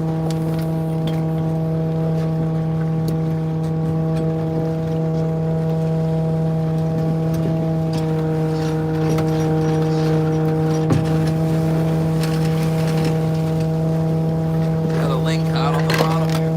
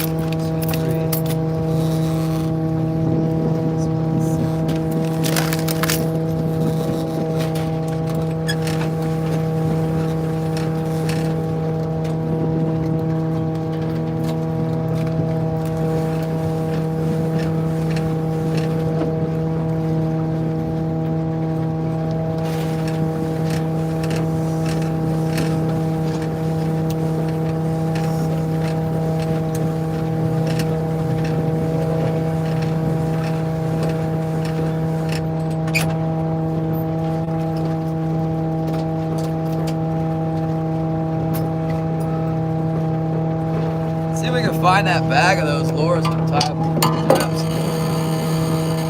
It's 2 in a row on that one. Might just be the spot, you know. Being on the another hatchery fish. Hatcheries are in. It's good. Bring them on. Take more. Those don't count against the quota either. The fish and game guy comes and looks at them, figures out what they are.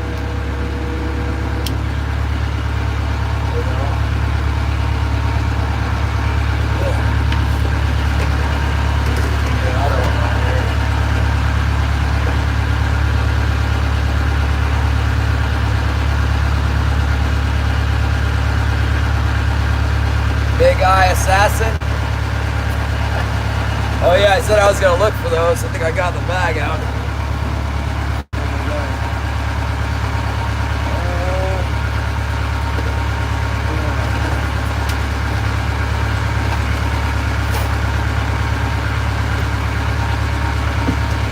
Hold on a second.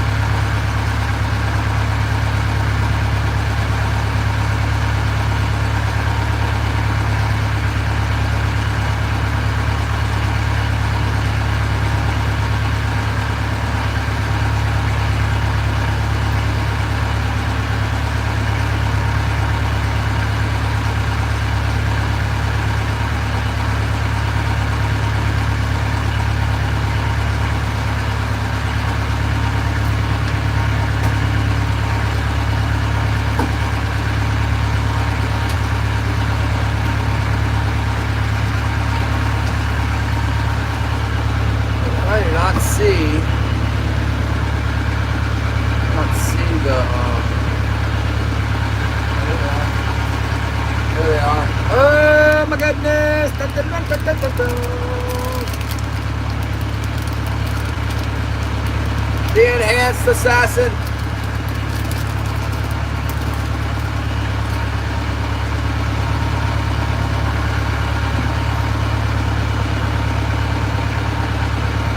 Yeah. It's this one.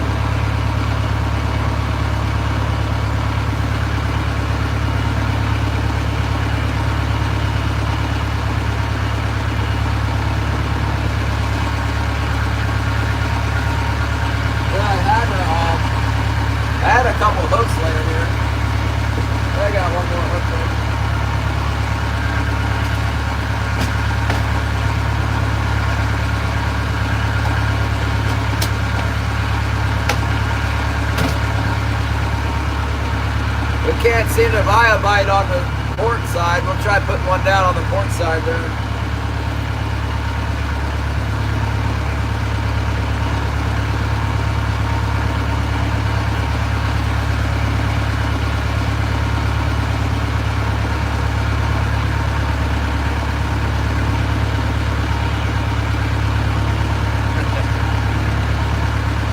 Bryson, Casca, what's up?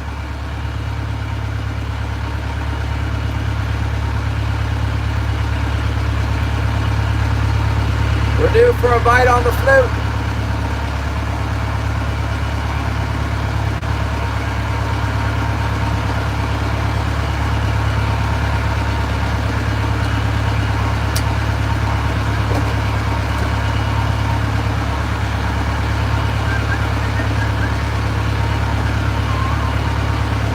Thank you, Terry!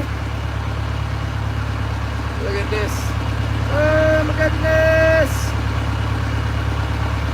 That's the one they're biting on right there. Ooh, I've been having pretty good luck with that smelly jelly. I think it's sardine flavored smelly jelly.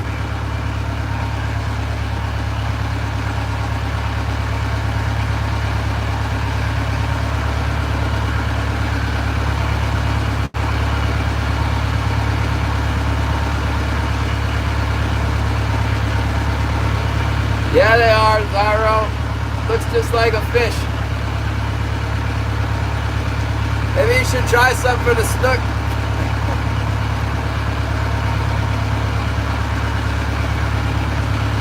They'll be confused and they won't know it's you. Then they'll bite.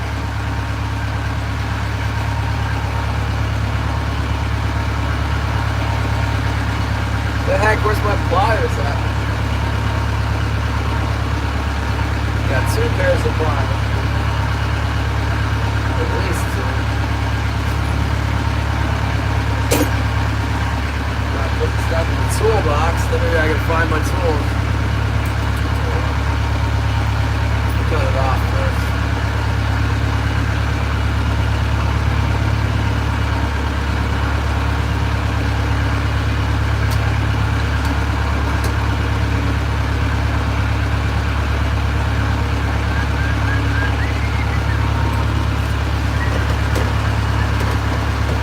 Shannon would be happy to know they're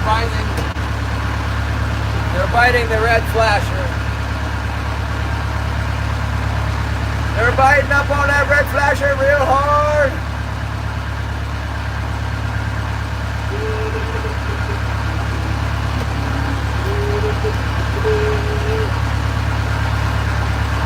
Can we get another one?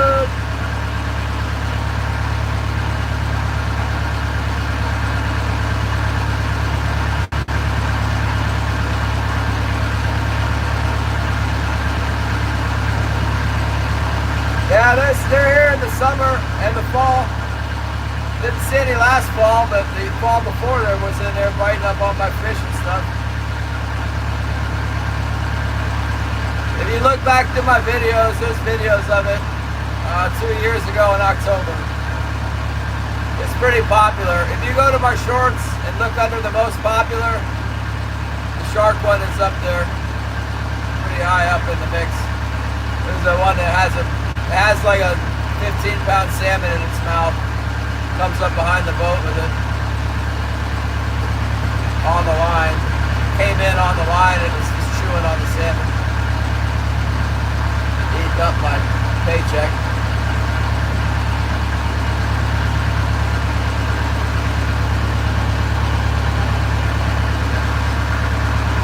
I mean, I guess the water's too cold, Gary, but they might just be wherever the fish are. Not that many fish around. They go where they're thick, wherever that is.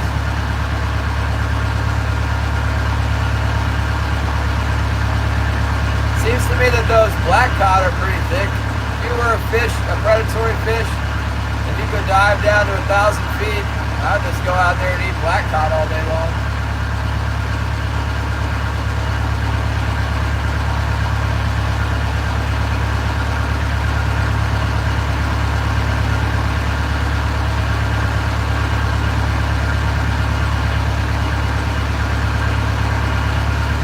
have been pretty predictable. We're getting one on every pass here in about the same area. I like to go to the end of the drag. Sometimes at the end of the drag here where I'm turning around, they really go crazy. Get multiple swims up at once, you know.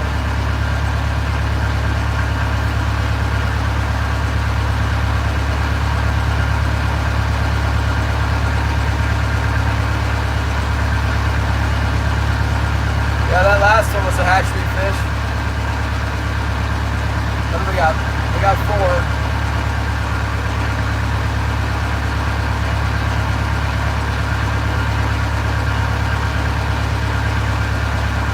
Who knows, we might have been able to get a double on that, but we had a lingcod hanging on the ball spoon there.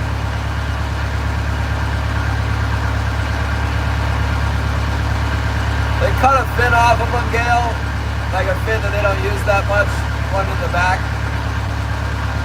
It's called the adipose fin. It's a little brown fin, it doesn't do much.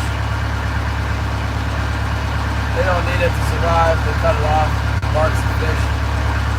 They also put a little microchip coated wire tag in their nose, believe it or not. Not all of them, but some of them have a coated, they have a little dart they stick in their nose. When they release them when they're about this big and they stick a little thing in their nose.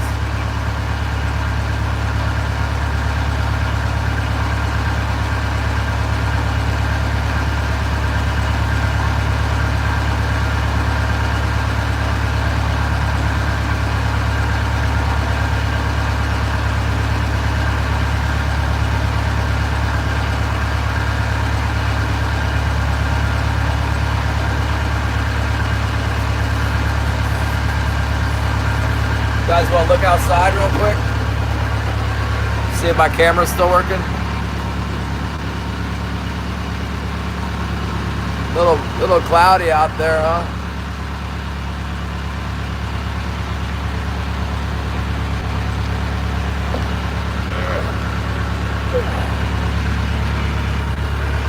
It's another day in the Yakutat. Yeah, it is nice today. Little tiny bit of a breeze, but not enough to cause any trouble. I'd prefer there be no wind at all, but it's alright. Small sea too. I guess the conditions were really good yesterday as well. That's what Greg was telling me. He said yesterday it was perfect conditions.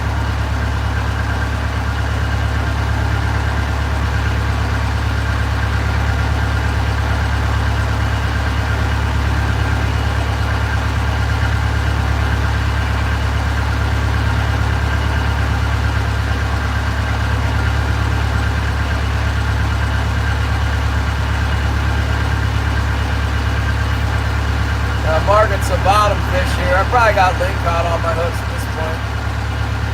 Seeing some bottom fish. Pretty sure that's what they are.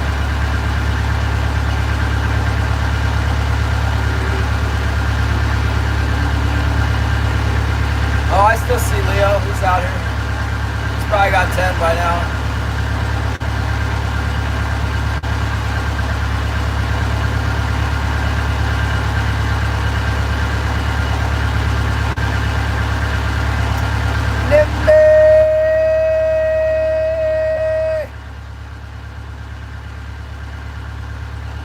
Running. We got a few fish on board here.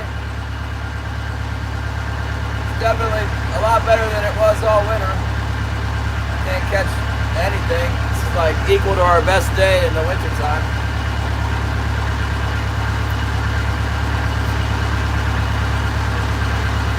This orange has been in here for a while. I wonder if it's still good. It kind of feels soft. It's been frozen and thawed and frozen and thawed. Try it. Yeah, he might be.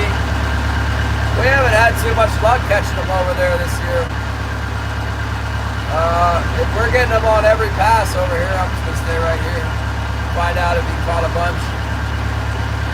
This is where they're supposed to be in the spring, right here, where we're getting them. The kind of on the deep side of the drag, but that's okay. It's a lot harder for hand trollers to fish this deep because they gotta reel it in by hand. They got lighter leads. You get a ling cod on there, you gotta fight the ling cod in by hand, you know. I just wind them in.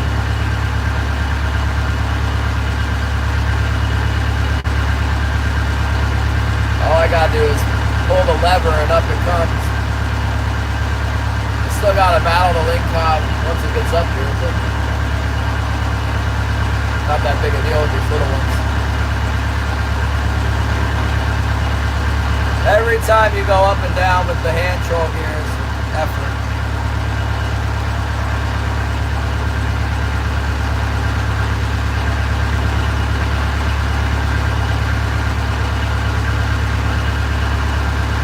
Terry B is back. You jumped that dirt bike over the canal yet?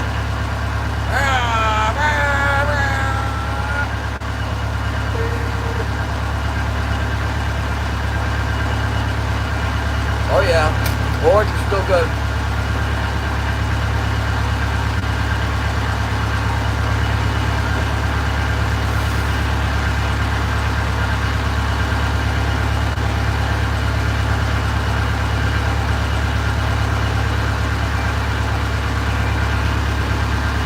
Yeah, maybe next year, man. It's wild side. I don't have a permit to do that right now. If you came to the dock up here, I could sell them too, but I don't have a permit to ship them out of state right now. I can get one though. I just have to do some extra plumbing on my boat and then like a bunch of paperwork and then have it inspected and then I can, yeah, it's like, I could also collaborate with a processor who's got the permit and they could kind of stamp my product, but I'm not really, like, maybe not supposed to send it out of state without the permit.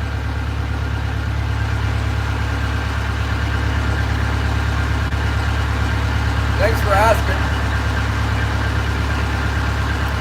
I'll probably do something like that next year. Starting next October.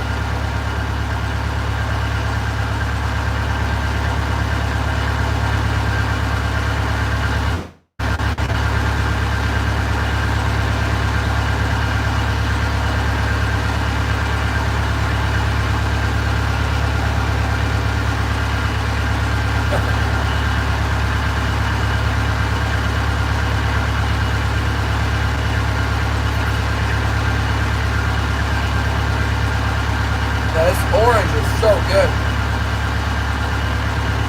I'm gonna start leaving them on the boat, letting them cure out on the boat. It's so sweet. Freezing and thawing must have like drawn all the sweetness out of the skin or something. Man, that's good.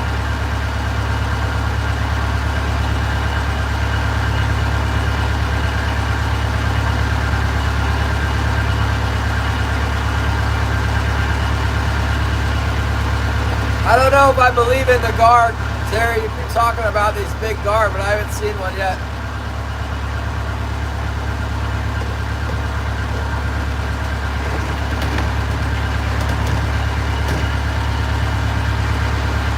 You better catch one soon.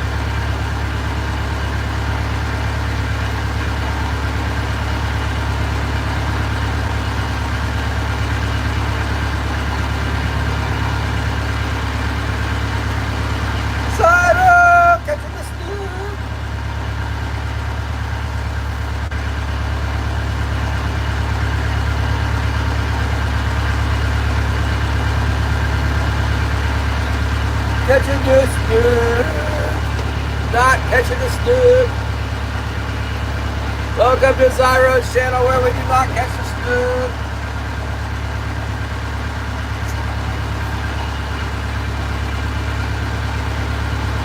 Meanwhile, there's snook like everywhere, even in the ditch, you know, the back corner of the ditch, there's a snook in the cast net. But we can't catch it on the hook and line.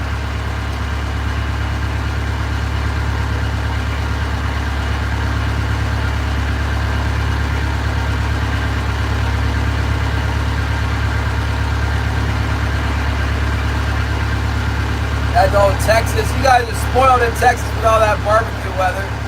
I wanted to barbecue some chicken the other night. I just looked at I got a little mini barbecue thing. It's all full of ice, like literally it's full of snow and tipped over. It's just sad. You can't do that here.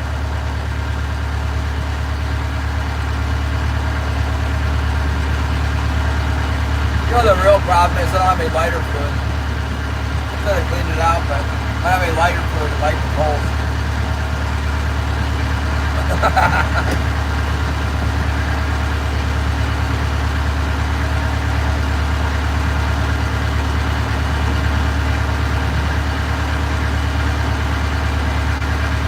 I don't know, Zyro, but I fully expect you to figure it out, and I want to watch while you do it.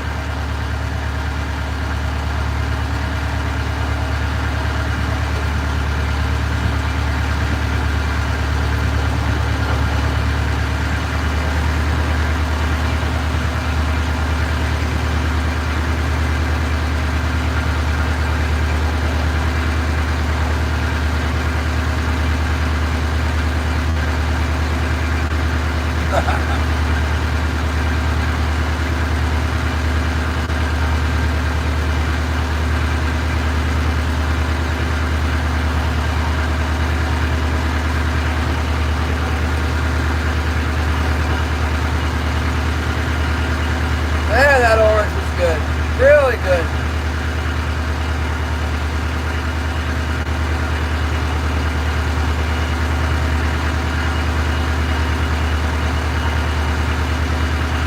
We get lined up on the drag over here again. I'm gonna go out there and clean that fish.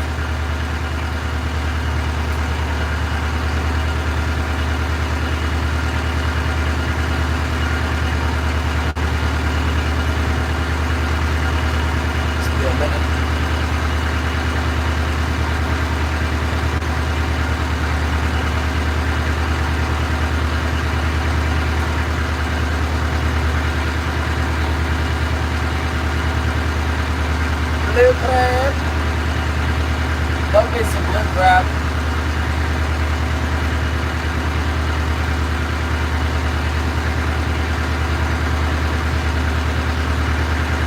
Should probably be saving some of these carcasses or the gills. Guts and gills. I can bait my crab with the guts and gills. People eat anything. I don't think I'm not ready for crab again yet, though.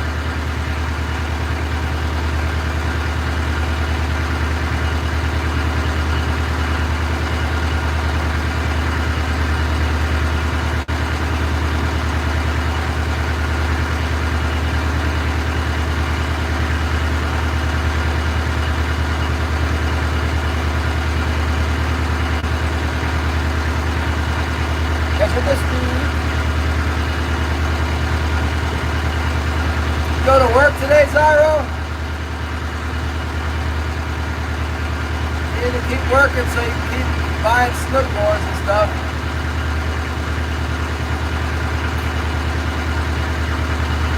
Save up for a trip to the Keys. Go down there and catch some daggone fish.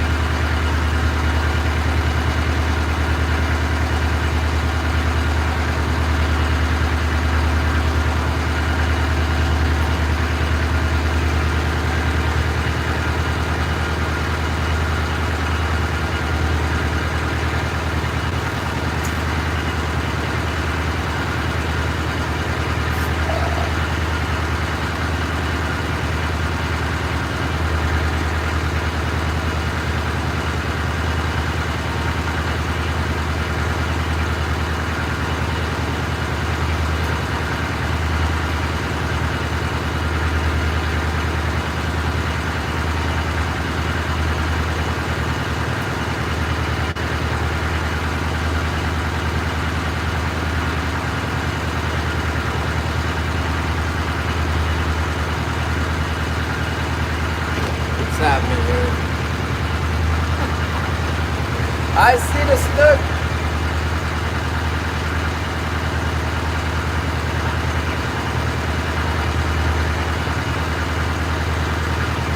How's he got to catch the snook under the light? What is the major malfunction with that snook?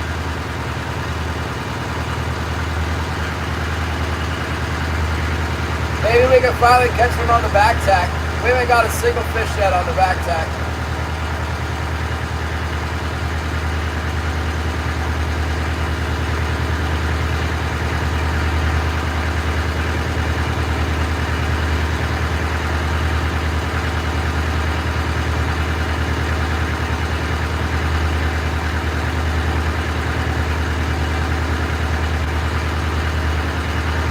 Getting them steady on the westbound. When we go westbound, we're catching them. When we head eastbound, we're not getting them.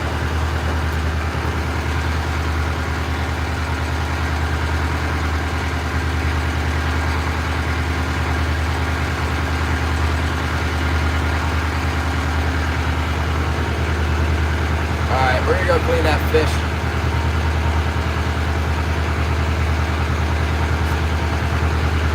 Maybe we'll pick another one up while we're out there. We'll see about cleaning up the fishy wishes. Yeah!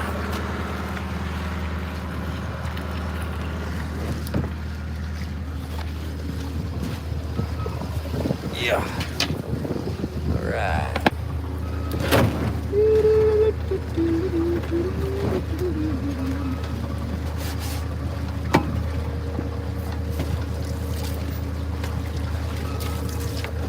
Gotta wet the tray or peel the scales off of them. They're a scrawny little fish. It's long, real long enough, but very scrawny.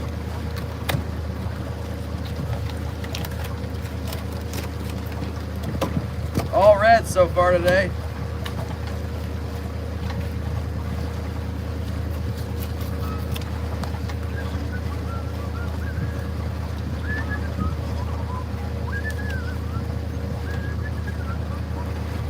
This one's got an old like cod tail in it or something.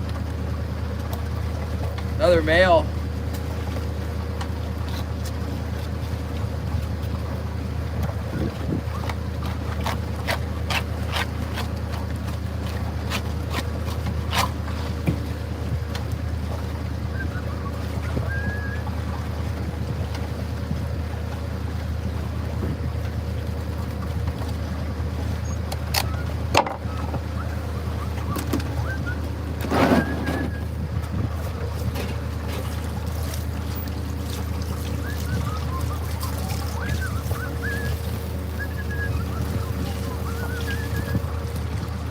Sorry, I'm over here now.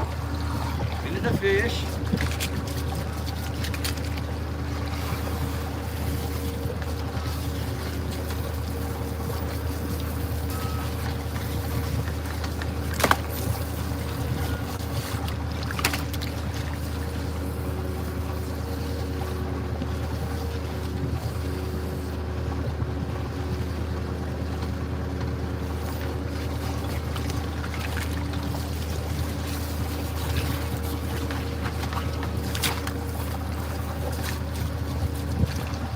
Oh, it sprayed me. Sprayed me right on the clutch. Get in there. Look at the score. Oh my goodness.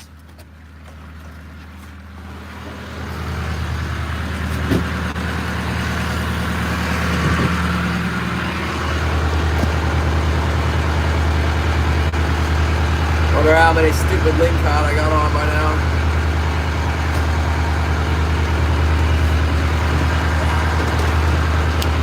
Probably a few.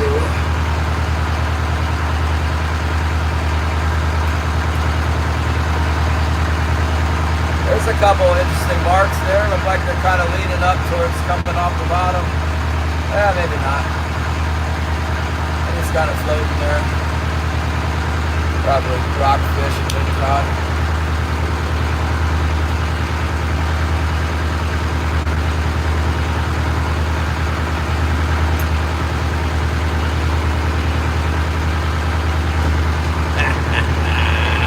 What did Gary say? Oh my goodness!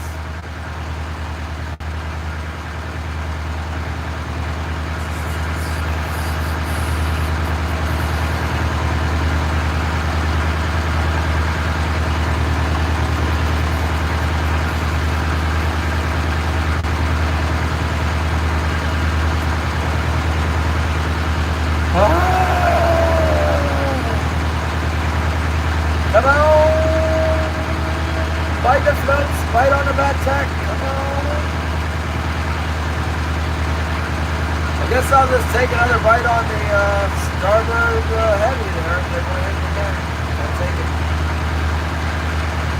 I feel like I should switch the. Maybe I should put a herring out on the port heavy. I would say that the green and glow spoon isn't working anymore, except I caught one on it, so there's that.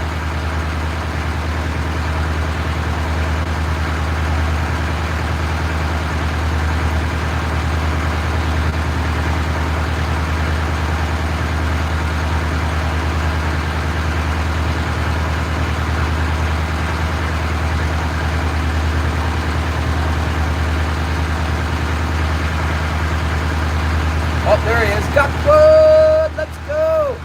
Guess which side it hit on? Guess. That's right. The starboard heavy!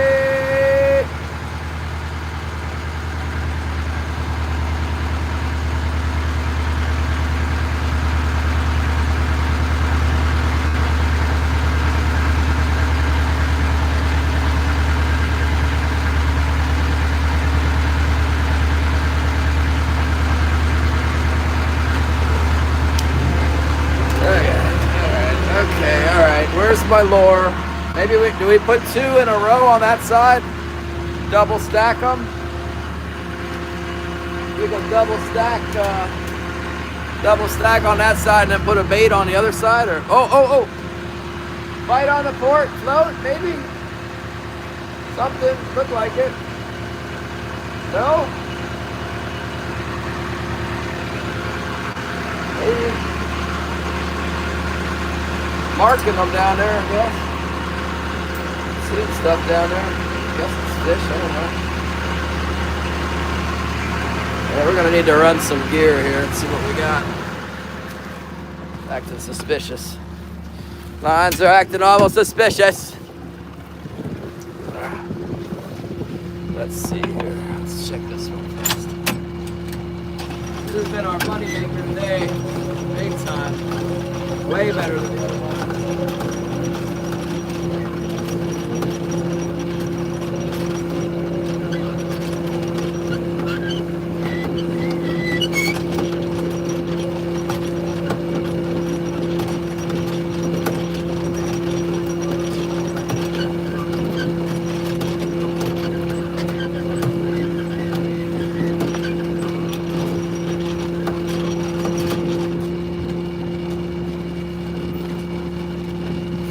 Kind of smallish. I don't think it's a keeper.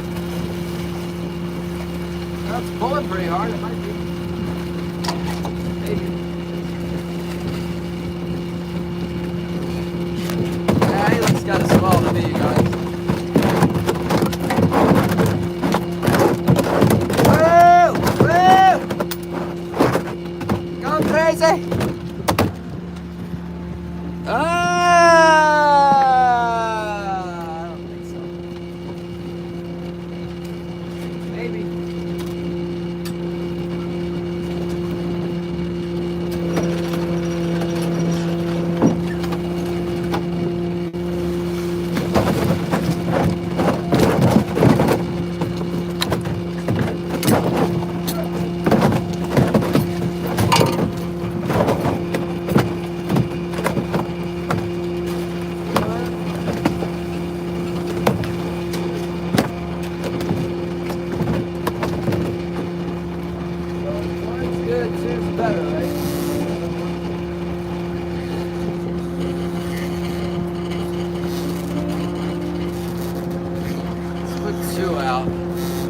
Back to back here. A little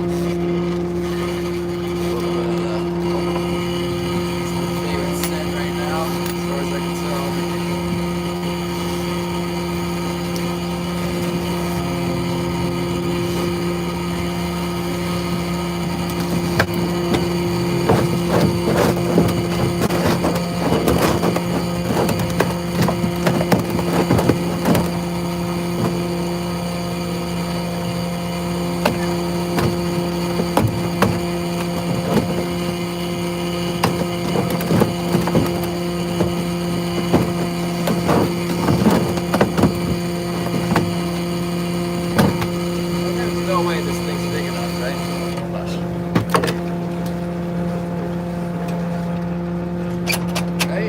not big enough, right? Let's see. Man, it's like a featherweight. A little bit short. Barely too small. Should have known that sucker was gonna be too small. Let's fool around with this port side rig here. They're not biting it. Let's try and put something different on it. Let's change it up here.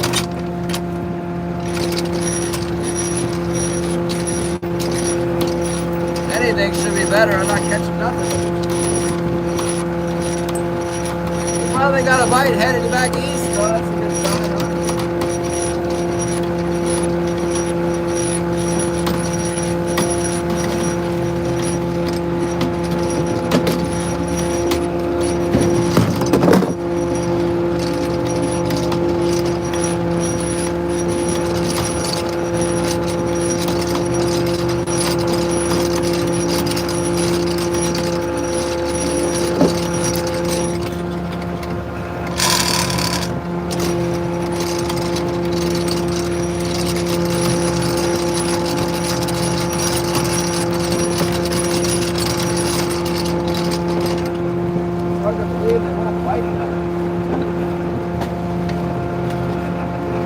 Something had a hold of the bait there.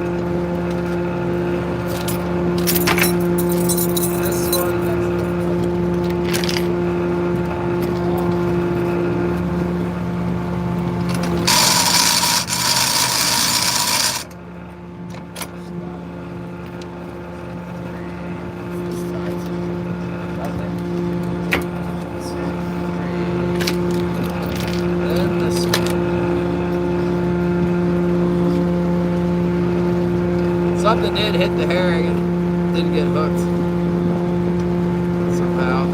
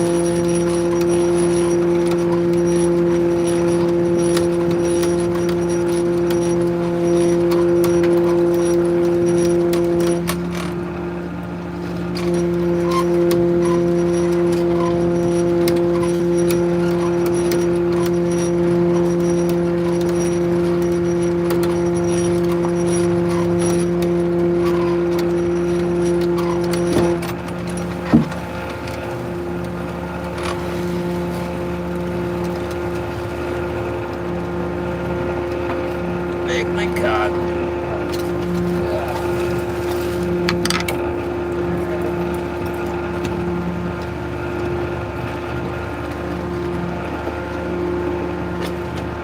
Big link cod, then they ate the bait off of this sucker. No bait on that one. Let's put this one on there.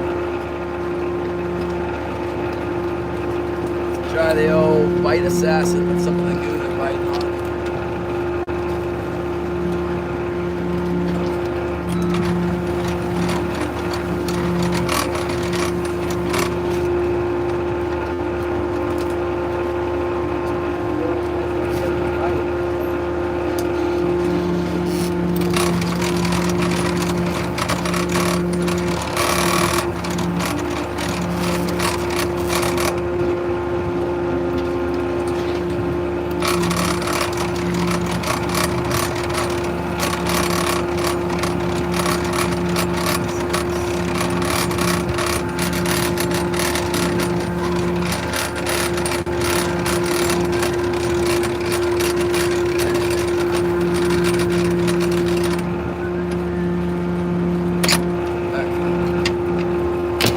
Some action there,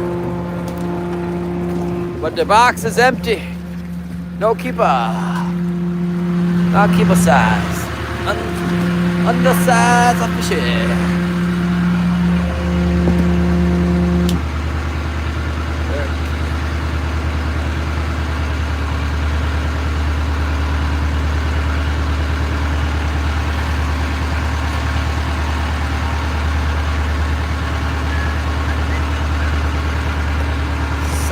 Was too small. Robert Nuski. We are salmon fishing. Land in the Medicadon.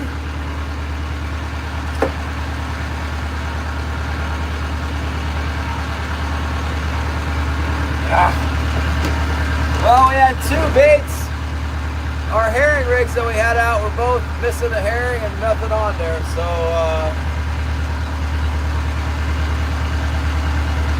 hard to say if those were king salmon biting it or what. And then our moonshine spoon had a dang big link cod on it. I don't know how long that's been on there. Got it for a while.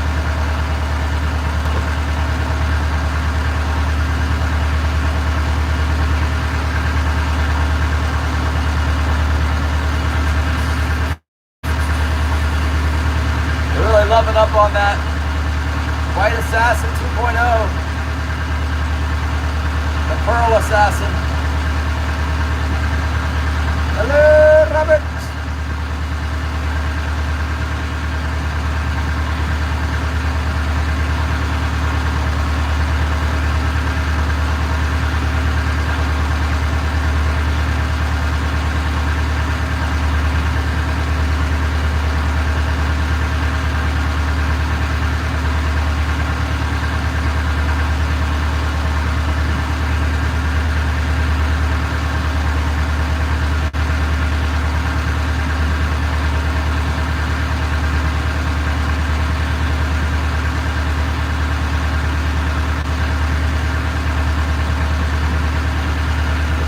Kind of got off the reservation a little bit there while I was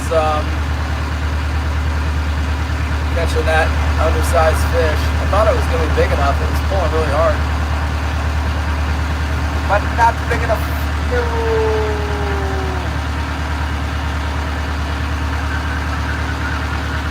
Does seem to be a few fish slipping around out here today.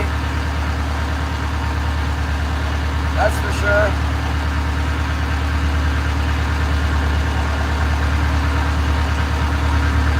Swimming around on the outside edge. Here comes Leo, the big bud, coming around the corner for the big bud.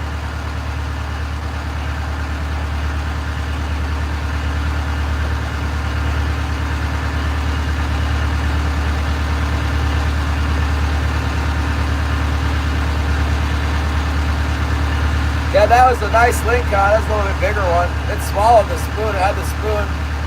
I was barely able to get the gaff on it to get the spoon out. Thought I was. That's been my good spoon. supposed to be killing them. Alright, we're getting back on the reef now.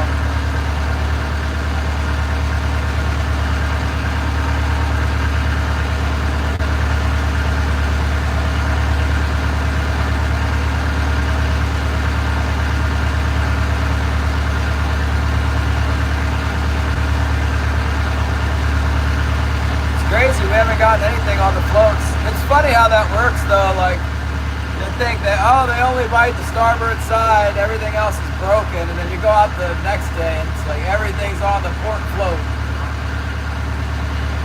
Usually not the floats, but they definitely seem to alternate between the starboard side and the port side, depending on what kind of mood they're in. I'm honestly not convinced it has much to do with what. No, as long as you got some kind of good hook on there, they should bite it.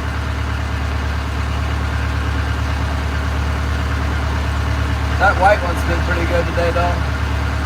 Shannon! We just caught another shaker. Would have been like a medium-sized one in your fishery, but for me, I can't keep it. It was measurable, but it was too small. They're eating this. They're eating this one, Shannon. They're liking this today. Got most of them on this. It's the OG. It's the OG hoochie. That one.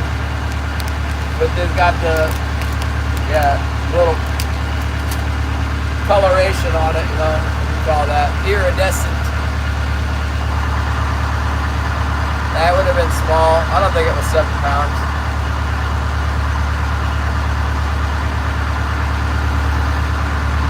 I don't think it was 7 pounds. What do they want you to fix everything that's broken on it? How dare you sell me this boat that's broken? You owe me a new everything.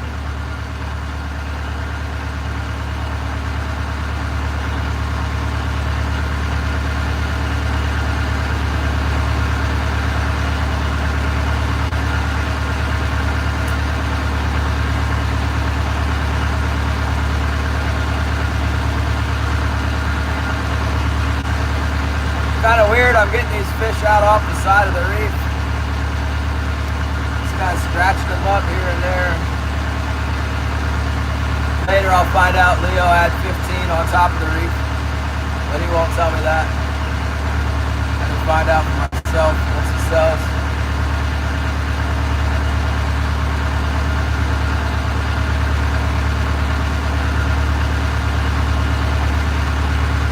We have coffee, but I didn't put any sugar in it. It's made with honey, and I didn't put enough honey in it. It's like the honey gets into the coffee, and the coffee counteracts the sweetness of the honey. You got to put about $5 worth in 1 cup before it starts tasting sweet to me.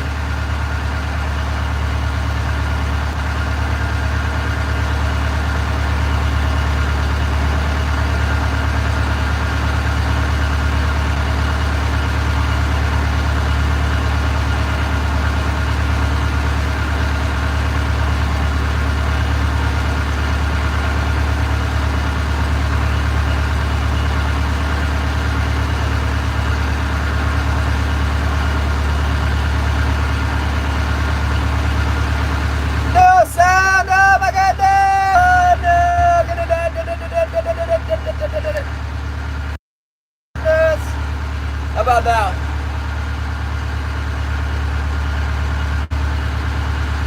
Try going in, coming back out, flip it around, turn the sound on. Oh, Kentucky, we fixed it.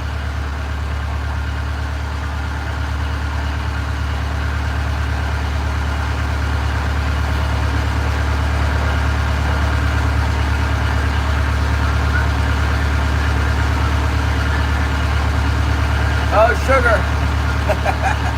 I'm so used to streaming and having that be like a problem. I saw S, no S, I assumed it said sound. It says sugar on my screen. We got another shaker. We're doing alright. Hold Hopefully they start biting here in a minute. So impressive. I put another one of those, whatever you call it, mother of pearl glow, expensive moochies on the one right on top of another. Should probably put a flasher on the ball too, but we caught a nice king on that spoon, so I'm not moving it.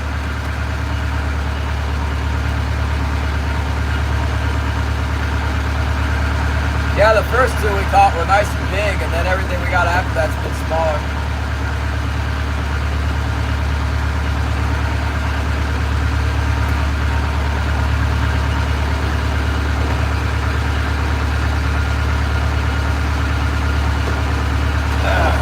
Nice.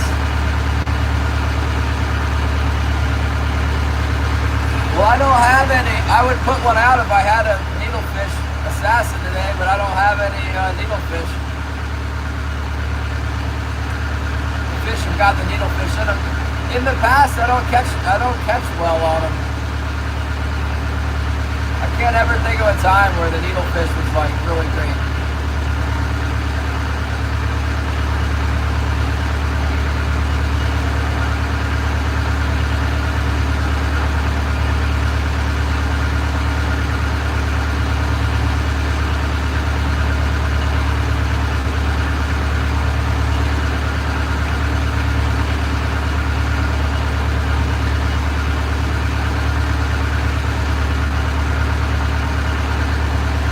Yeah, I usually don't.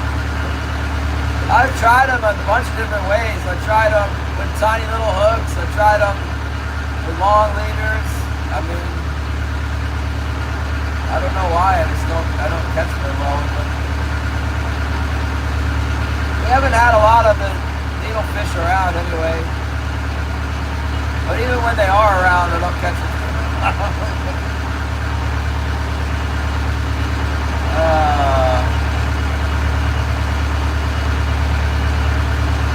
Those little spoons work good for me when they're eating the needlefish. Like those little skinny G spoons, they do. They catch well for me sometimes. There was this one lure I got from, it was the old goat lure. There was like it was like this green glow, old goat lure, the smallest one. That caught some fish before when they were eating sand eels. It looks a lot like a sand eel in the water. It does this little wiggle thing, but it also cuts the line. It's like it seems to be like a little bit. Once I get up, if I'm running any kind of speed, man, they kind of like start flipping out, and going crazy. They're a little bit. They're bent a little bit too much towards sports, like slower speed, 1.5, 2 knots or something. They would work about right. At 3 knots, they get kind of psycho, The old goat.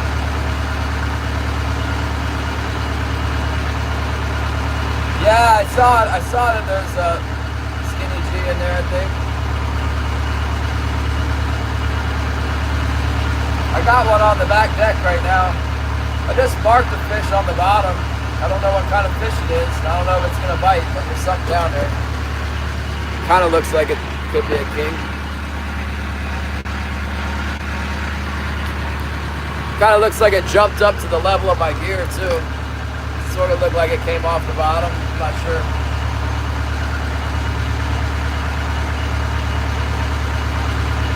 Be happy to catch it. It wants to bite.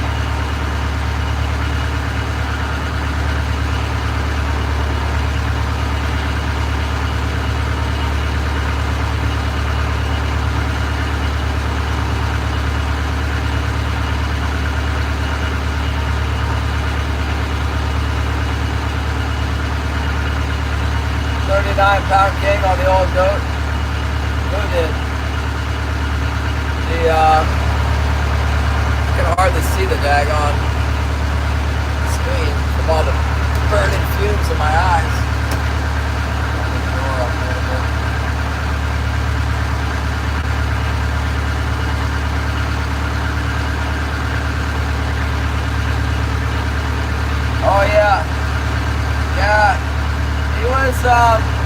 hooking Judah up with some gear, and I emailed him. Judah gave me his email, and I emailed him and told him I'd put him on my channel, and he sent me a variety of them. And then I told him, like, after I got the stuff, I was like, oh yeah, I would like to try a bigger one in this certain color, and I did, and it just wasn't a top performer. We caught fish with it. Remember when we were running the old boat for cohos? We caught some fish, but it definitely wasn't their favorite.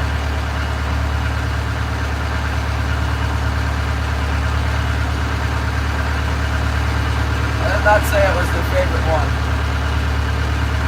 Yeah, that was another problem with the thing, is it cut through my line a lot. I don't know how anybody could fish that on light line. Because like where it goes back and forth, there's a hole, it goes through the nose of it, and it just goes back and forth. And that, the edge cut the line a little bit. The guy told me, I told him about it, and the guy told me to put a bead in there, like a really small bead, and I did that. And yeah, it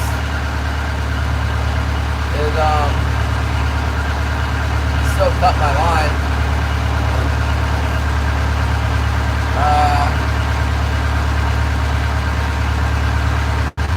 It worked good on a long leader, like a 4-foot long leader with a metal flasher. I caught some fish with it like that. I don't know, I made a video for it. It's alright. They were biting the green hoochie really well too though. A lot better than that thing. I don't know.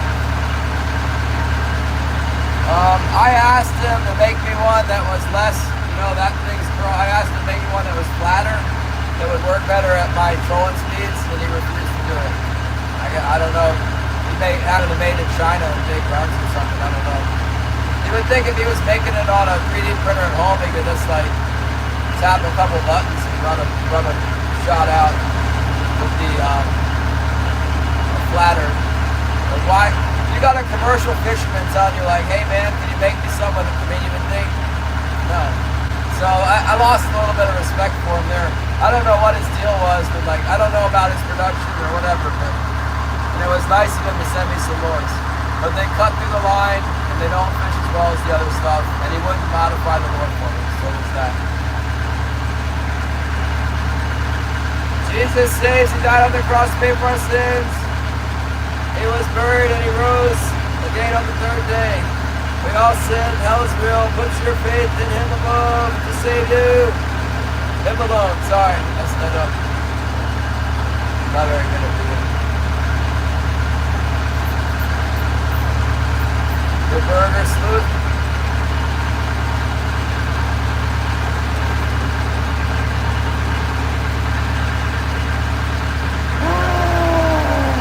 Yeah, they're made in Idaho. I don't know why the guy couldn't make me one. I guess that's asking a lot.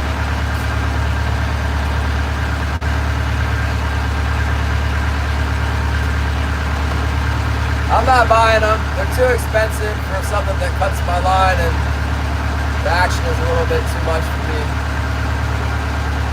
But I fished them neck and neck with the green, whatever it is, AO, whatever, Hoochie, the Hoochies. Killed them. But it was fun. It's always fun to catch fish with something else. Try it out.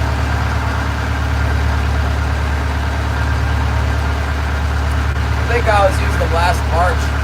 If I had some more of those little, the smallest ones in the pale green glow, I would try them. They only seem to cut through the line if you, you gotta change the leader every day. Okay.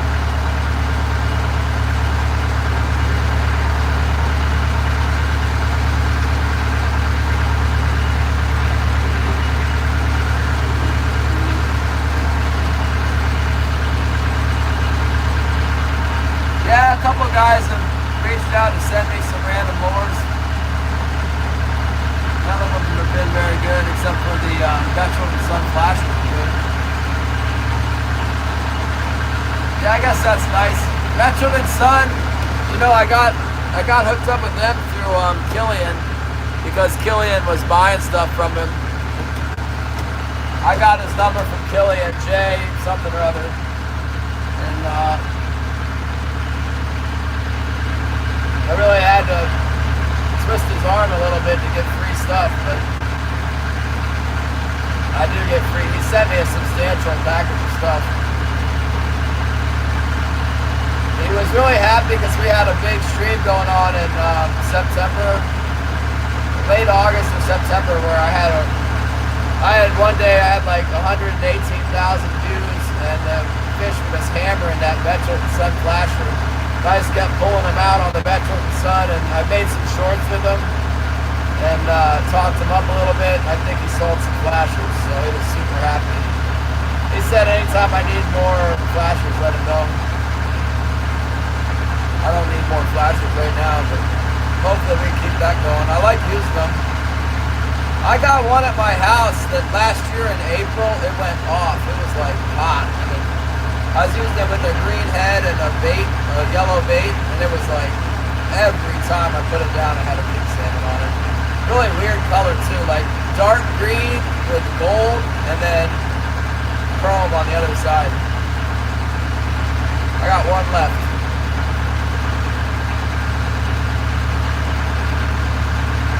And then I run the white ones on the regular. The white one seems to be pretty reliable, and I've got a dark green one on. It hasn't caught a fish in a while, but normally it does. I don't know what its problem is. I moved it down lower because it's on the port side. We haven't got anything on the port side. I moved that. It was at the top. I moved it one down.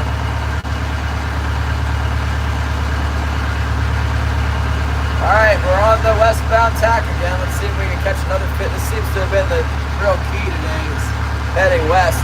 Every time we head west, we get one. Let's see if we can do it again. Yeah, the bait helmet. I mean, there was a lot of fish around. They were hitting everything. I was doing really good with the coyotes. I had a white one like this that was killing them. It was only like 3 days that we could fish, but I caught a lot of fish. Killian had a big day. I can't remember how many he caught. He caught like 47 or something. He was so excited about that. Really rubbing it in. I never told him how many I caught.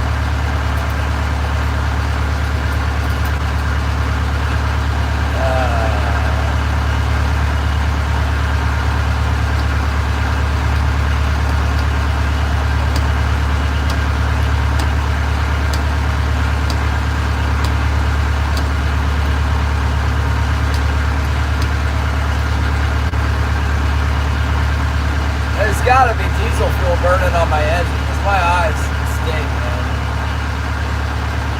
I don't see any smoke though, that's good. And there definitely should be diesel fuel on the engine. I spilled it all over the thing.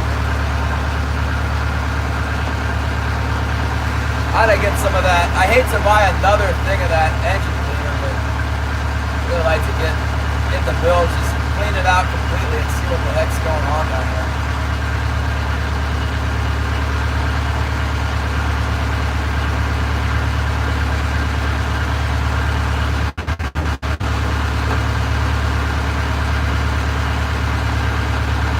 I cleaned that last fish there.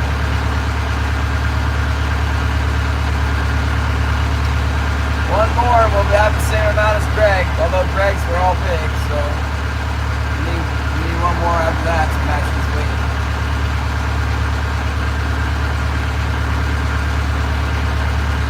Leo's still fishing shallow.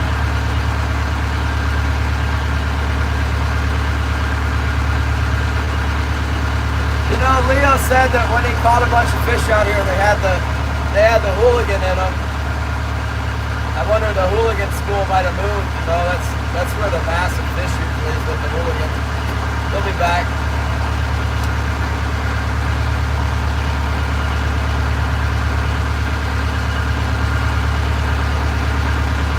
You know what? I don't think it's smoke, Gail. I think it's the camera lens. It's got cracked. It's cracked. The air is clear. It's the camera. I think the camera's okay, but it's got the screen protector, and It's got diesel fuel on it.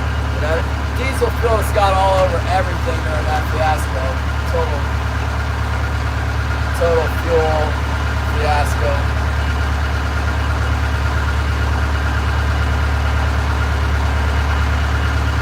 Let's see if we can get another one in here. It's really nice to be the only power troller.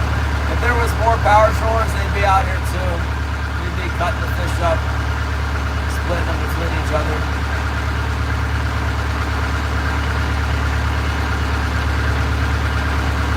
It stands to be like a really good spring. There remains no other boats out here. They're gonna, at some point, they're gonna show up. Marking a nice little ball of feed right here. This is what I want to see, like that.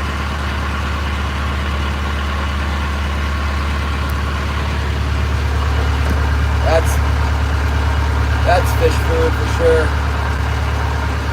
They might be on those. I might should put one of those bucktails on. Sometimes they go off on those this time of year. Yeah, I need a new. I'll put a plain glass screen protector on it and maybe knock the glass out of this one. I don't know. I got a new phone coming, but Holly ordered me a military grade, like bulletproof case for it. Some kind of like, the case looks like it's going to be so big I won't be able to put it in my pocket.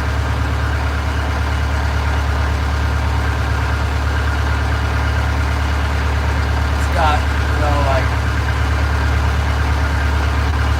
ceramic reactive armor plating. Hello, friends. What's up? Bonjour. Merci beaucoup. Is that a word? I don't know. Je ne sais pas.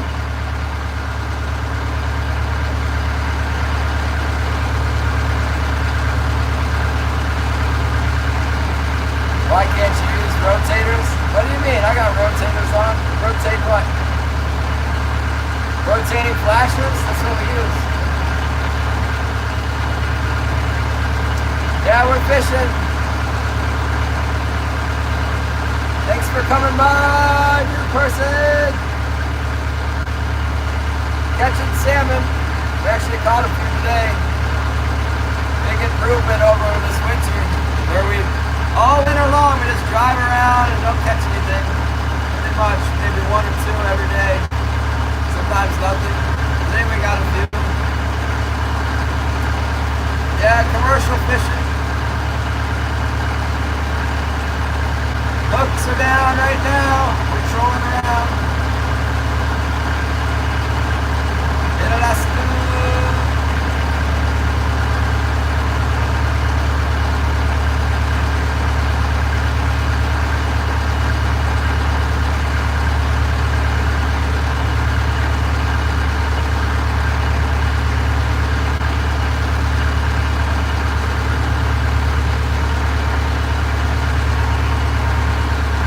You know, that last bite we got was kind of in a little bit different area. It was in a good, more like the area where they normally are. That could be good. Be a good thing.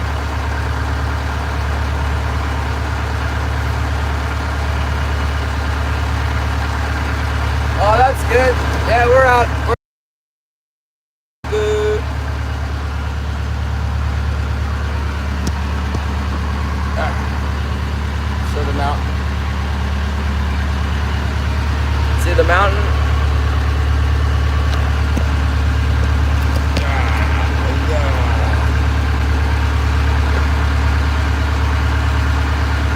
Trying to get another bite. Any day now, fish. Come on. Bite, bite, bite, bite, bite, bite, bite.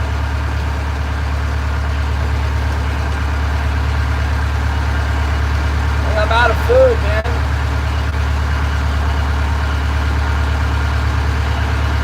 Yeah, it is. Usually not this nice here.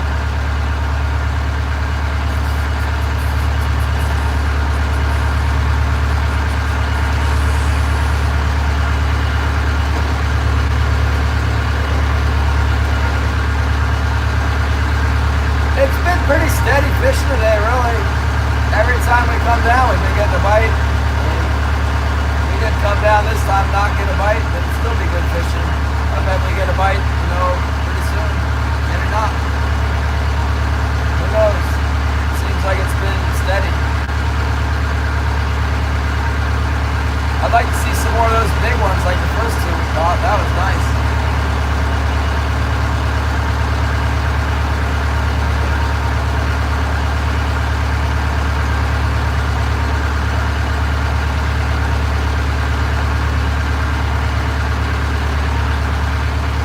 Yeah, I'm in the North Pacific, Alaska. Gulf of Alaska. Jenny Blazer, what's up? Welcome back to the GLACIER SHARK Show. My eyes are burning from all the fumes.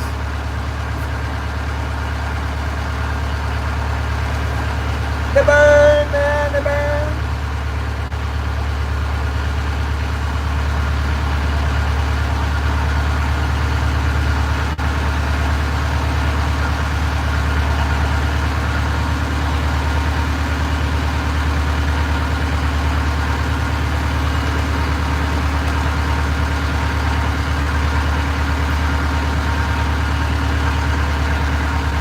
Thanks, Denny. Yeah, we're back.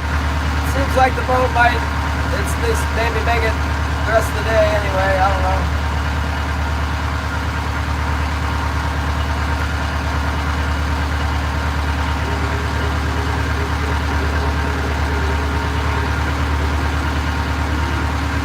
Holy hell is here. It's been okay today, Lee. It started off great. First pass we had two right away, nice big ones, and then yeah, a couple more small than that. I just caught one that was a little bit too small, like maybe a half hour ago. We're due for another bite. It's been pretty steady today, about 1 hour or something. They're biting a little bit deep, kind of off the side a little bit.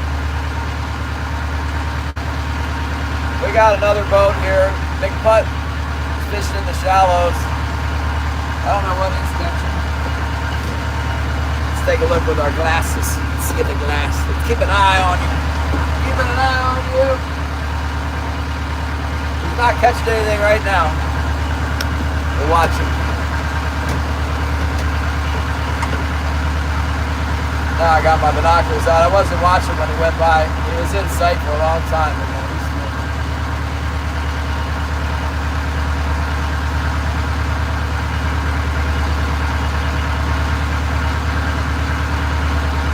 They keep biting the same line over and over again. I think we caught every single fish on the same on one line. We might have had a small one on another line, but I think everyone's been on the same line.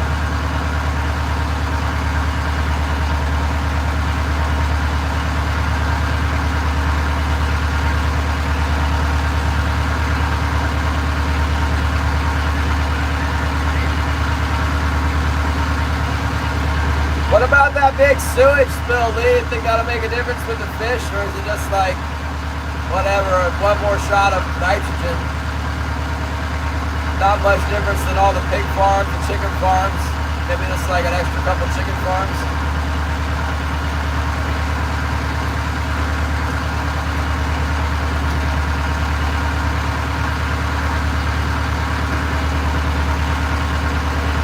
We'll try speeding up a little bit. They weren't biting. Going kind of slow there. Let's try going kind of fast. Chattanooga, Tennessee, what's up? Catching the chicken. Never caught a chicken doing this before. I need to get some chickens. That's a good idea, Zyra. Maybe I'll order some chickens. They start shipping chickens in March. Really, I can't get anything shipped until like, you know, more like April here when it's warm enough they won't freeze. Maybe Gail will send me some eggs.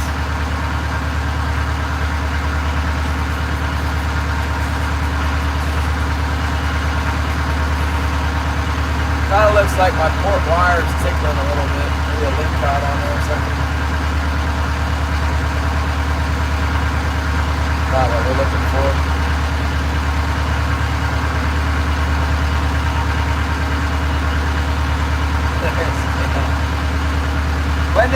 start laying in May, April, May, June.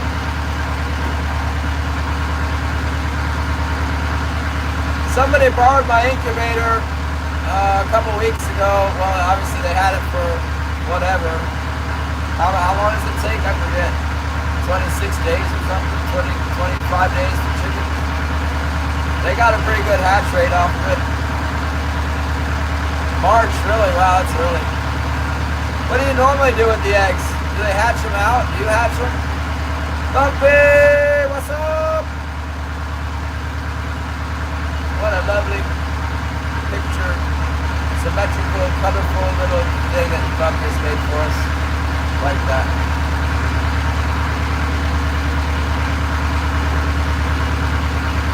Nice to have everybody back. Out here doing the thing. Didn't really feel like streaming while my boat was down. Happy it's running again.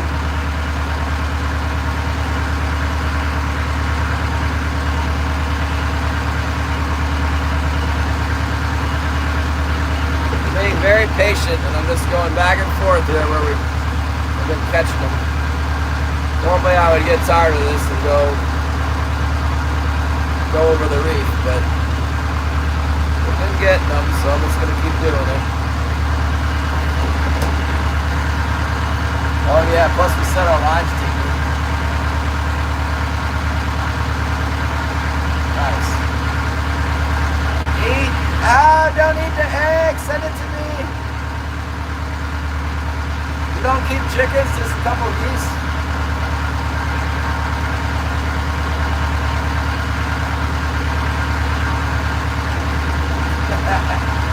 Hundreds of chickens. Good night, friends. Make sure you subscribe and come back later. I'll make you blue like everyone else. There you go. There. Oh, not Denny, this guy.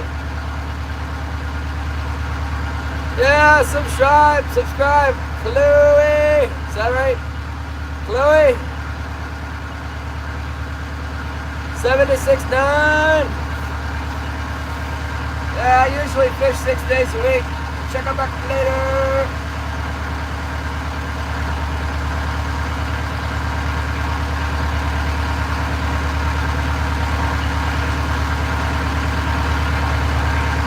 Right in here is usually a good spot to catch a fish. Come on, fish. We're here. We got the hooks down there. Come get in the hook.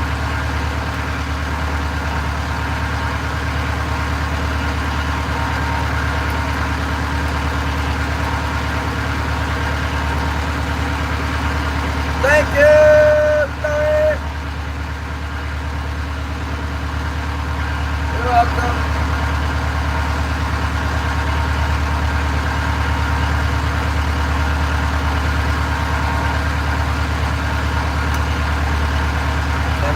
Come on. Alright, here we're marking the bait fish here. Or whatever it is. Last time we went through it, we caught a king. It was just a little bit small. What happens this time. Sparked a little cloud of something down there.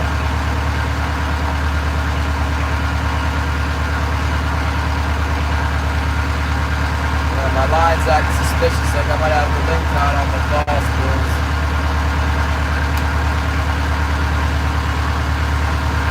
Usually Leo goes home around 3. It's 2 o'clock now, 2:09. He's positioning himself to get out of here.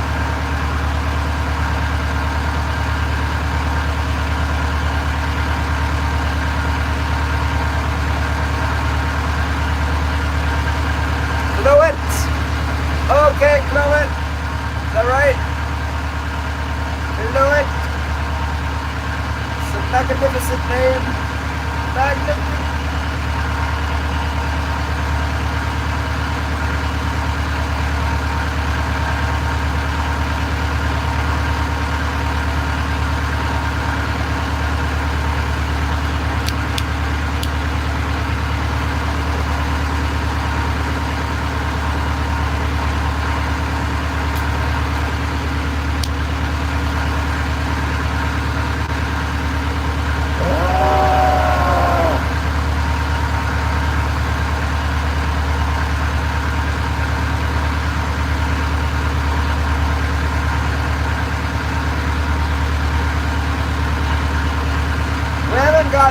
night bite. It's been an afternoon bite, like, you know, around now. Between 1 o'clock and about 3 o'clock is when we've been getting them. They haven't been biting very well at night. Usually they do. I don't know what the heck this year. Usually if you stick it out long enough, you get some at dark too.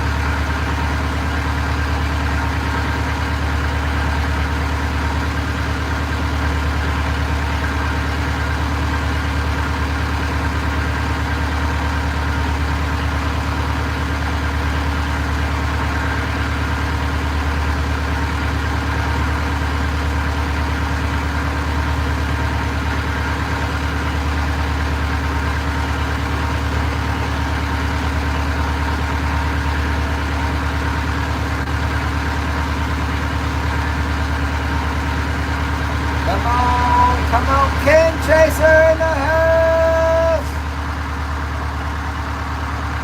We're chasing the kings. Haven't got any on your spoon yet today. Got a big old ling caught on it on the last pull.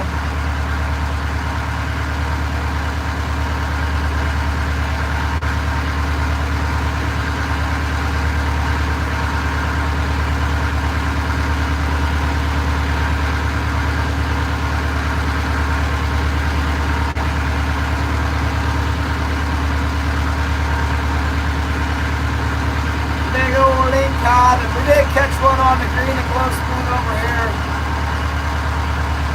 Nice one. I think part of the problem is the ling caught is snapping it up so quick. We're dragging the ling caught around on the bottom hook, and then we're getting a king salmon that comes around later on the hook above it.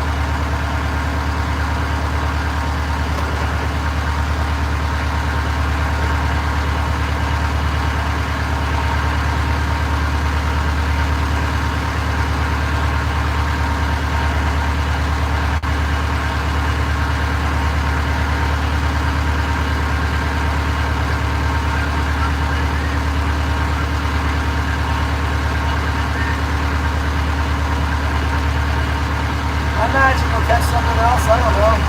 What the heck, fish?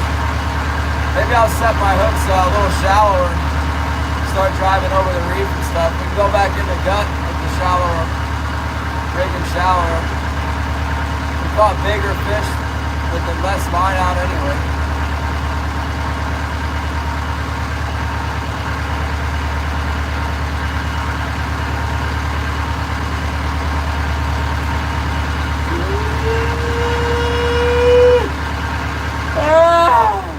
Look what I got in my pocket. I got these spoons here. I got the smaller, what you call it, green jeans. Oh, there he is on the float. Got him on the float. Oh my God. Oh. Got away.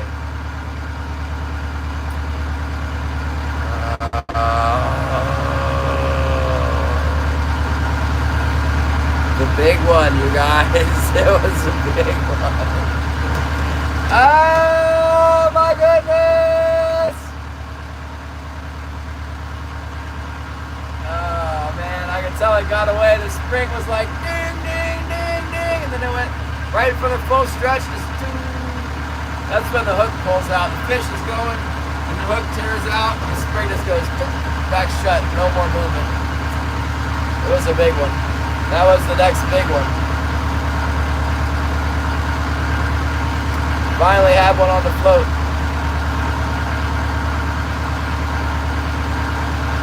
I finally got a bite on the float and that sucker pulled off.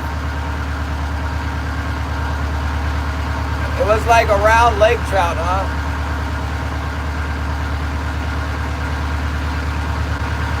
A fat, rounded lake trout. Well, that wasn't cool, you guys. The thing got away. How come it got away? How dare you get away? It didn't come after our heavies. It went after the float. And then somehow it escaped the hook. Well, it happens. At least we didn't bring it all the way in and then have it like boat side, you know. See the 15-pound fish and then it throw the hook back at us. I hate that. There does seem to be a few fish off the front of this thing. I'm not even going to mess with that float right now. I'm just going to finish this tack. The fish don't really like it when I turn my hydraulics on. Let's finish what we're doing. Maybe we'll pick another one up.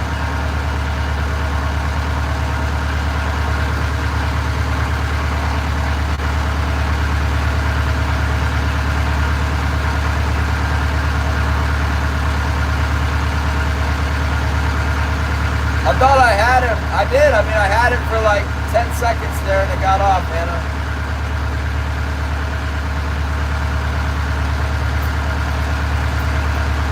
Right on time. 1 hour there. We had another big bite. That wasn't going to be a small one for sure. But it finally on the float bag too. But it pulled the hook. Pretty sure it pulled the hook. We'll check it anyway, but what we got. I don't think I had a bait on that one. I think that was all lures on that run. Let's pick up another one of these. Let's make another one of these.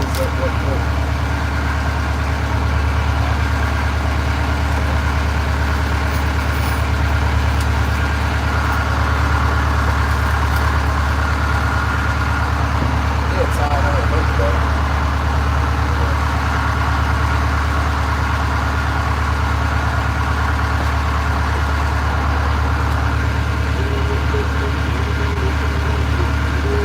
Understand where all my pliers went. Alright, I'm marking another little pile of what that stuff is. Maybe it's king salmon. Let's see if we get another bite.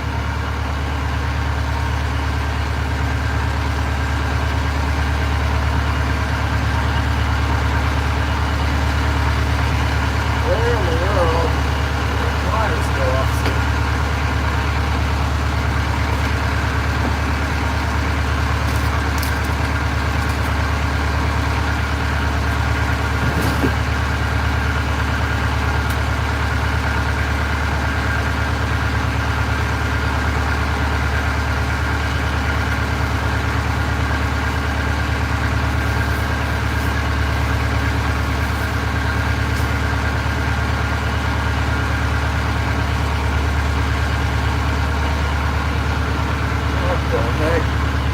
Got 2 pairs of pliers in here. I can't find either one of them.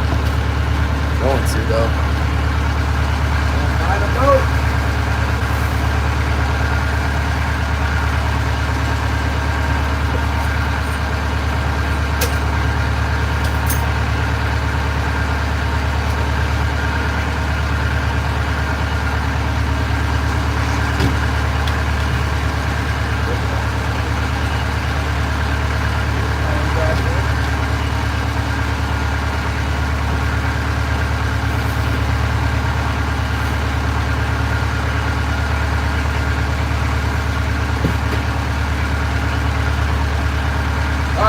We got another one on. Ooh, got another one. Let's go. This one's on the traditional heavy. On my heavy. Did this one pull off too? Goodness. Greg was saying he was losing a bunch of fish too, you guys. It's not just me. I think I should still have this one. I didn't see this one pull off. I know I saw the pattern of the fish that escapes on the other one. Not fighting anymore though. What the heck's going on around here? Oh, what the heck, man? They ling cod? Maybe they're ling cod. I don't know. Let's reel them in and find out what we got here. Could be the same fish turn around and hit my heavy here, and it's the same thing. sneaky ones coming in at an angle.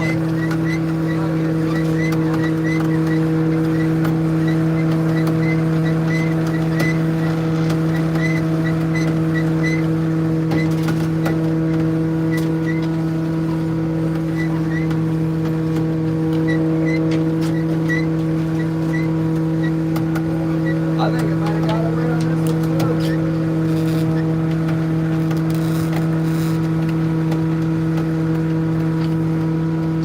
Sure did. Missed it twice.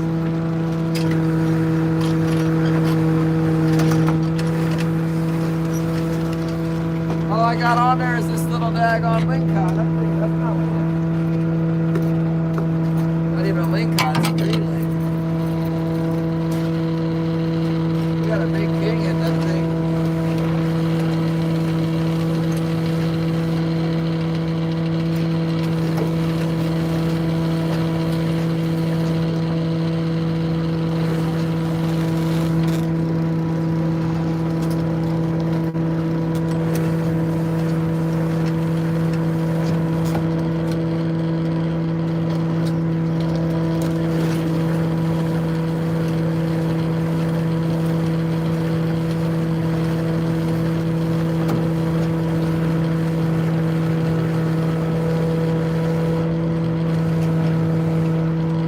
It's okay, I see how it is.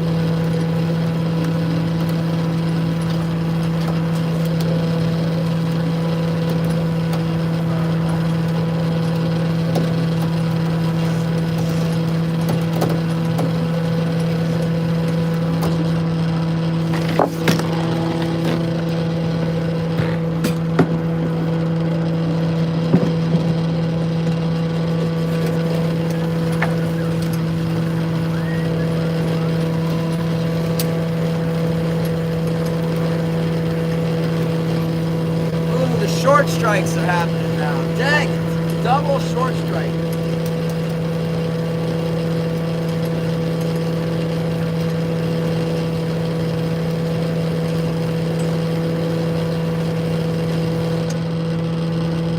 How dare you? How dare you not get caught? I'm gonna turn the boat.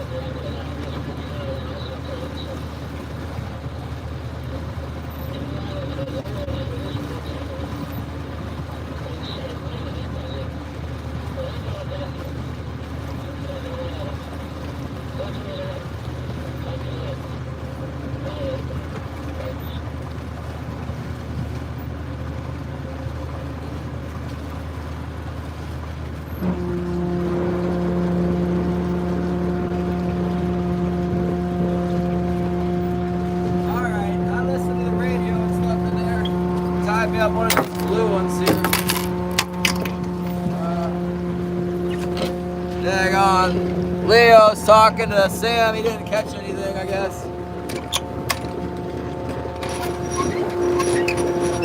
Sound like Sam didn't have enough to make him happy. You know what? Sam might just be coming out right now.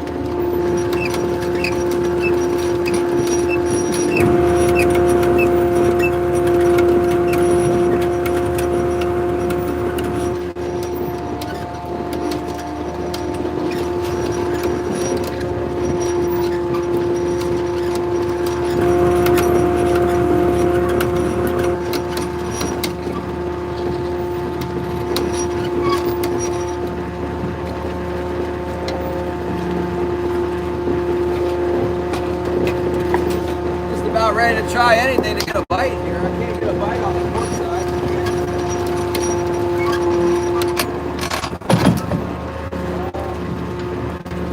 Try and put the flat on the cannonball. What the heck? Yeah, with this ugly one that hasn't caught anything for us. Maybe it'll catch for us now. This could be the time.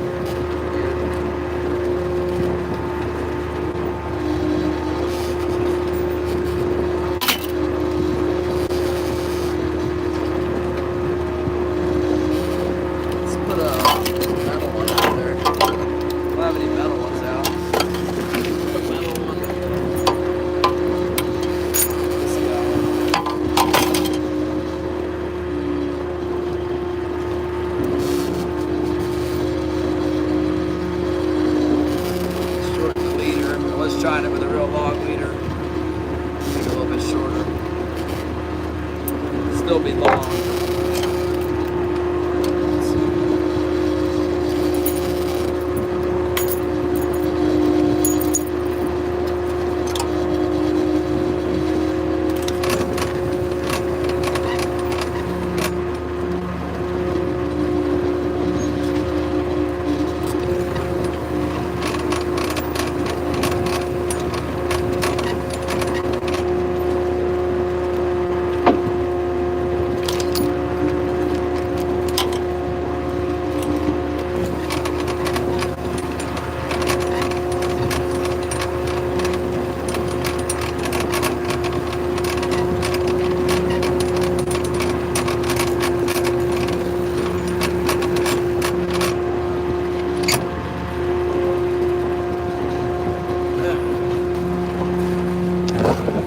I don't know what happened to my pliers. This is crazy. Well, it's not hard to imagine. There's some pliers, but irritating. Alright, there's that same kind of mark where we got the last bite off of. It kind of looks like something's coming up off of it too, a little bit. Let's see if they bite. Looks like a stealth streaker coming out of the pack there. Maybe.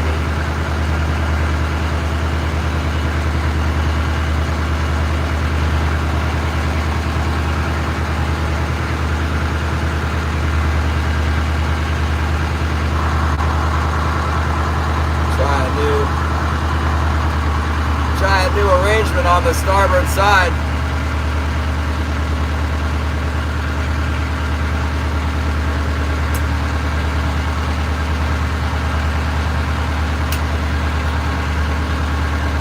I got these brand new metal flashers that Patrick sent me, and I'm out here with this daggone antique, really old Abenau with the hammered finish.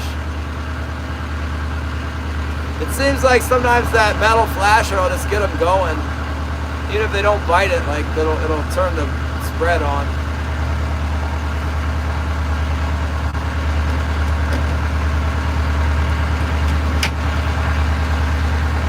I guess definitely some fish around. That's the good part. It's a matter of will they bite for us or not. Man, I damaged my swivel. Look at that. Do I fish that? I don't know.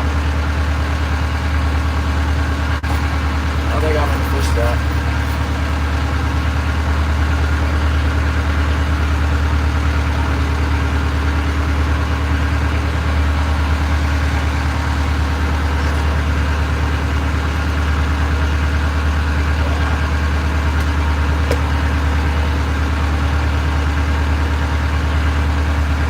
I tied up a blue flasher. I'm not sure it makes any difference, man. Like, they might be able to see the red a little bit, but it's hard to believe they can actually see the blue plastic.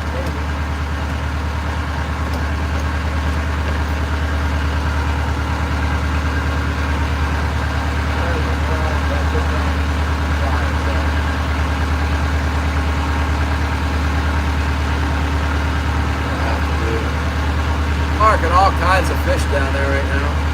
See another one. Oh, it's hitting the port. Just got a bite on the port side, I think. Oh, and on the starboard side. Something's happening with the little fish. Oh, there he is. There he is. Come on. Be on there. Don't mess around again like that. What is going on? Started to get a bite and then it stopped. That's like a lake cod does that. What in the world? I think I just picked up some lake cod. The bottom is like coming to life here. Look at the bottom machine.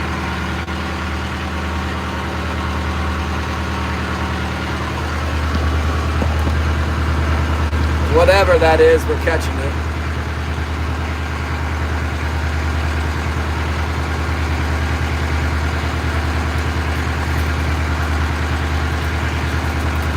We ought to try this green hoochie that I usually use. I don't have any of those out. I might like that.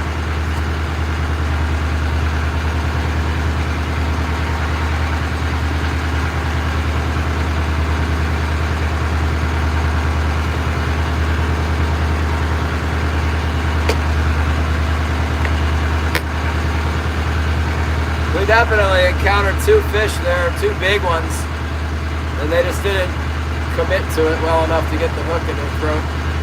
Didn't get them hooked well enough.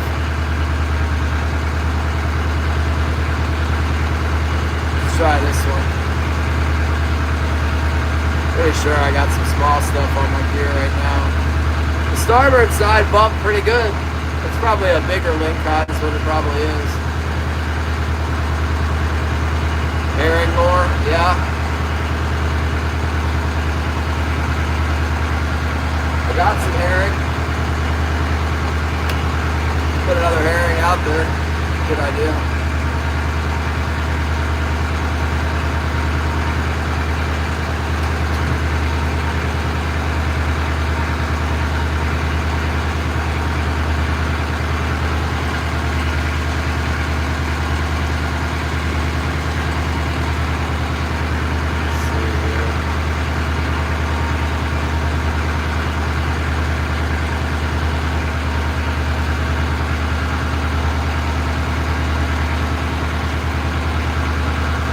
Yeah, this one's a classic right here.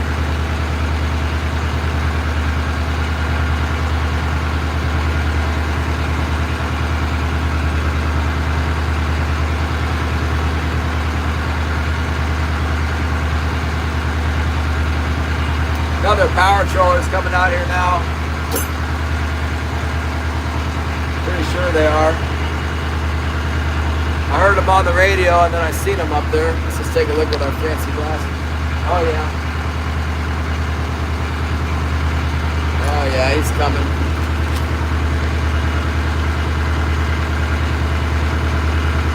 That's Sam Demert in the Ocean Rambler, that big wood one.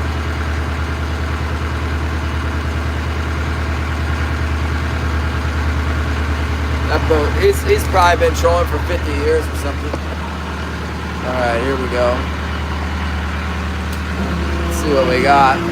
Clean the lingcod off and maybe get this green lure in play here.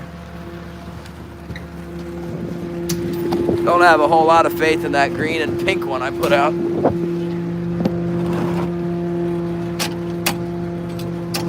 This one hit like a king salmon, but then it... I reckon it's gonna be a link cod.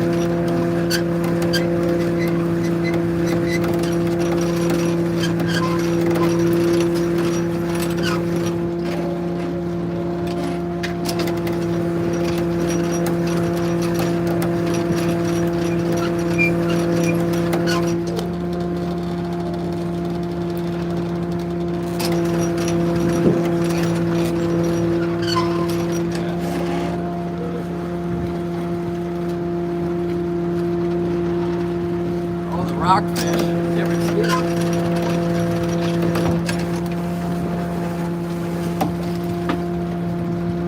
Big old rockfish, yeah.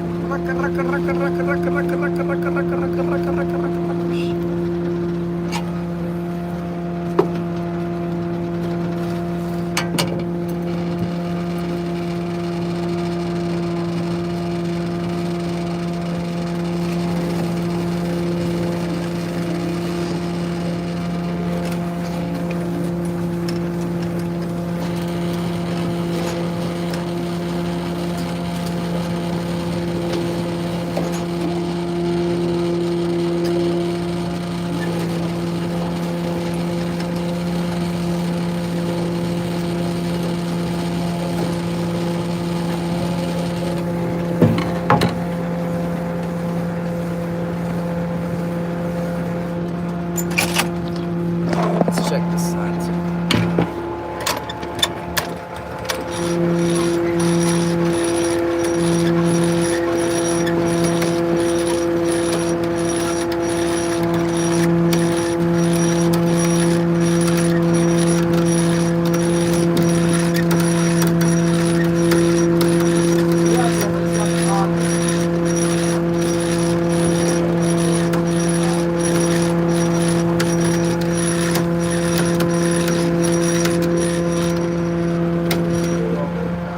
Double link cod. Might even be triple link cod. Nasty fish.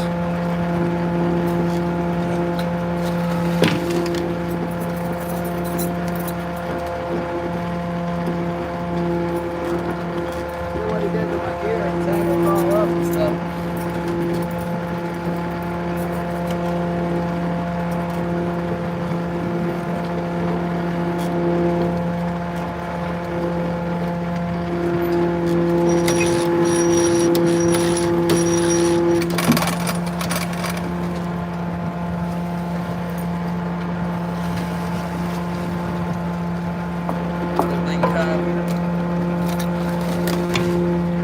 Well, the lake cod likes it.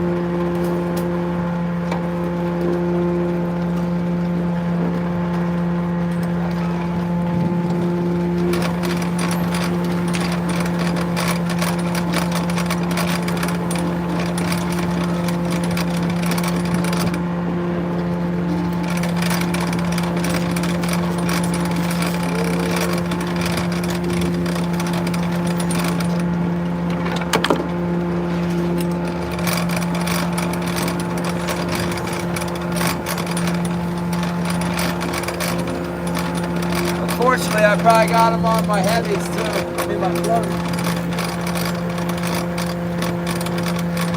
Did we already bring that one float in that had a bite? I don't remember. I don't think we did. Oh, yeah, we did.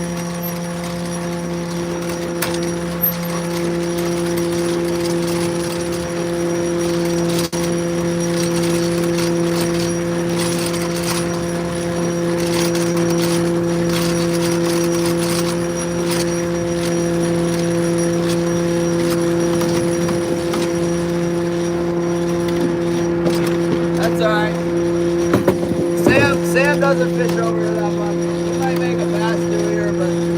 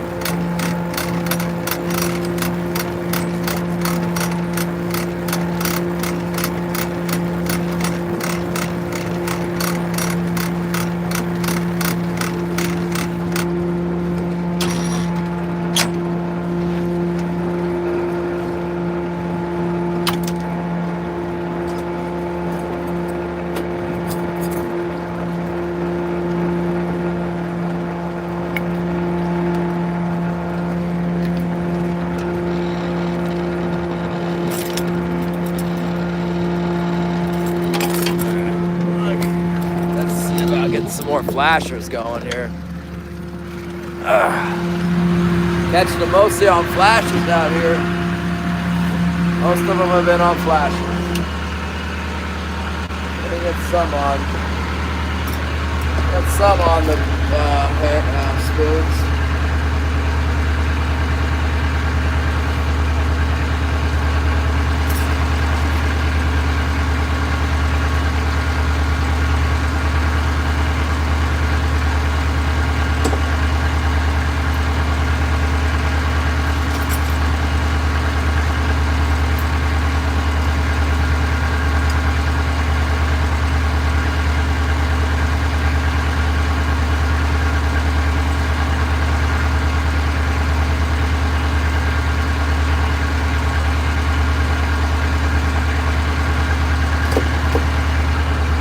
A couple monster bites there that didn't connect. And then we got hammered by the lingcod. I know it wasn't lingcod, they never miss. Stupid lingcod swallowed them.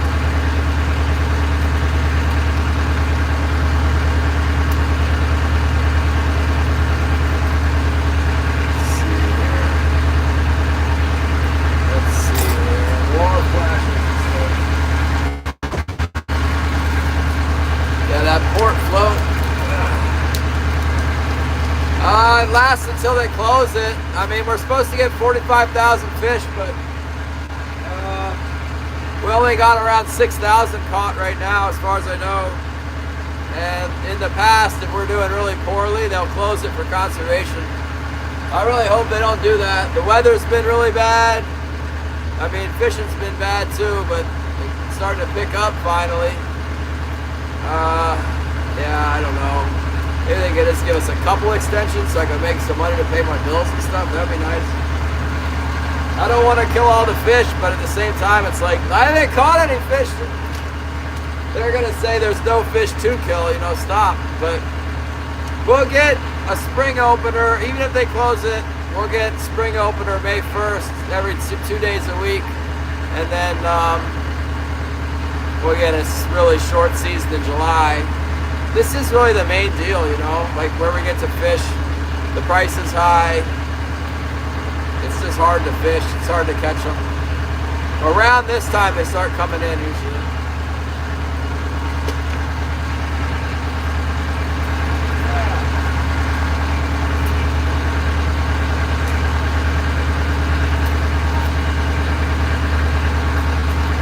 There you go, Shannon. Whatever you do, yeah, if I had the plug out, they probably wouldn't have missed the hook, you know. I'd have got both those big ones.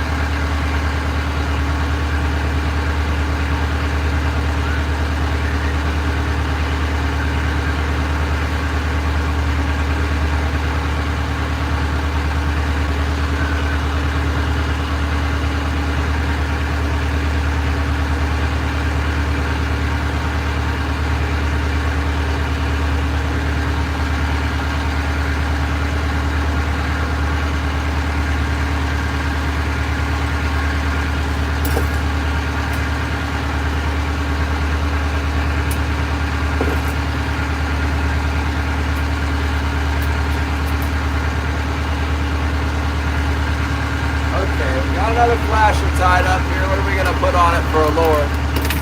Maybe some more of those white ones. Where'd they go?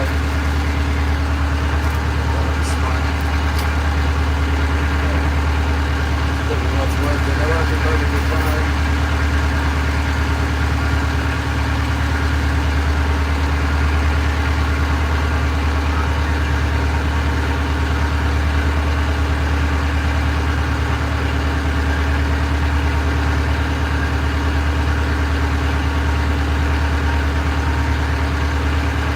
grab this one. This.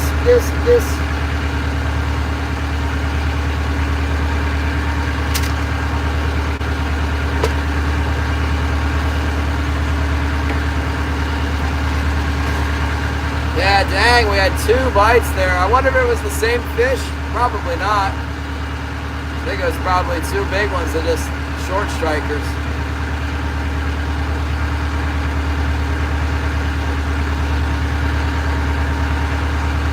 Harry's favorite one. This one's a little different.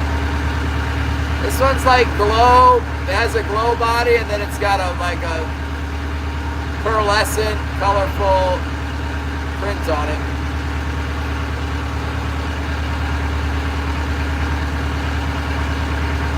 We got one of the short ones on the White Assassin.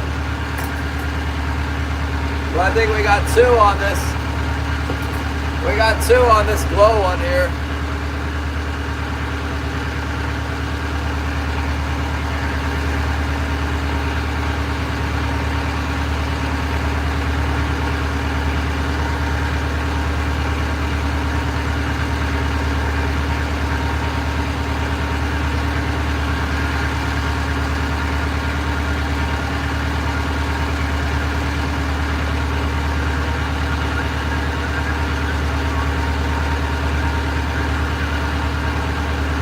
Plug you guys in. Been busy out here.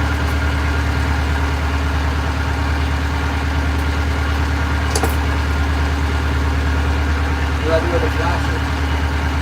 What do I do with that flasher I just made up? Oh my goodness, I lost it. Throw it back there.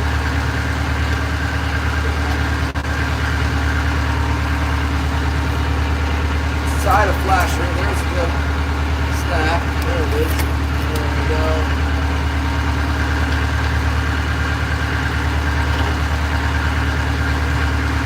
Red hot spot or else Shannon will get mad.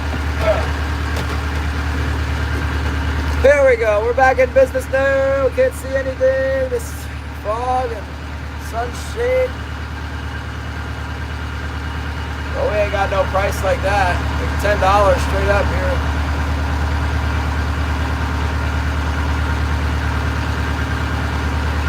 Price is not stupid high. Price is starting to get better. Remember that the money's only worth 40% of what it was like 5 years ago.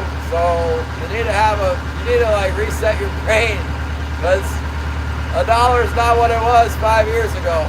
It's not even close. Not here, it's not. Jag on. $9 for a half a gallon of milk, $6.30 for a gallon of gasoline, $10 for a loaf of bread, $3.50 for an orange. I mean, bro, $12 is alright, but it ain't what it used to be. We're only getting 10 here.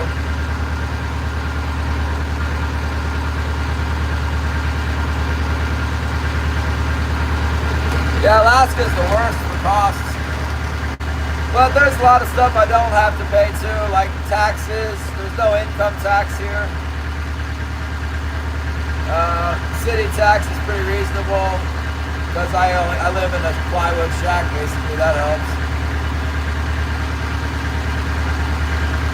The boat tax isn't bad. No, it's like, I don't know, $50 or something to license my boat with the state. Well, there's actually 2 state agencies that hit me for the boat. They gave me for a little bit of taxes on the boat. It's not bad.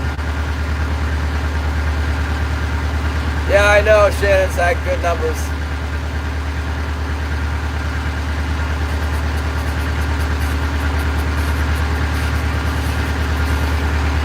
Oh my goodness.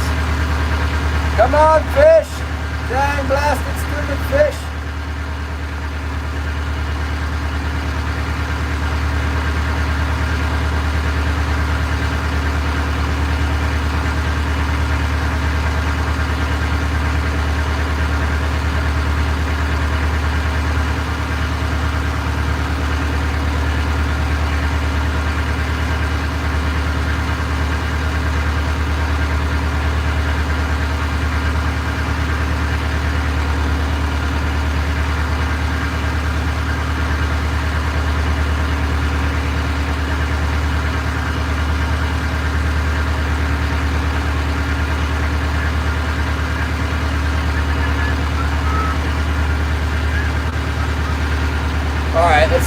swing back around for another pass on that sucker.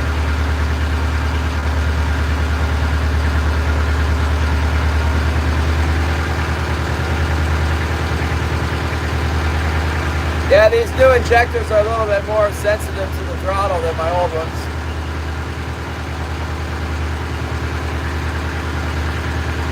Come back around. Maybe they won't miss this time. We can get a couple more.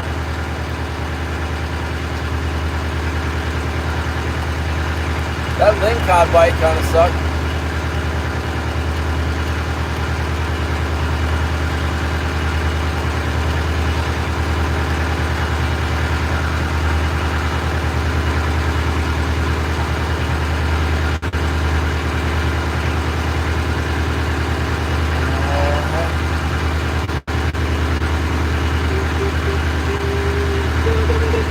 Yeah, wow.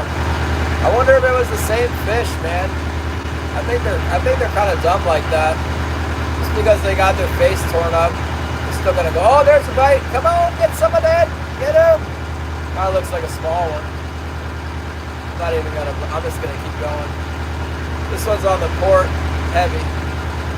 Probably a Lincoln, the way it's acting. A small kid.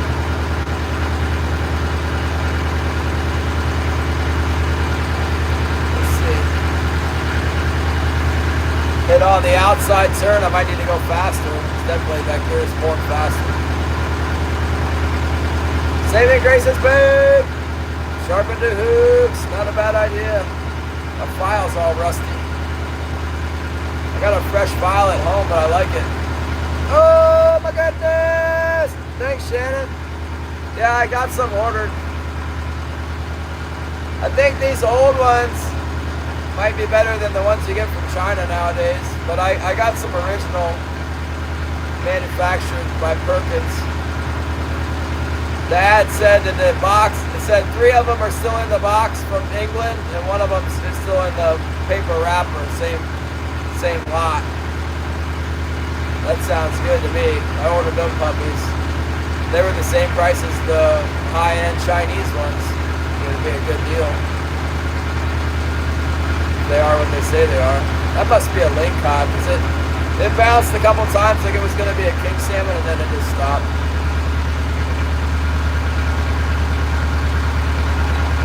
It's just wiggling a little bit like a lake cod shaking its head. Let's go see what we got.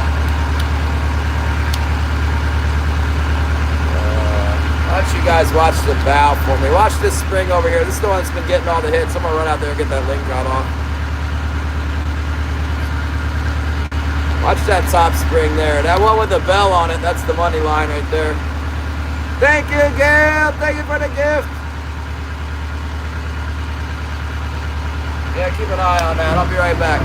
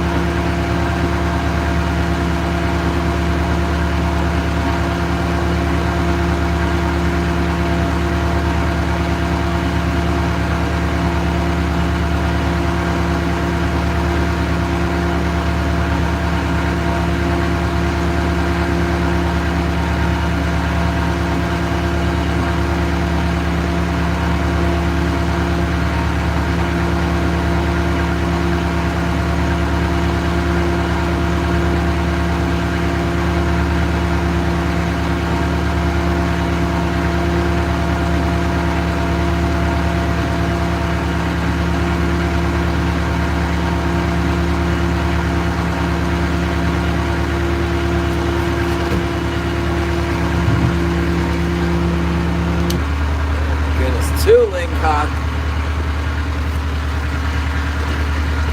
One after another, just jumping all over that thing, huh? Big ones too. Smurfy! Smurfy has arrived!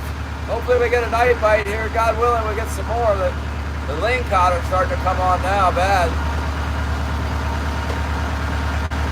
That's the reason why we like to fish shallow here, because there's so many lingcod. If you run shallow, the king salmon will come up to the hooks, but if you run deep, it's like lingcod every time. Oh my goodness, it's so bad. We're moving in. It's like spawning season for them or something. It is, I know it is. Not really debating that.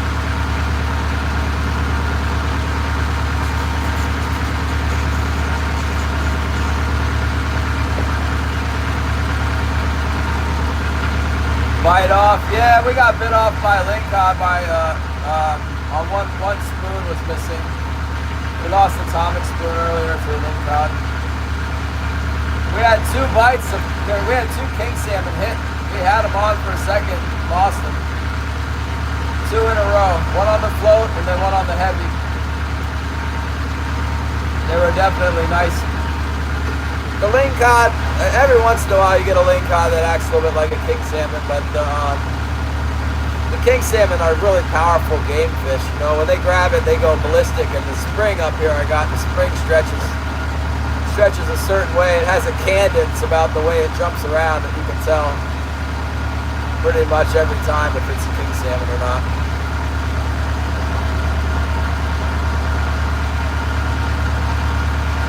You know what's funny is the really big halibut, they just barely do anything. A lot of times you don't see when they hit, you just all of a sudden your spring will start vibrating and your line will be going back and you get a big old halibut on there. They don't fight that much. They swim along with the gear, they come up and start swimming with it. If you got a big one and you don't check your line, it breaks the line off with the halibut.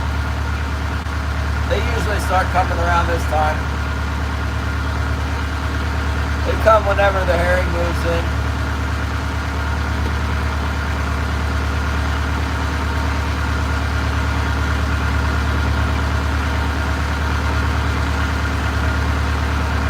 I don't ever catch rays while I'm trolling here.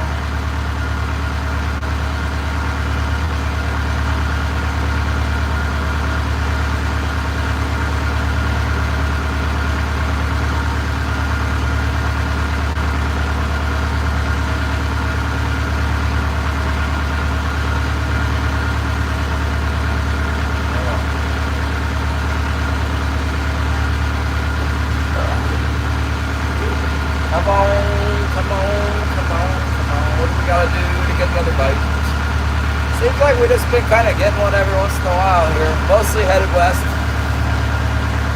Mostly in this area where we're approaching right now. The last pass though was filthy with bobfish.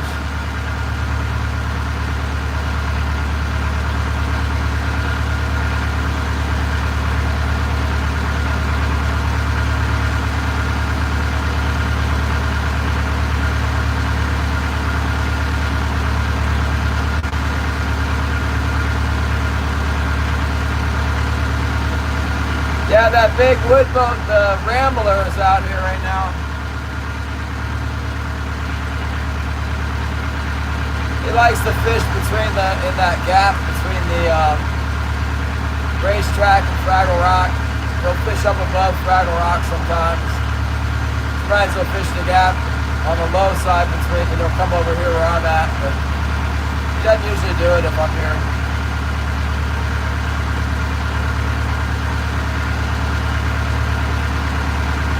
We're on now, King Chaser. The boat seems to be okay.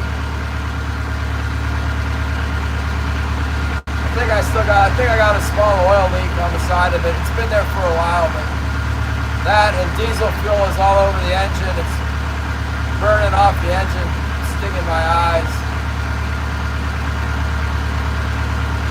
Otherwise, she seems to be running pretty well.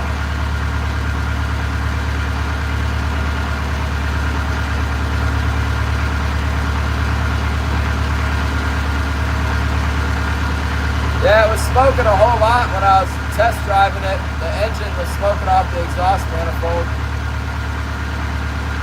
I don't know what the problem is. Might have an exhaust leak. I don't know, the thing might even be cracked. I got another exhaust manifold. You know, when I got that water, the engine was shaking around a whole lot. It was hard on it. I think it might have, who knows what goes on the engine. She's starting kind of slowly. It's always started up pretty quick for me before. I've been looking at rebuild kits. You can get a rebuild kit for it for like between $400 and $1,000. You can get a rebuild kit. There's a lot of fish moving in here right now on the sonar. I think they're mostly lingcod, but that's what happens when the fish start coming in. It'll be like school after school of lingcod, and then all of a sudden you run into a school of king salmon, and that's what we're looking for. I got a lot of hooks out there. We run over a good school of them, we'll get them.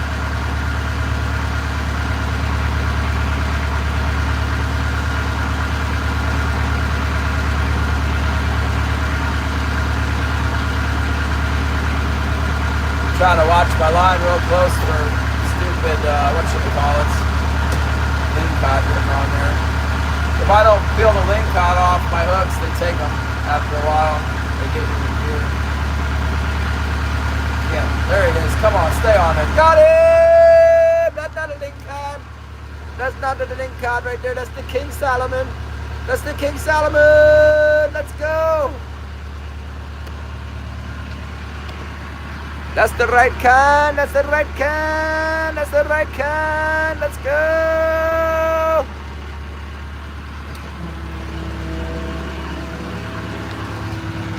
Looks like I got some combination going on that port wire that the fish are attracted to here. I wonder if they bit that ugly green and pink thing that they told me to fish in Sitka. Actually, they told me about it in Craig on the dock.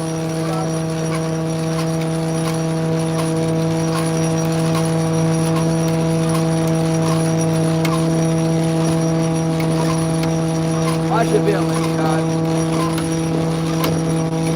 I can tell every time when it's a king salmon.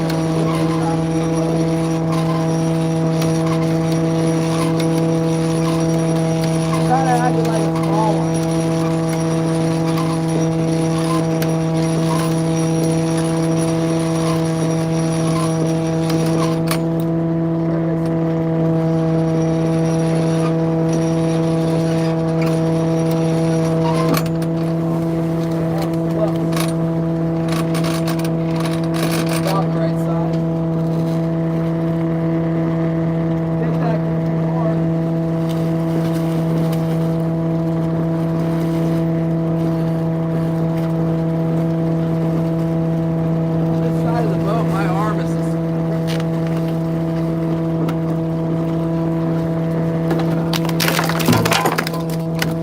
Got him! Save the short, not retouch. Save the clip it, clip. I got it.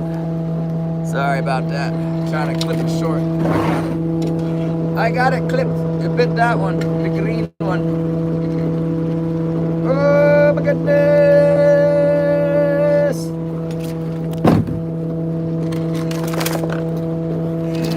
Yeah!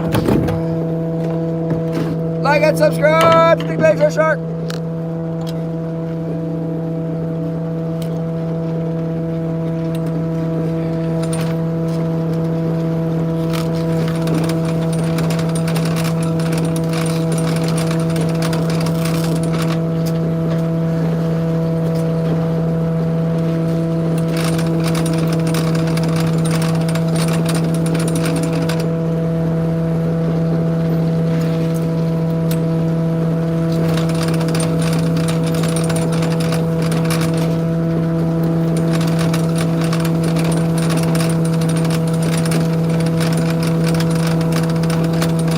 That was on the blue flasher.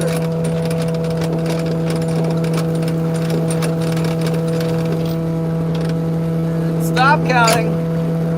That's a niff. That's a niff.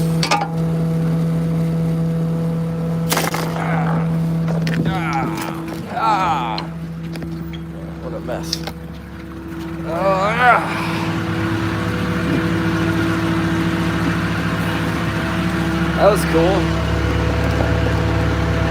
Glad they bit that lure.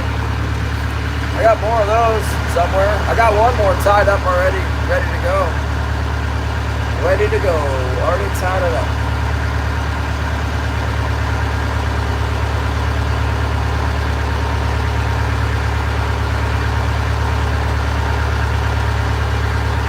Yeah, it's Patrick said it. It's this one with the crystal belly, the green back, with the pink inside.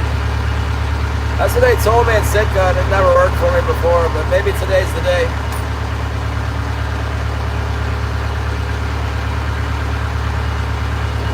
First, I gotta make sure I don't run into that other boat now. It's pretty far away. Oh, yeah, with the floating heart. Oh. Thank you, Gail. All right. Now they're turning on the port heavy. See if we get another one.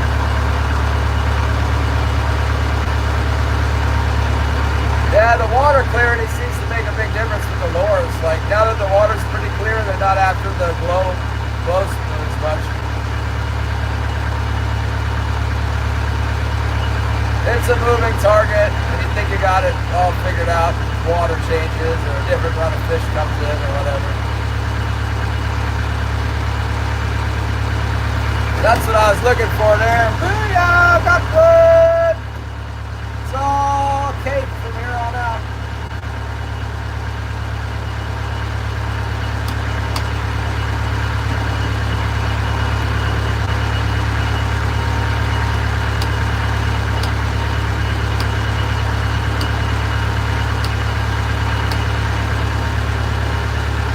Yeah, we got a longer day for sure. They haven't been biting at night, but I mean, normally they do. Sometimes there's kind of like a lull between 3 and dark, you know. But then right before dark, they start going crazy. You might not get any for a couple hours, but then right at dark, you might get like 4 or 5 at once. What's up, Cindy? In the house. I gotta get some ducks. I need to get some duck figurines like Cindy. Cindy's got a black duck with boobies. I seen it yesterday. I was watching. I seen that. I seen that. Black booby duck.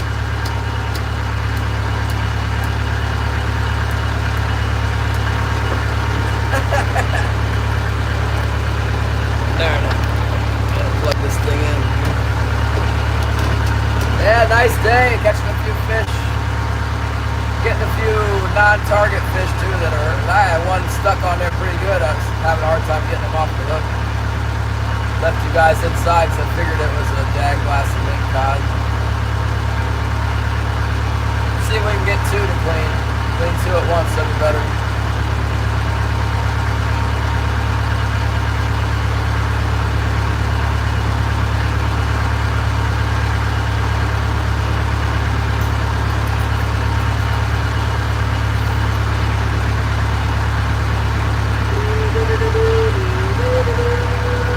Next round of heavy rain started, probably lose. Oh, what was that? Oh, get up! Stay on there! Don't be messing around like that! Oh! Did it again! Come on, no! Almost had one. Thank you, Terry! Come on! Where the lingcod were really bad. It might have been a lingcod. I don't know. It just kind of, the spring kind of like started to go, and then there might be a lingcod on there.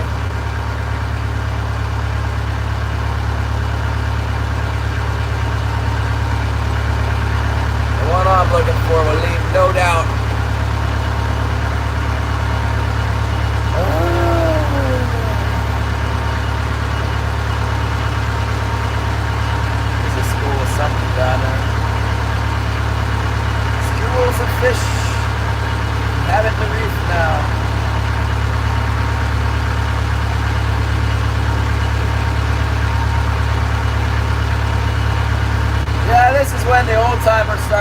now because they know they kind of catch some fish.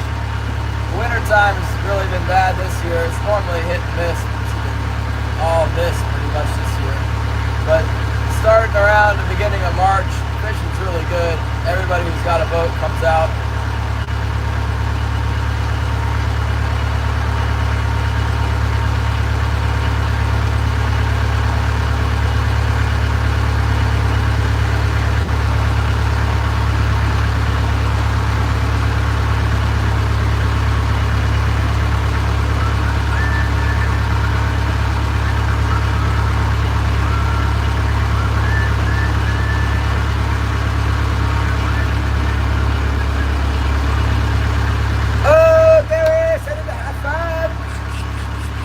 The dang kicked me off. How dare you kick me off?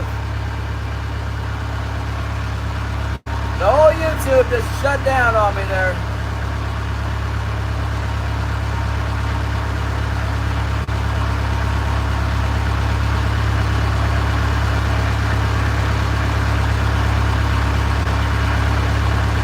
I must have a link caught on, so all my wires are like vibrating here. Something's going on down there. I've been kind of catching all the fish in one area, but I want to travel the whole span of where we normally catch them, because they're bound to show up in a different spot. Before you know it, they'll hit in a different spot. Yeah, it kicks me off, but it let me come back. Sometimes if you go right back to YouTube, it'll go live and ask if you want to resume. Yes, I want to resume. Resume the stream.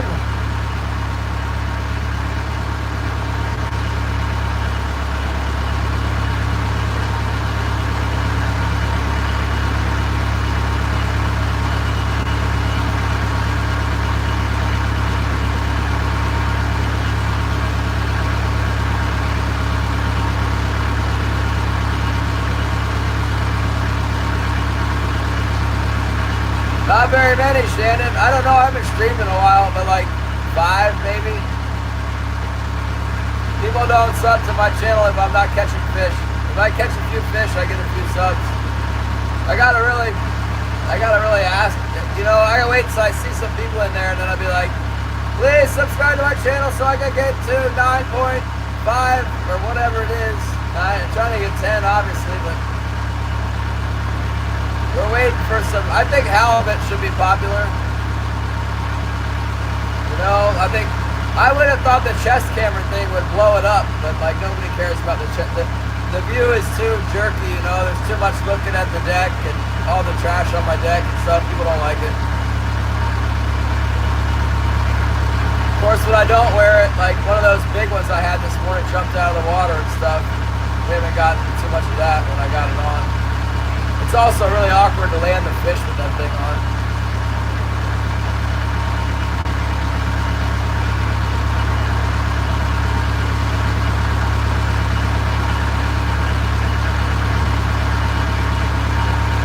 Yeah, anytime you get a bunch of people in, like when the fishing picks up, it seems to be more people come in. When I hung that fish up by its head, that was like the climax of the summer. But I have it hung by the tail and the pink salmon swinging around, man, that really got the viewers coming in. People wanted to look at that big time. Never seen anything like that.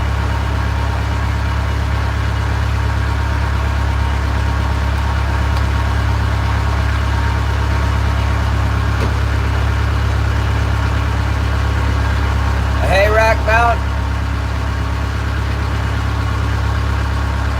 Yeah, I could do that. I need to bring some more zip ties from the house. I could zip tie that chest mount to the hay rack. Uh-oh. The damn school of rockfish. Get me out of here. Maybe if I go fast, I won't catch them. Alright, catch them anyway.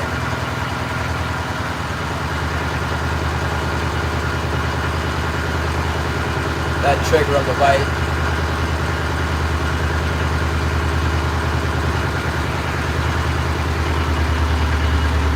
Hope I don't catch those stupid things.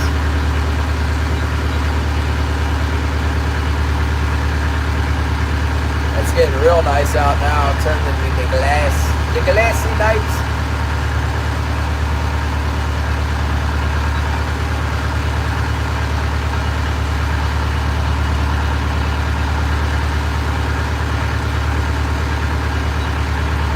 Yeah, there's no doubt.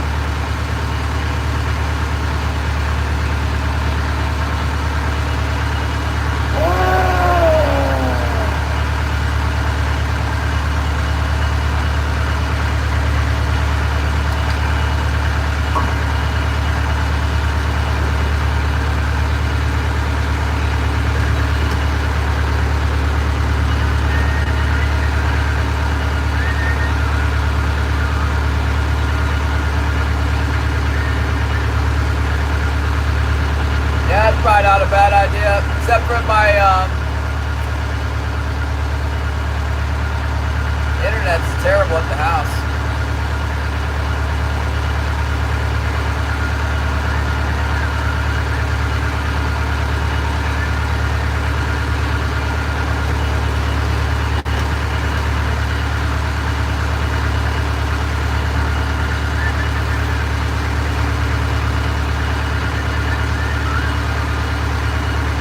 Get the boat turned in the right direction, we'll go out and clean that fish.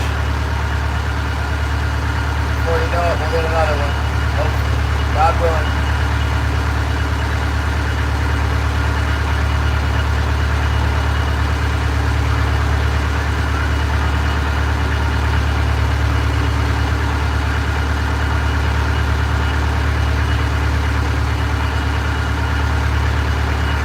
Salmon massage videos.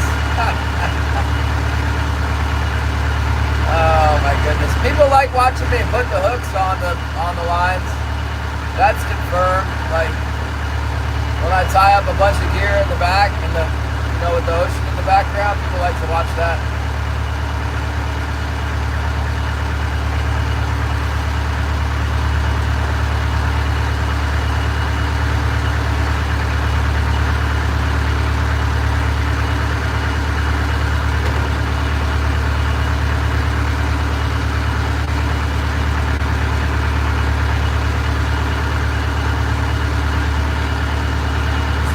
Mark on the sonar right here, it could be king salmon. It's really faint though.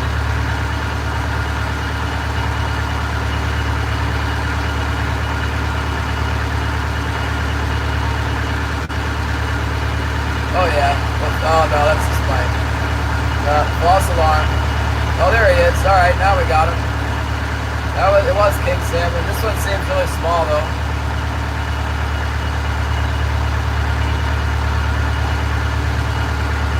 Going after that port flasher, I guess. It's probably on the flasher again, I don't know. Maybe since it's a little tiny one, it'll be on the spoon. Let's see what we got. We'll go inspect. We'll put another one of those green hoochies on him. It's on that green hoochie. Where'd I put that thing? Another one of these. That's what I bid on. Put them one right on top of the other.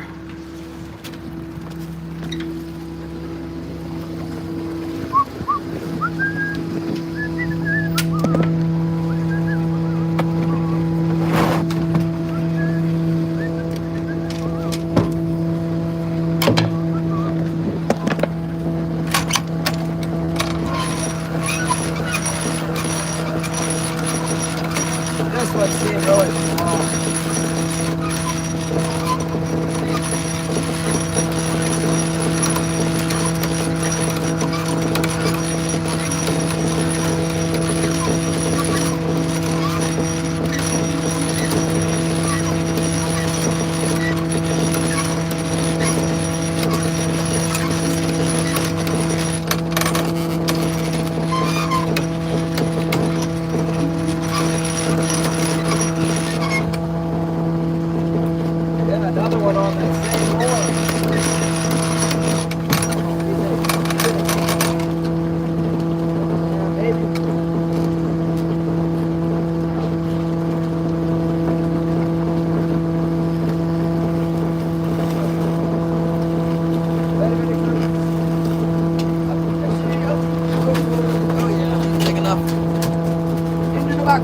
Oh, got him!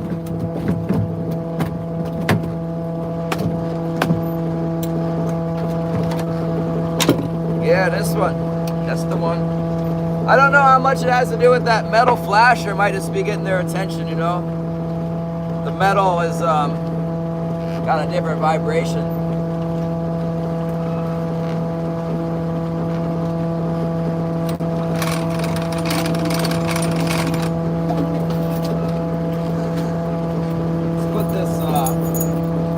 Let's put one of them green ones on the metal flasher too. See if we can double up. See if we can double up. Double trouble.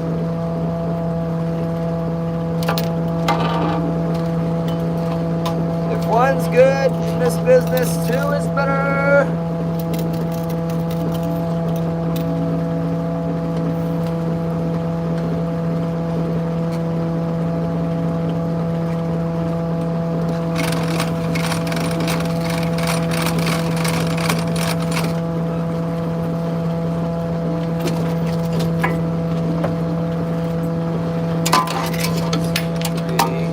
Fight that today. We'll fight this. Should put another one of them green ones, but I don't have one ready. This one's ready.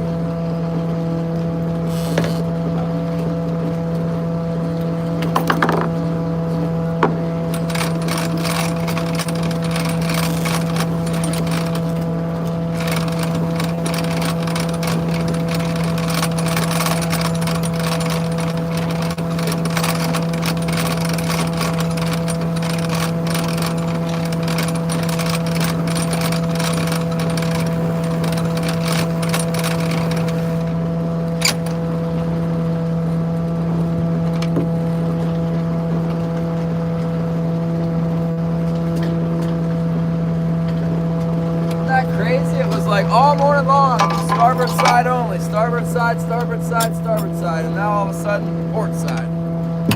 Every fish, all the time, only on the port.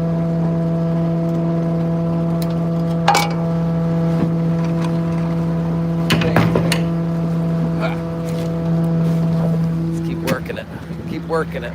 Man, I got a mess of lines here. There you go, rigging lines, the ropes and stuff. Top secret, David. We're not counting. No counts.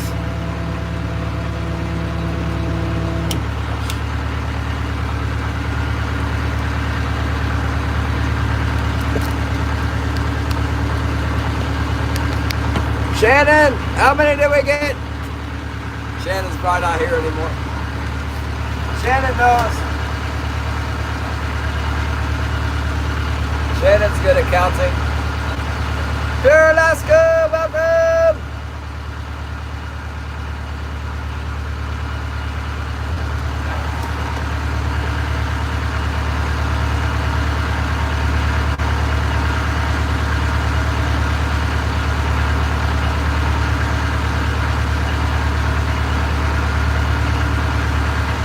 Maybe we can get 3 in the cleaning trough. They are after that green and pink one, aren't they? I should probably tie up some more of those.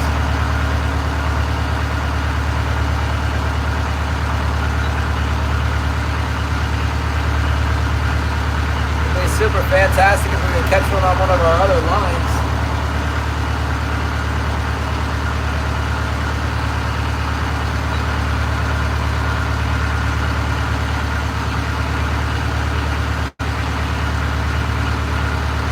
Not too bad.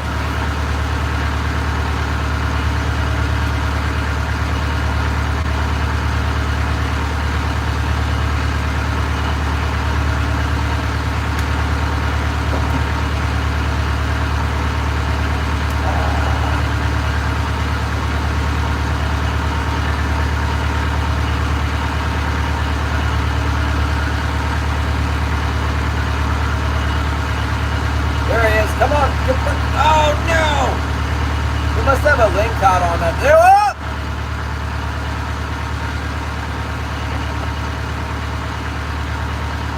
I must have a link caught on the starboard side. Oh! down there going, really had it on the hook to me this instant. Stupid lingcods. Oh, there's cake salmon on the port side. Let's go, let's go. Maybe it's lingcod. I don't know. I don't even know anymore. What do we got? Probably got a lingcod on everything now. It's a cod attack.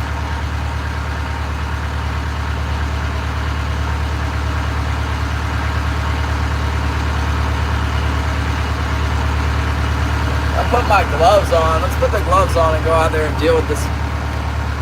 And then we'll turn right around and clean fish while we're out there. All right, my gloves.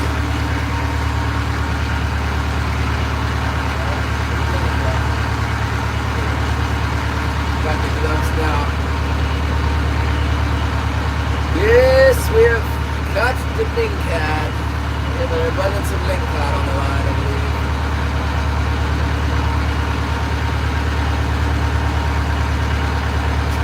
It might cause us to catch something on the floats. If we fill up all our hooks on the heavies, then they have to bite the floats.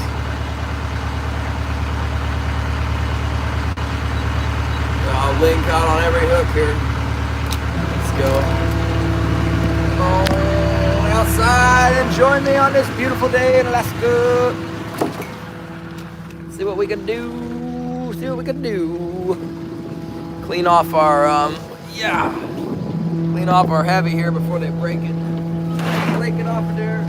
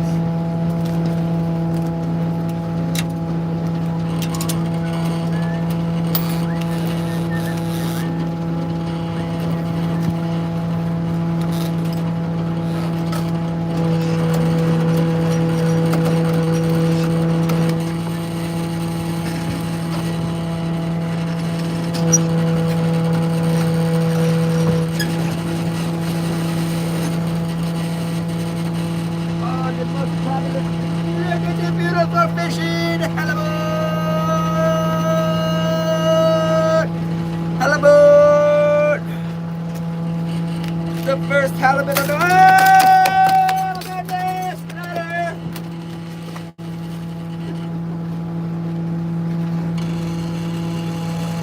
Get out from the mic. What is that?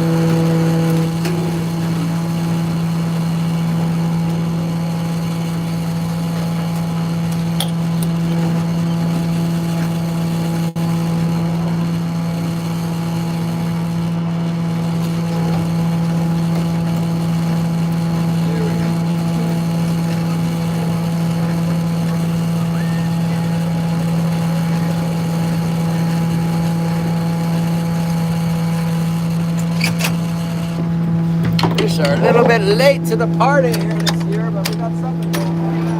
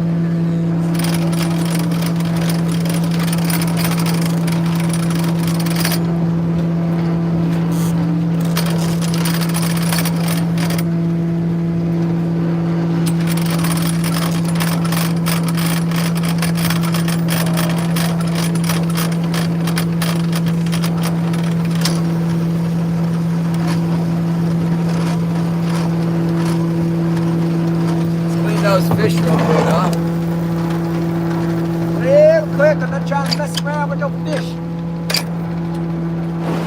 Suckers cleaned up real quick. Yeah.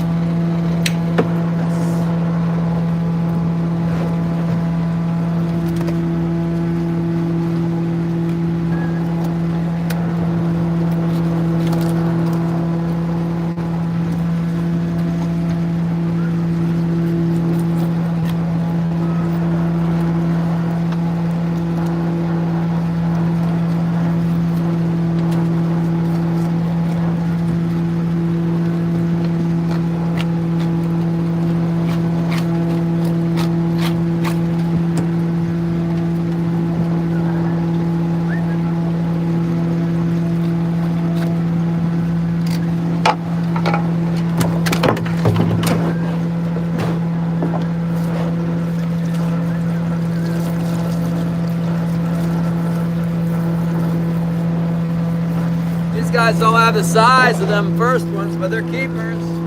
8-pounders. A couple 8-pounders. 160 bucks. Thank God there's some fish moving in now.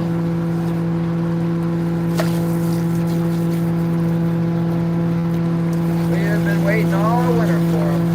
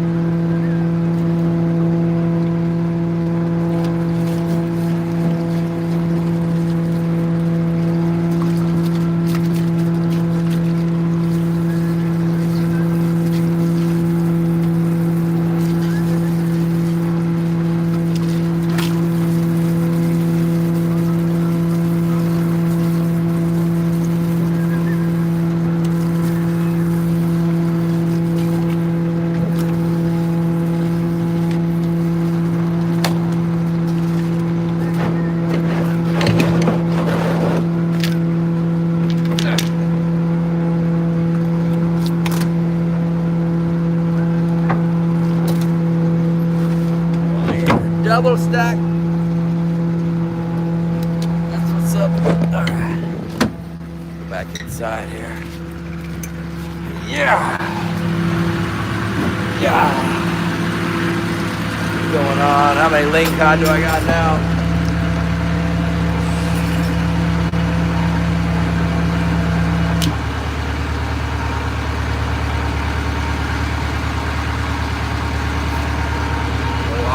Shaking like crazy over there. There's gotta be something going on. Who knows how many link cod?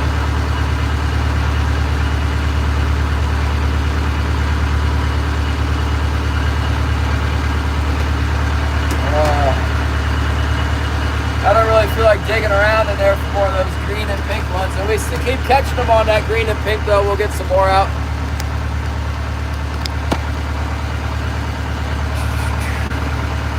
Cowgirl, Wyoming, I got plenty of sharks, yeah, thousands. I got these sharks that are like 3 foot here, they're a menace, I hate them.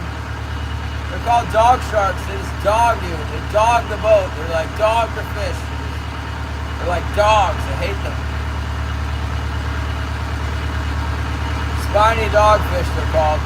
We get smooth dogs too, I think. I don't know, it's all a nightmare. I hate them. We get some bigger sharks too. And I fished for sharks on the East Coast as well.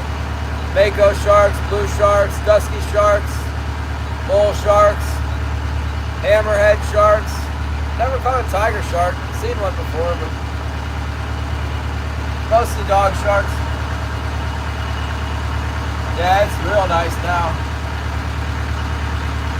That little bit of a breeze is going away.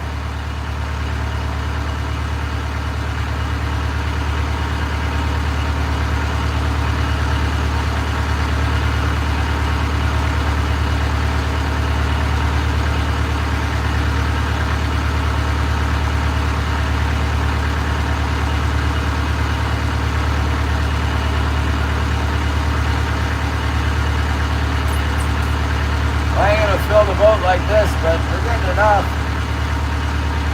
I'd like to see a couple more big ones. Those 2 hits that we missed, they hit like bigger ones. But I'll take them. They're over 28. Come on with it. Get up on my hook.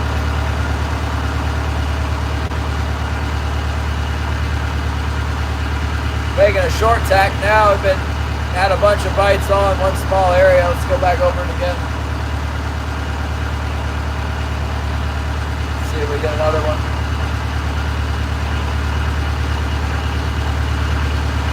Trying to decide what's going on with my port. I just put that port one down. It's acting real fishy.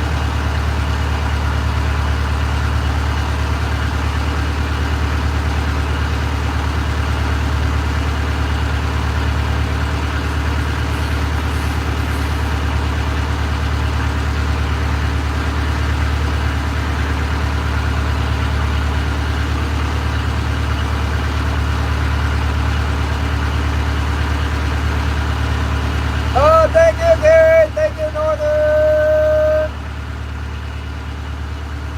Shannon, how many did we catch? Someone was asking. Dave Logan wants to know how many we got.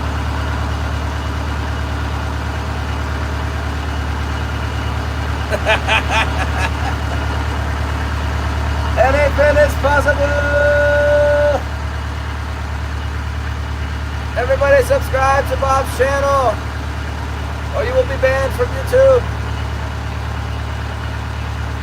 That's the new rule. Strictly enforced by the YouTubies. You have to have Bob for anything. The sun.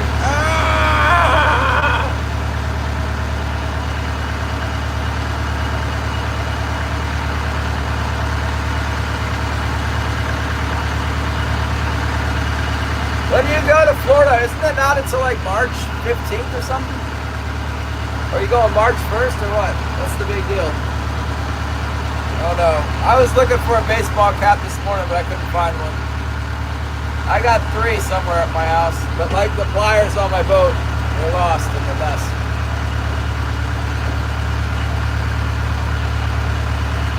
Hide behind this thing on my, this thing. Thing there and one there. It's right in my eyes.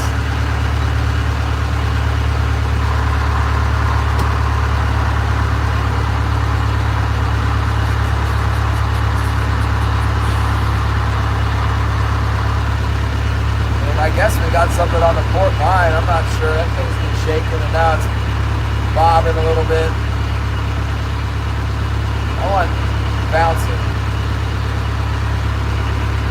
The big bite. I don't have it, no dog aisles.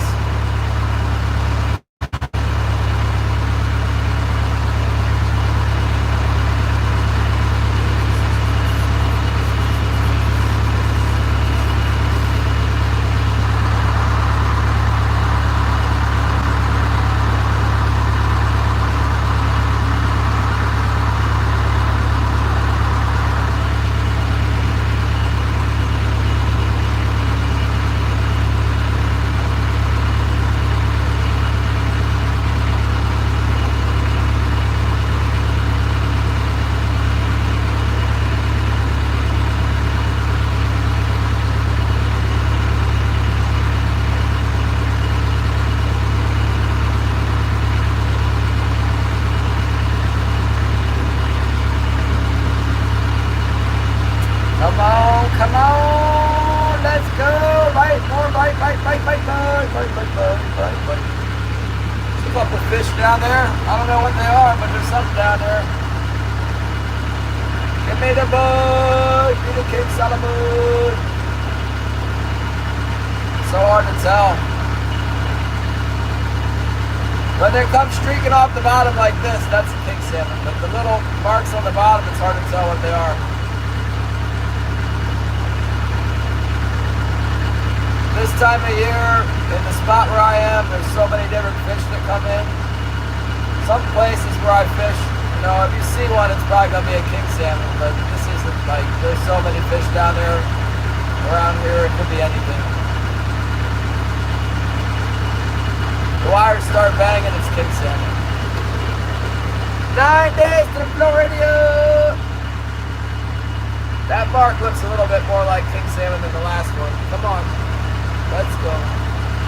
You can bite. It would only be a short pinch, just a little pinch. Eat the delicious plastic spirits.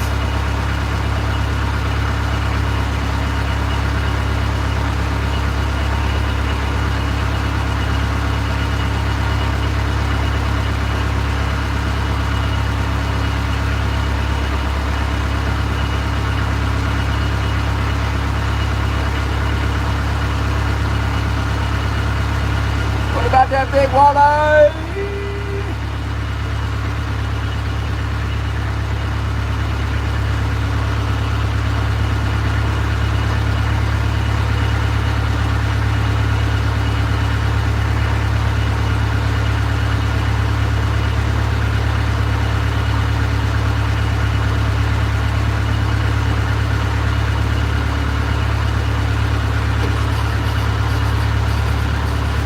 Gotta remember to look for that other boat. He might come sneaking up on me over here.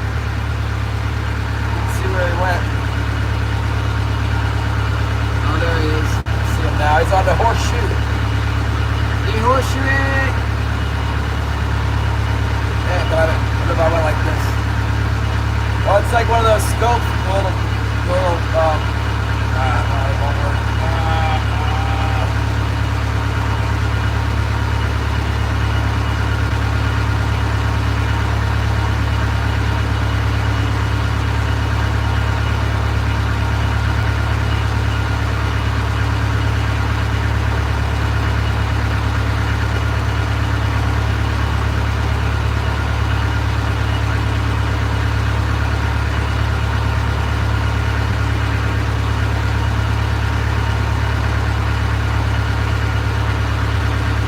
Approaching the area where we've been getting all the bites.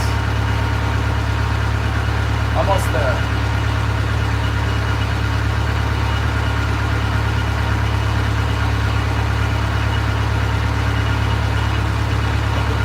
What I wear, what is it called? Steampunk goggles? I don't know what that is. Those like the black goggles? I don't think so.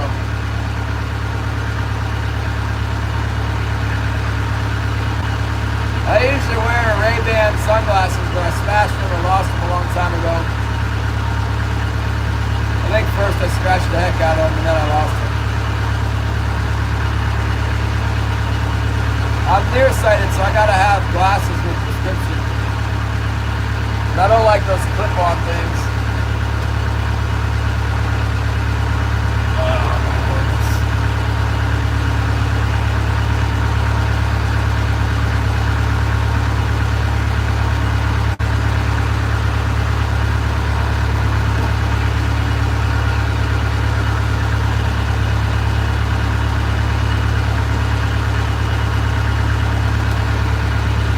Turn, I could probably get it right there. Oh yeah, it's much better.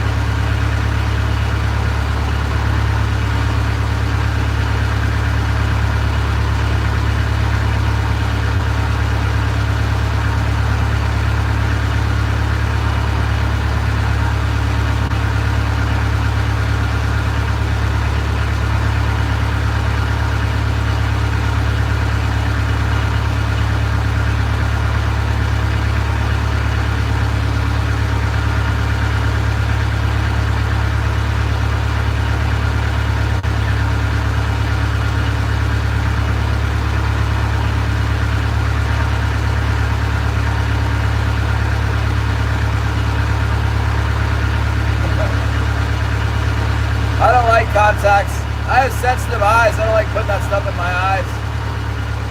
When I was growing up, we had Japanese exchange students in the house, and one of them didn't wash their contacts for like a month or something, and their eye got infected, and maybe it was both eyes. I think it was just one eye, but it swelled shut, and there was like yellow pus coming out of it. I don't want that either. I'll pass on the contacts. I know the glasses aren't as cool, but like, I'm over being cool. I just want to be able to see. And the other thing is that in my job, a lot of times, like I'll be fighting a fish, and the hook will pull out and slam me right in the glasses like a bullet. I would be blind by now if I wasn't wearing glasses. I've been hit full force in the glasses so many times trolling. You should never troll without glasses. If Shannon doesn't wear glasses, I don't know how he's not blind already. I've been hit in the eye, like right, bam, the spoon will go wham! Hooks, jigs, lingcod jigs, halibut hooks, weights, all kinds of stuff that hit me in the eye. But I'm always saved by the lens on my glass. I got polycarbonate lenses. Yeah, but like right in the eye.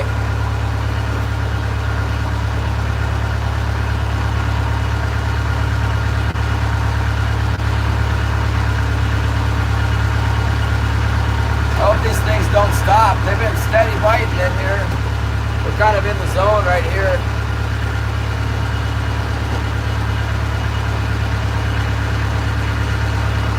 Seems like a reasonable speed. Going 2.8 right now. 3.7.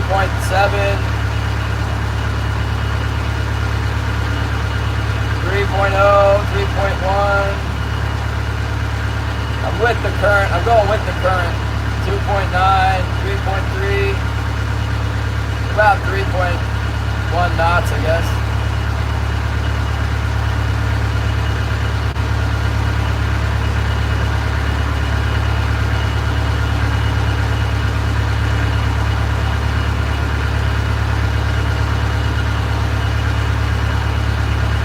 Yeah, bark, I bet.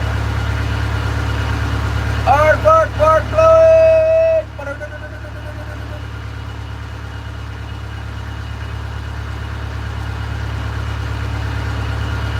You know what I got? Look at this. Ah, the hard bark. You never blow the bark. If you do hard bark, you gotta blow the bark.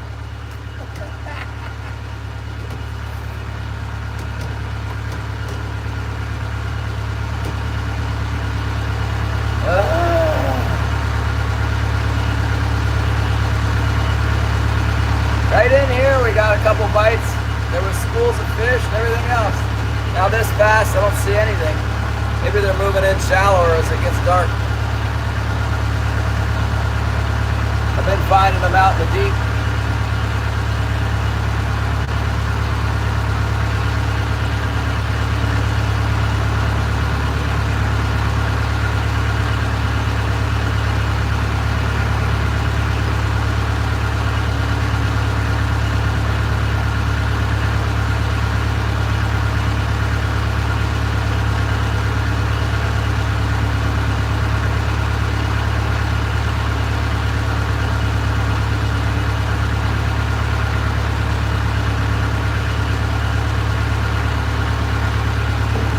If I didn't know any better, I'd say that there's fumes in here. Open my window. There's some air. The whale. Can you guys see the whales? I got white whales now, look. See that? The tail, and then the head with the eyeball. I gotta put some googly eyes on there. Some of those sticker eyes. Alright, here's a ball of something on the bottom. We have been catching fish around the mark.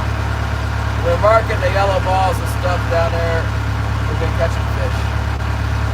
Lingcod and king salmon. Going over one now. See what we get.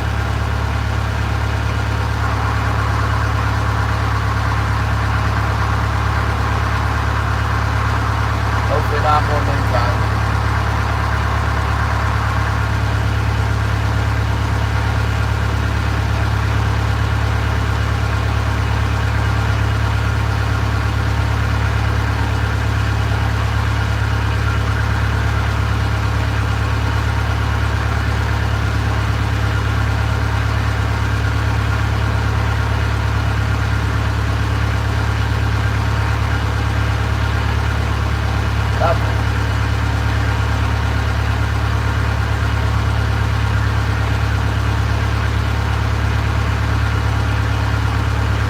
comes another little ball of feed right here. We'll get a bite here. Come on, bite, bite, bite, bite, bite, bite, bite.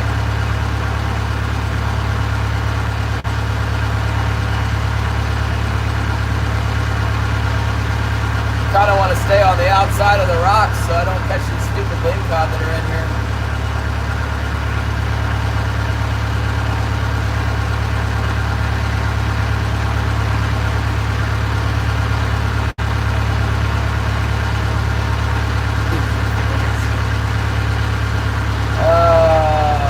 Well, I got hit really hard in the face a couple times this summer coho fishing where I was very thankful I had glasses on. There he is, there he is. Stay on the dang blasted hook, you stupid fish. Ooh, stay on there. Come on now, don't fall off. Stay on. Oh! Yes! Stay hooked. Stay on there. Do not get off the hook. Do not get off. Stay on the hook. Man, another one on the side with the green and pink. We might have to load up some more of those puppies.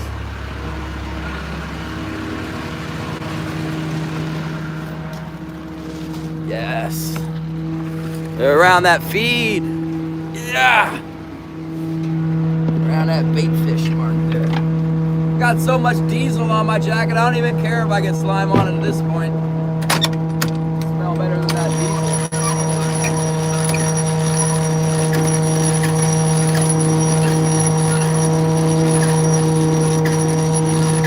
We'll finally get one on the metal. I kind of bent the metal one a little bit and it made the lure switch around better. The lure was kind of like, and I bent it some more and the lure started to move.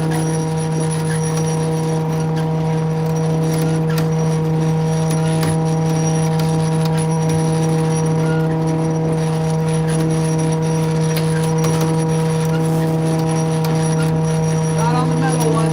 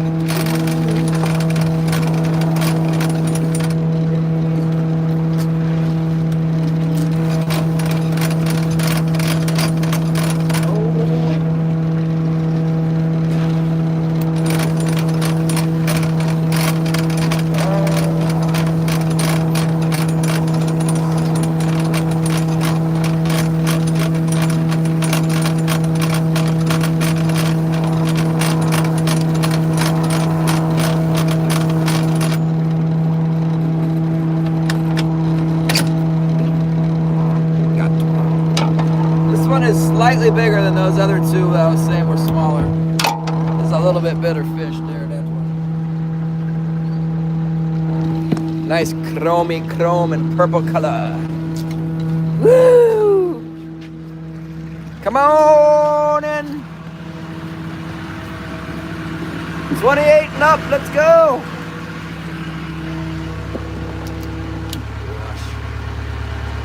All right, we better tie up some more of those jigs, huh?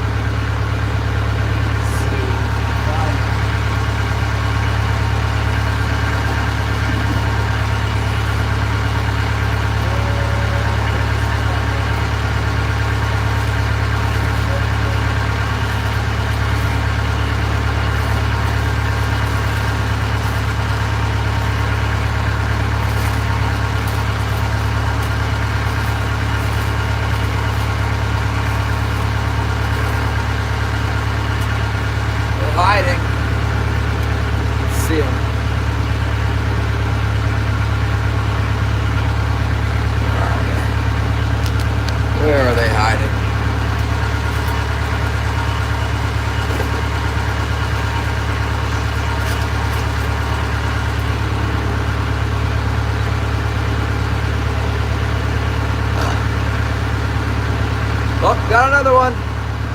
Same wire. As soon as I pick that thing up, man, put it out there again, they're on it.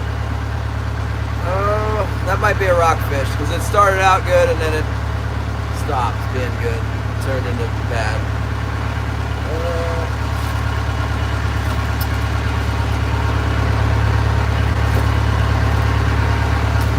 Where'd them dang old things go? Also, I was driving through a big school of rockfish when I got to it. I think they were rockfish.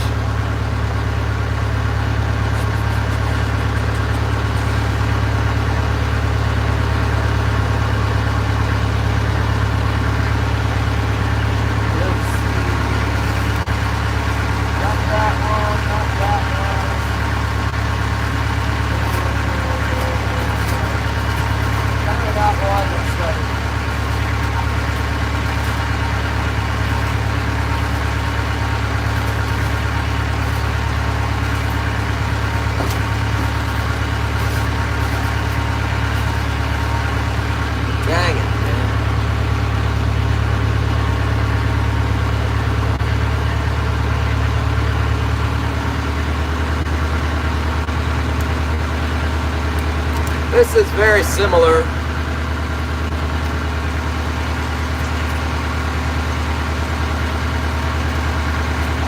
This is like the same thing with a black stripe. The other one doesn't have the black stripe.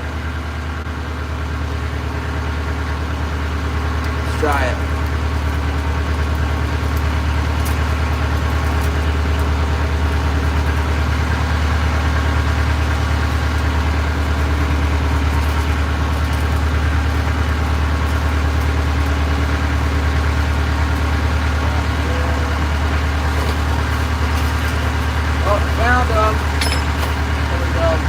I found it. All I had to do was find the pink twinkle skirt, and it was right there with the pink twinkle skirt.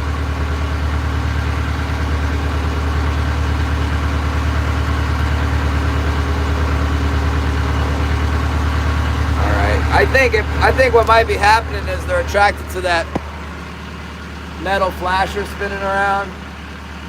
They're coming over to see what goes on with that metal flasher, and then they're grabbing whatever's on the bottom hook, which is that blue flasher with the green and pink lure. Let's see what we got here. I think this is a rockfish.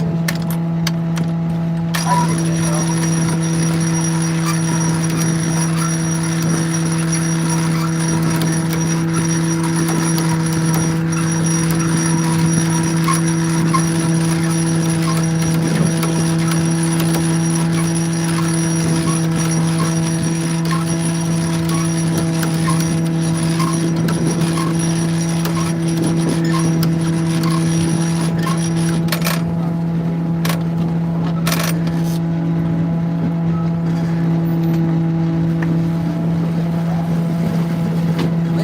Go over the spoon.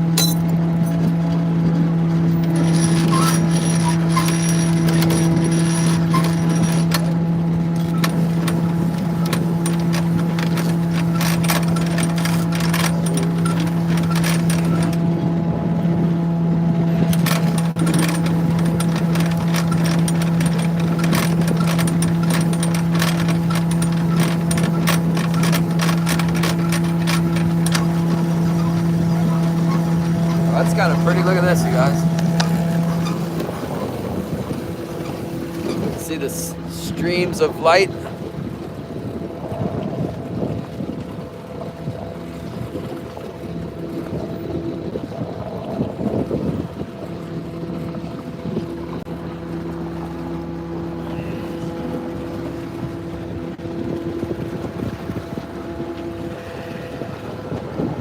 Get you some of that.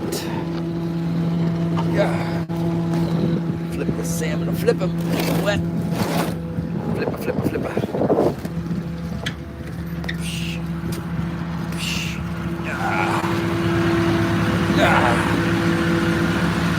Oh yeah.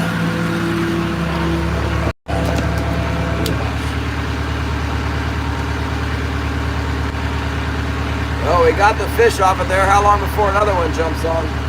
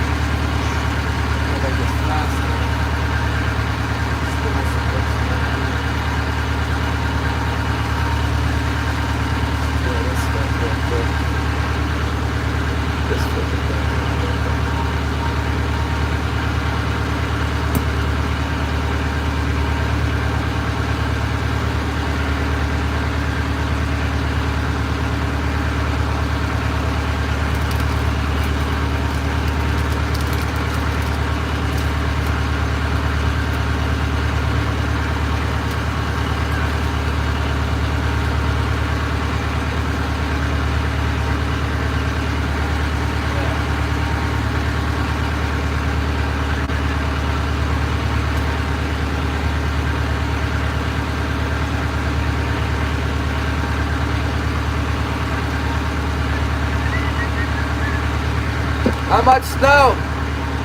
100 inches? 10 inches?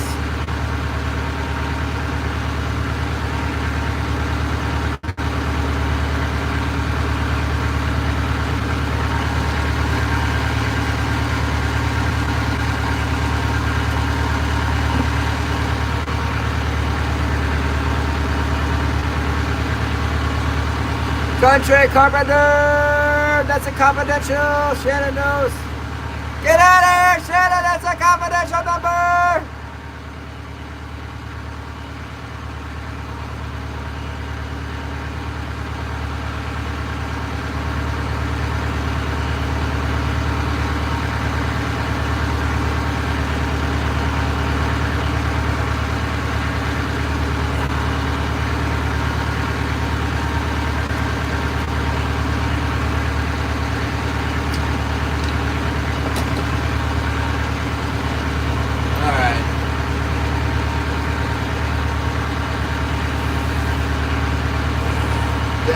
That's the one they've been biting up on, just like that.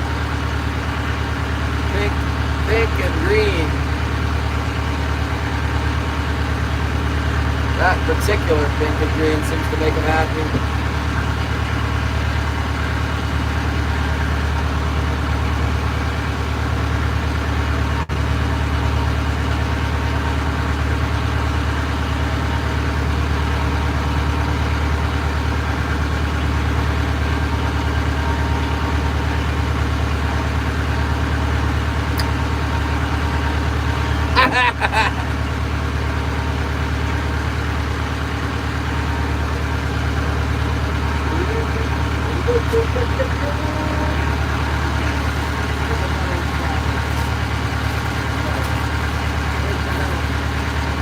Saw a brand new metal flasher back in 77.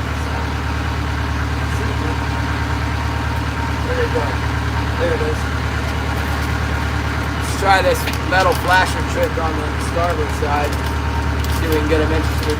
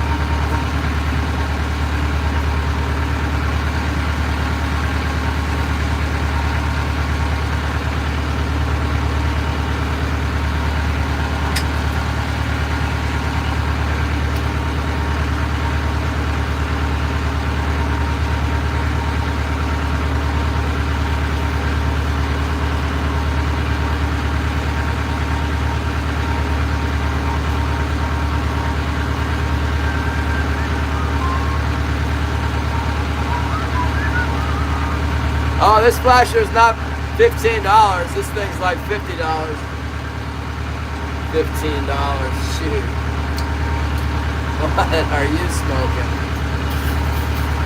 That is not $15, Shannon. Gotta tell you. Not $15. Try like $38. They were $50 during COVID. They went to $55. Someone must be plumb out of their mind. I think they figured out people were not going to pay $50 for them. I don't know how much Patrick paid for them, but they were $55 for a while. They came down to like 30 something, maybe 45. I don't know. It was stupid expensive. I shouldn't even put them on this line. I got some 200-pound test at home, or what is it? No, 130. I got some 130 at home. That's what I should rig them up with.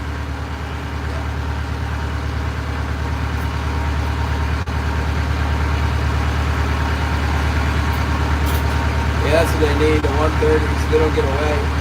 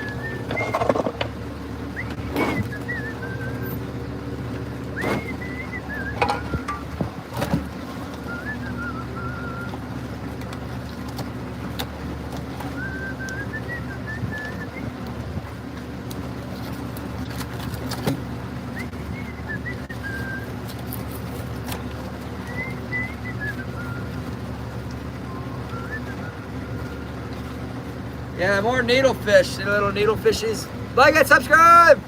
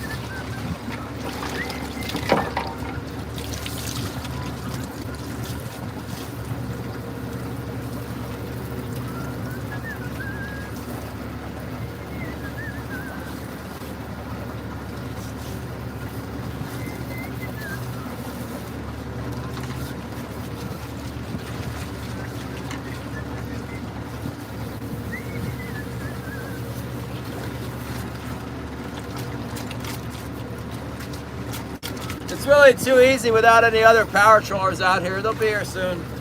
Next time we come out, there'll probably be like 5 boats.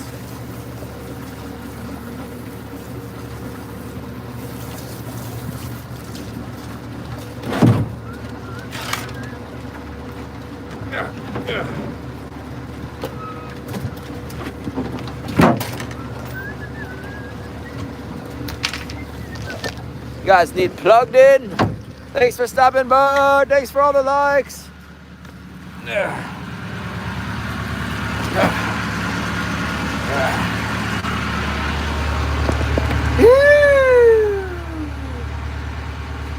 Come on, come on. Out there, you switch sides on me, fishes.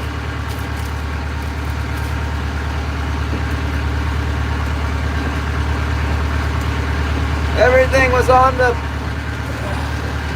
every single fish was on the starboard side until about 2 hours ago, and then they all started hitting the port side.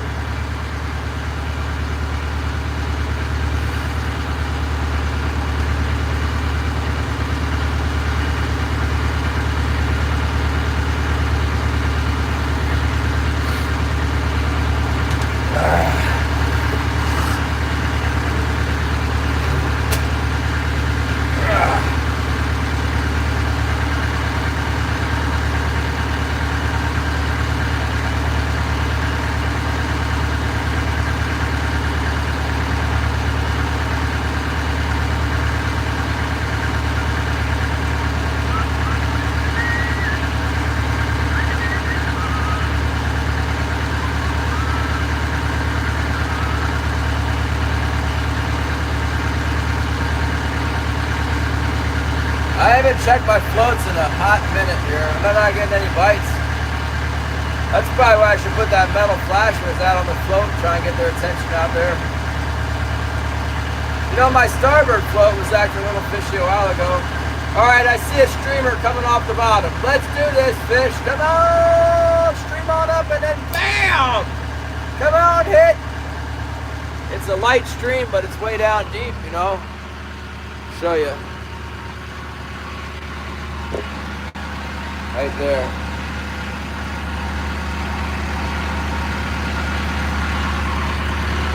That looks suspicious to me. Is it gonna bite? Is it gonna be a biter? You guys need charge bad. Hasn't bit yet. They're almost suspicious to me.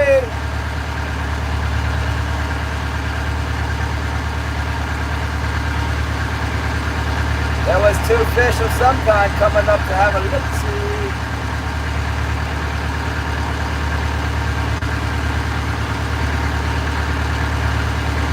Coming right off the bottom to have a little look.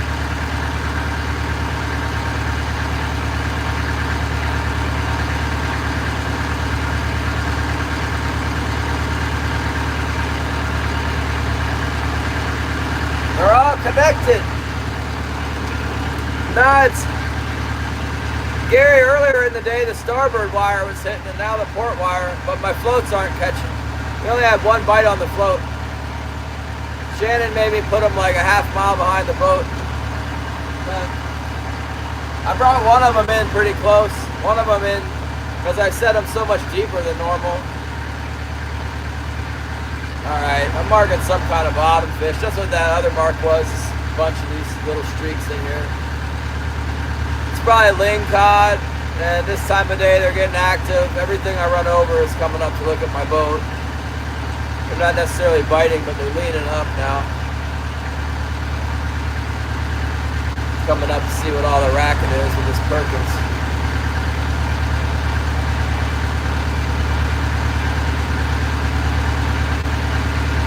Yeah, the leads.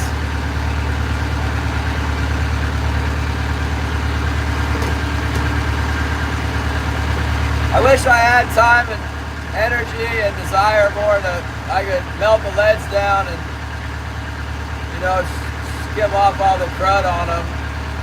The guys who pour those leads don't really care. They just pour it, or they melt it, they skim off the crud, and then they pour it.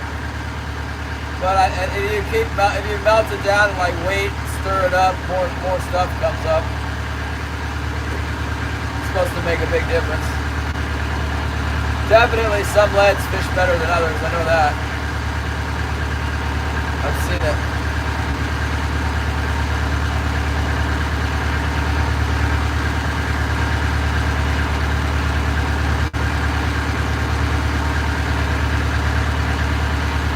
I'm resisting the temptation to turn right around. I want to see if we can get a bite up here a little bit.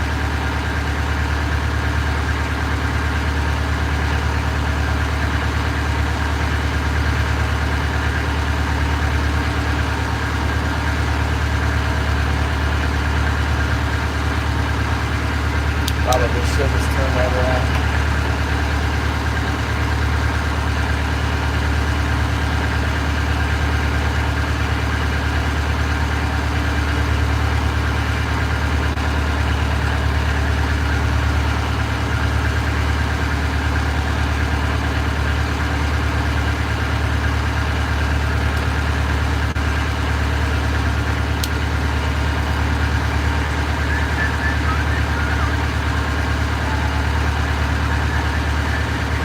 They're not smart, Shannon. I thought you said they'd eat the hoochie out of the bilge. What you mean is a sensitive. They got the sensitive lateral line and stuff.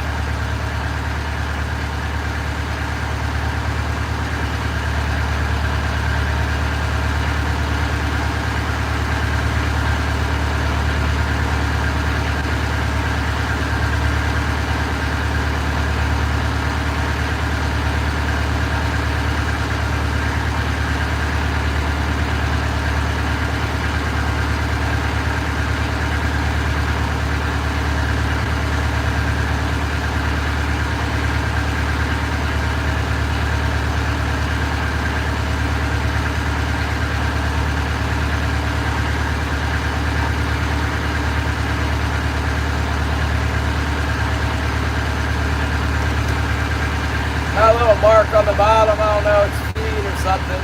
Feed or thin cod, something down there.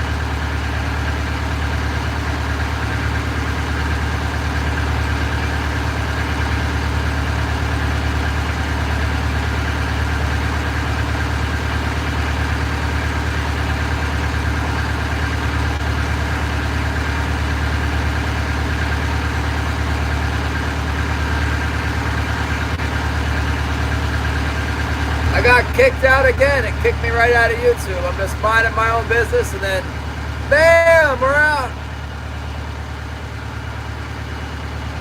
Yeah, Killian will figure it out for you. Northern, ask him when he comes back on here. He'll come on here any minute, start hollering at me about Nicker's bump parts or something.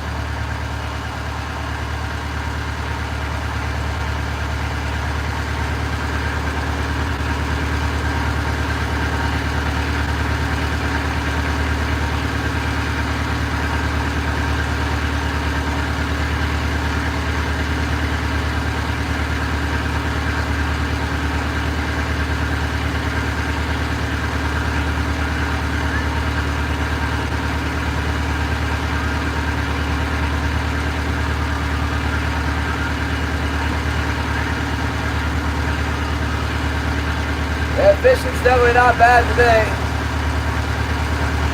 Not too bad.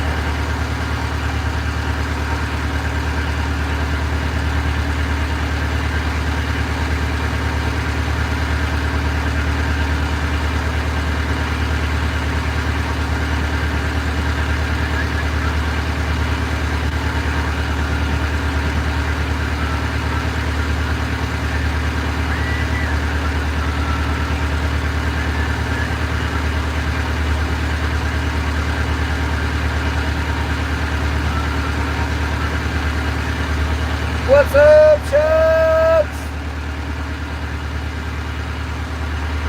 We're back online now.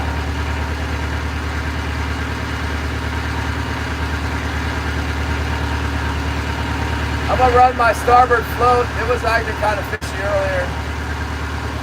Once I get turned around here, I'll go pull that float in real quick. I might check the other one too.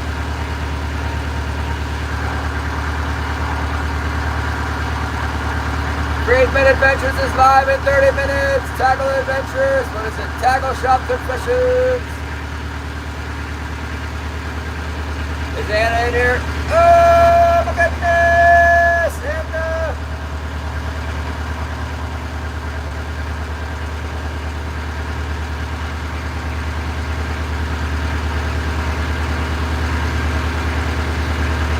Get it turned around and turn it around. Turn it around.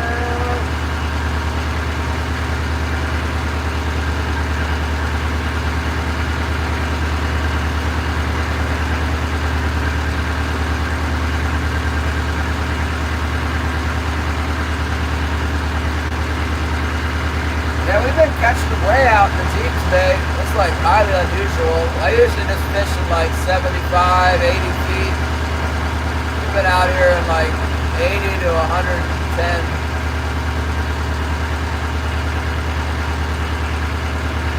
Hold me down. Scratching away at him here. It's almost sunset.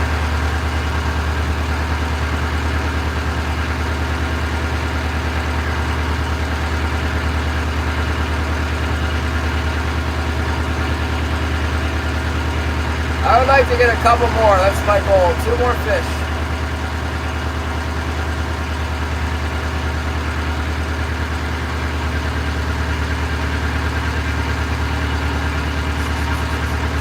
There's Zyro.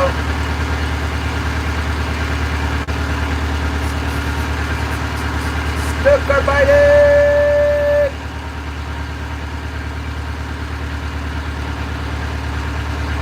Alright, let's just get out there. Let's jump out there and do that float check real quick. You guys are low on battery, but I'll take you with me this time. Might be something on there.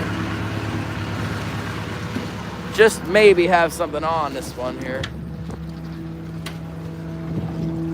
Yeah. Let's see about it. Let's check it.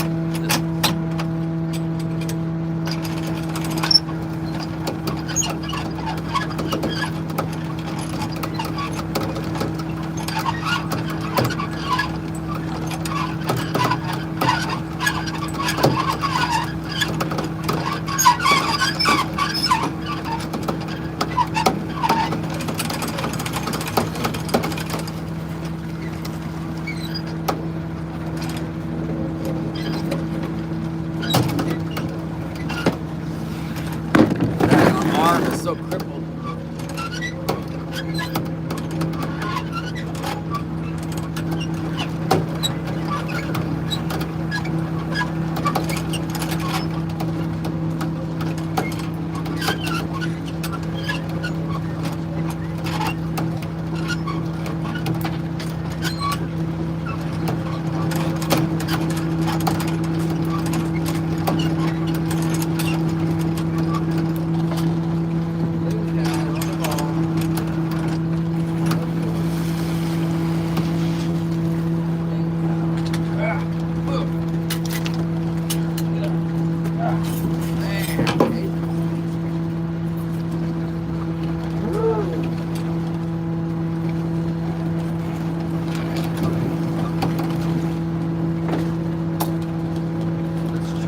Putting one of these, very popular. I thought we had another one. Thought we made it. Oh, let's put that green one on there. Try that. This one. Let's try the standard issue green.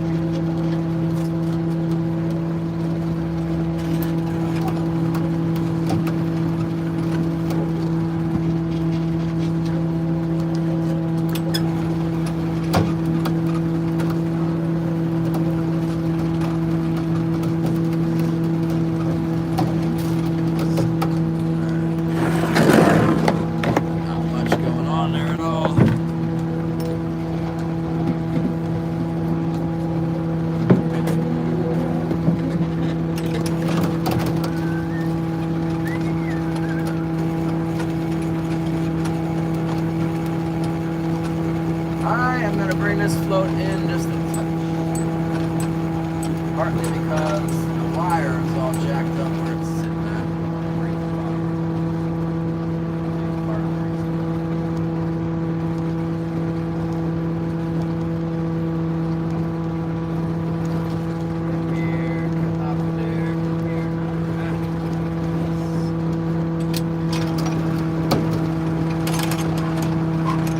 Tried it your way, Shannon. Now let's try it my way.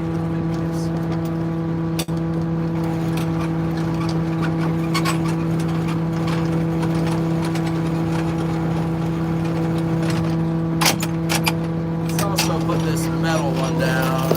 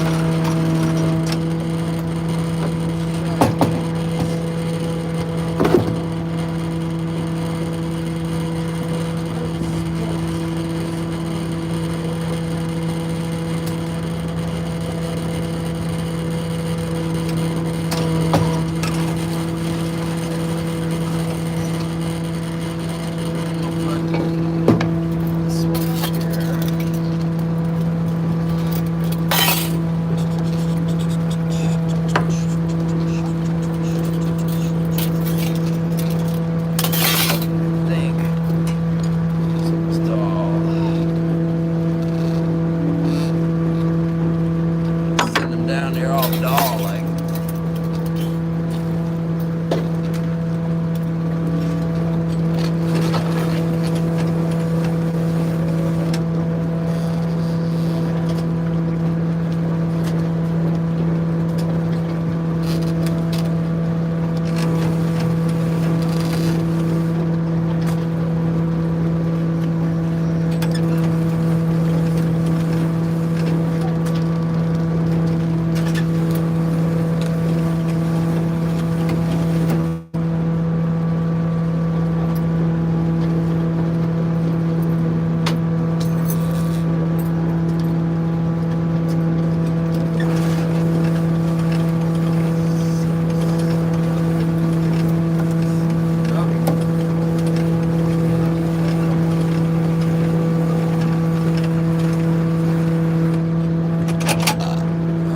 Let me just turn the boat real quick and we'll go check this float too.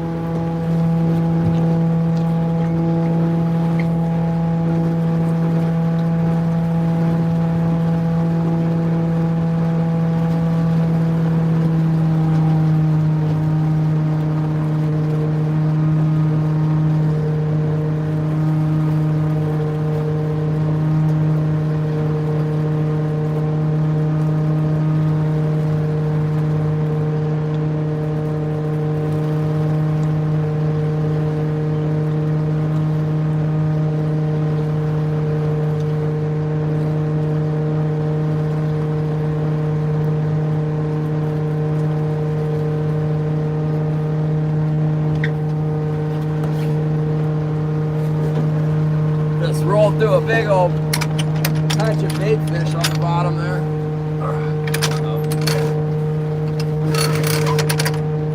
Get back in.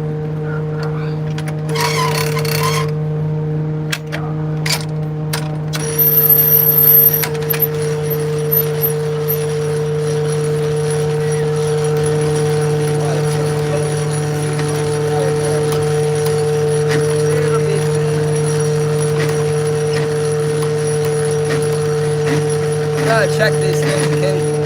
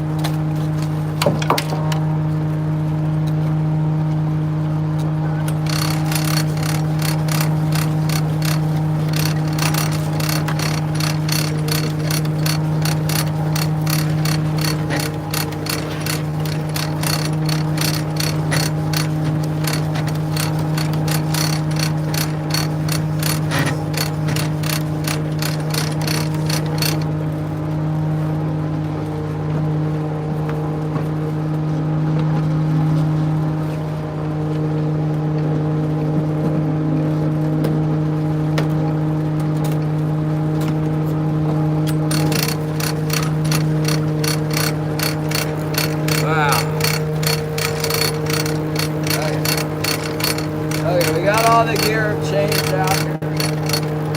Got the link cut off for now.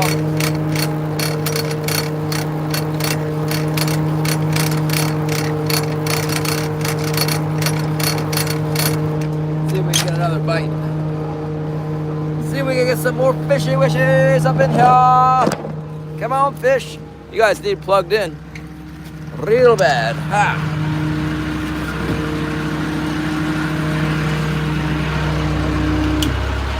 Man, there was a bunch of bait fish down deep over there. No bites though.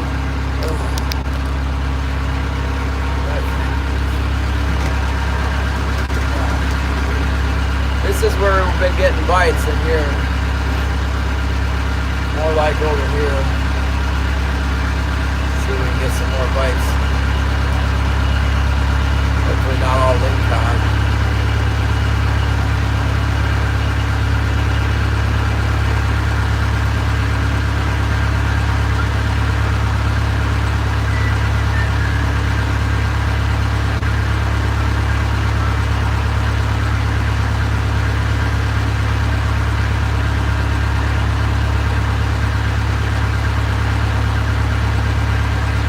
Sider, you got a snook. Get a snook. You been snook fishing yet today? Get it a snook. Catch the snook.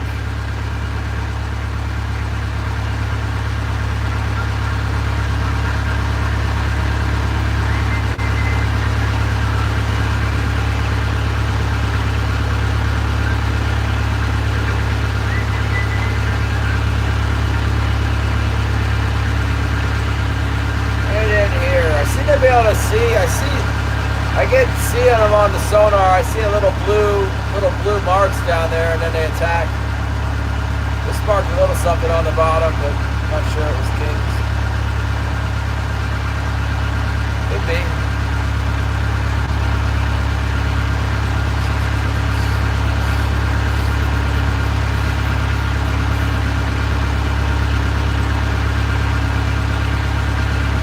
Oh, nice. Stripers in a few weeks, like in March. Where?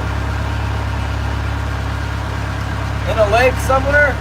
Usually the ocean striper doesn't start till April.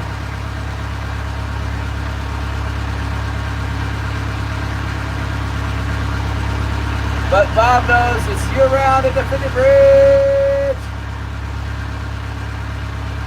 Who's that? Southwest Florida, Okeechobee. What's up? I heard Okeechobee is the most polluted lake in Florida. I saw something on Okeechobee just the other day.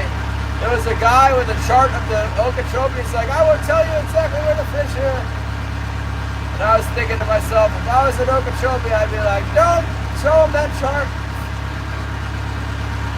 No fish in Okeechobee. It's most polluted. Don't come. My buddy just bought property in Florida. I'm not sure where, but they bought 12 acres. They're there now, wherever it is. They're there. The whole family from Yakutat's down there. It's Cade and Royal's parents bought the place together. Big time excitement about hunting for the wild pig there. They say they found the pig tracks. I don't know, they didn't say anything about deer. Pigs probably ate all the deer, I don't know. From the videos and stuff I've seen from down there, it looks like there's a serious pig problem everywhere in the south. Alright, here we go. We're marking the bait fishies. Marking the bait fish and the light blue colored little clouds down there. Come on, fish. It's been good for us all day long. The only problem is we've been getting a lot of lingcod too.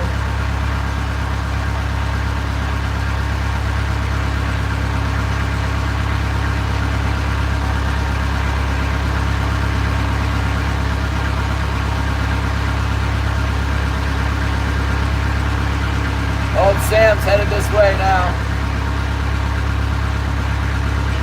Sam Lemmert is on the attack. You guys want to take a shot? Let's take a shot of soy sauce. Kalkiman, traditional blue.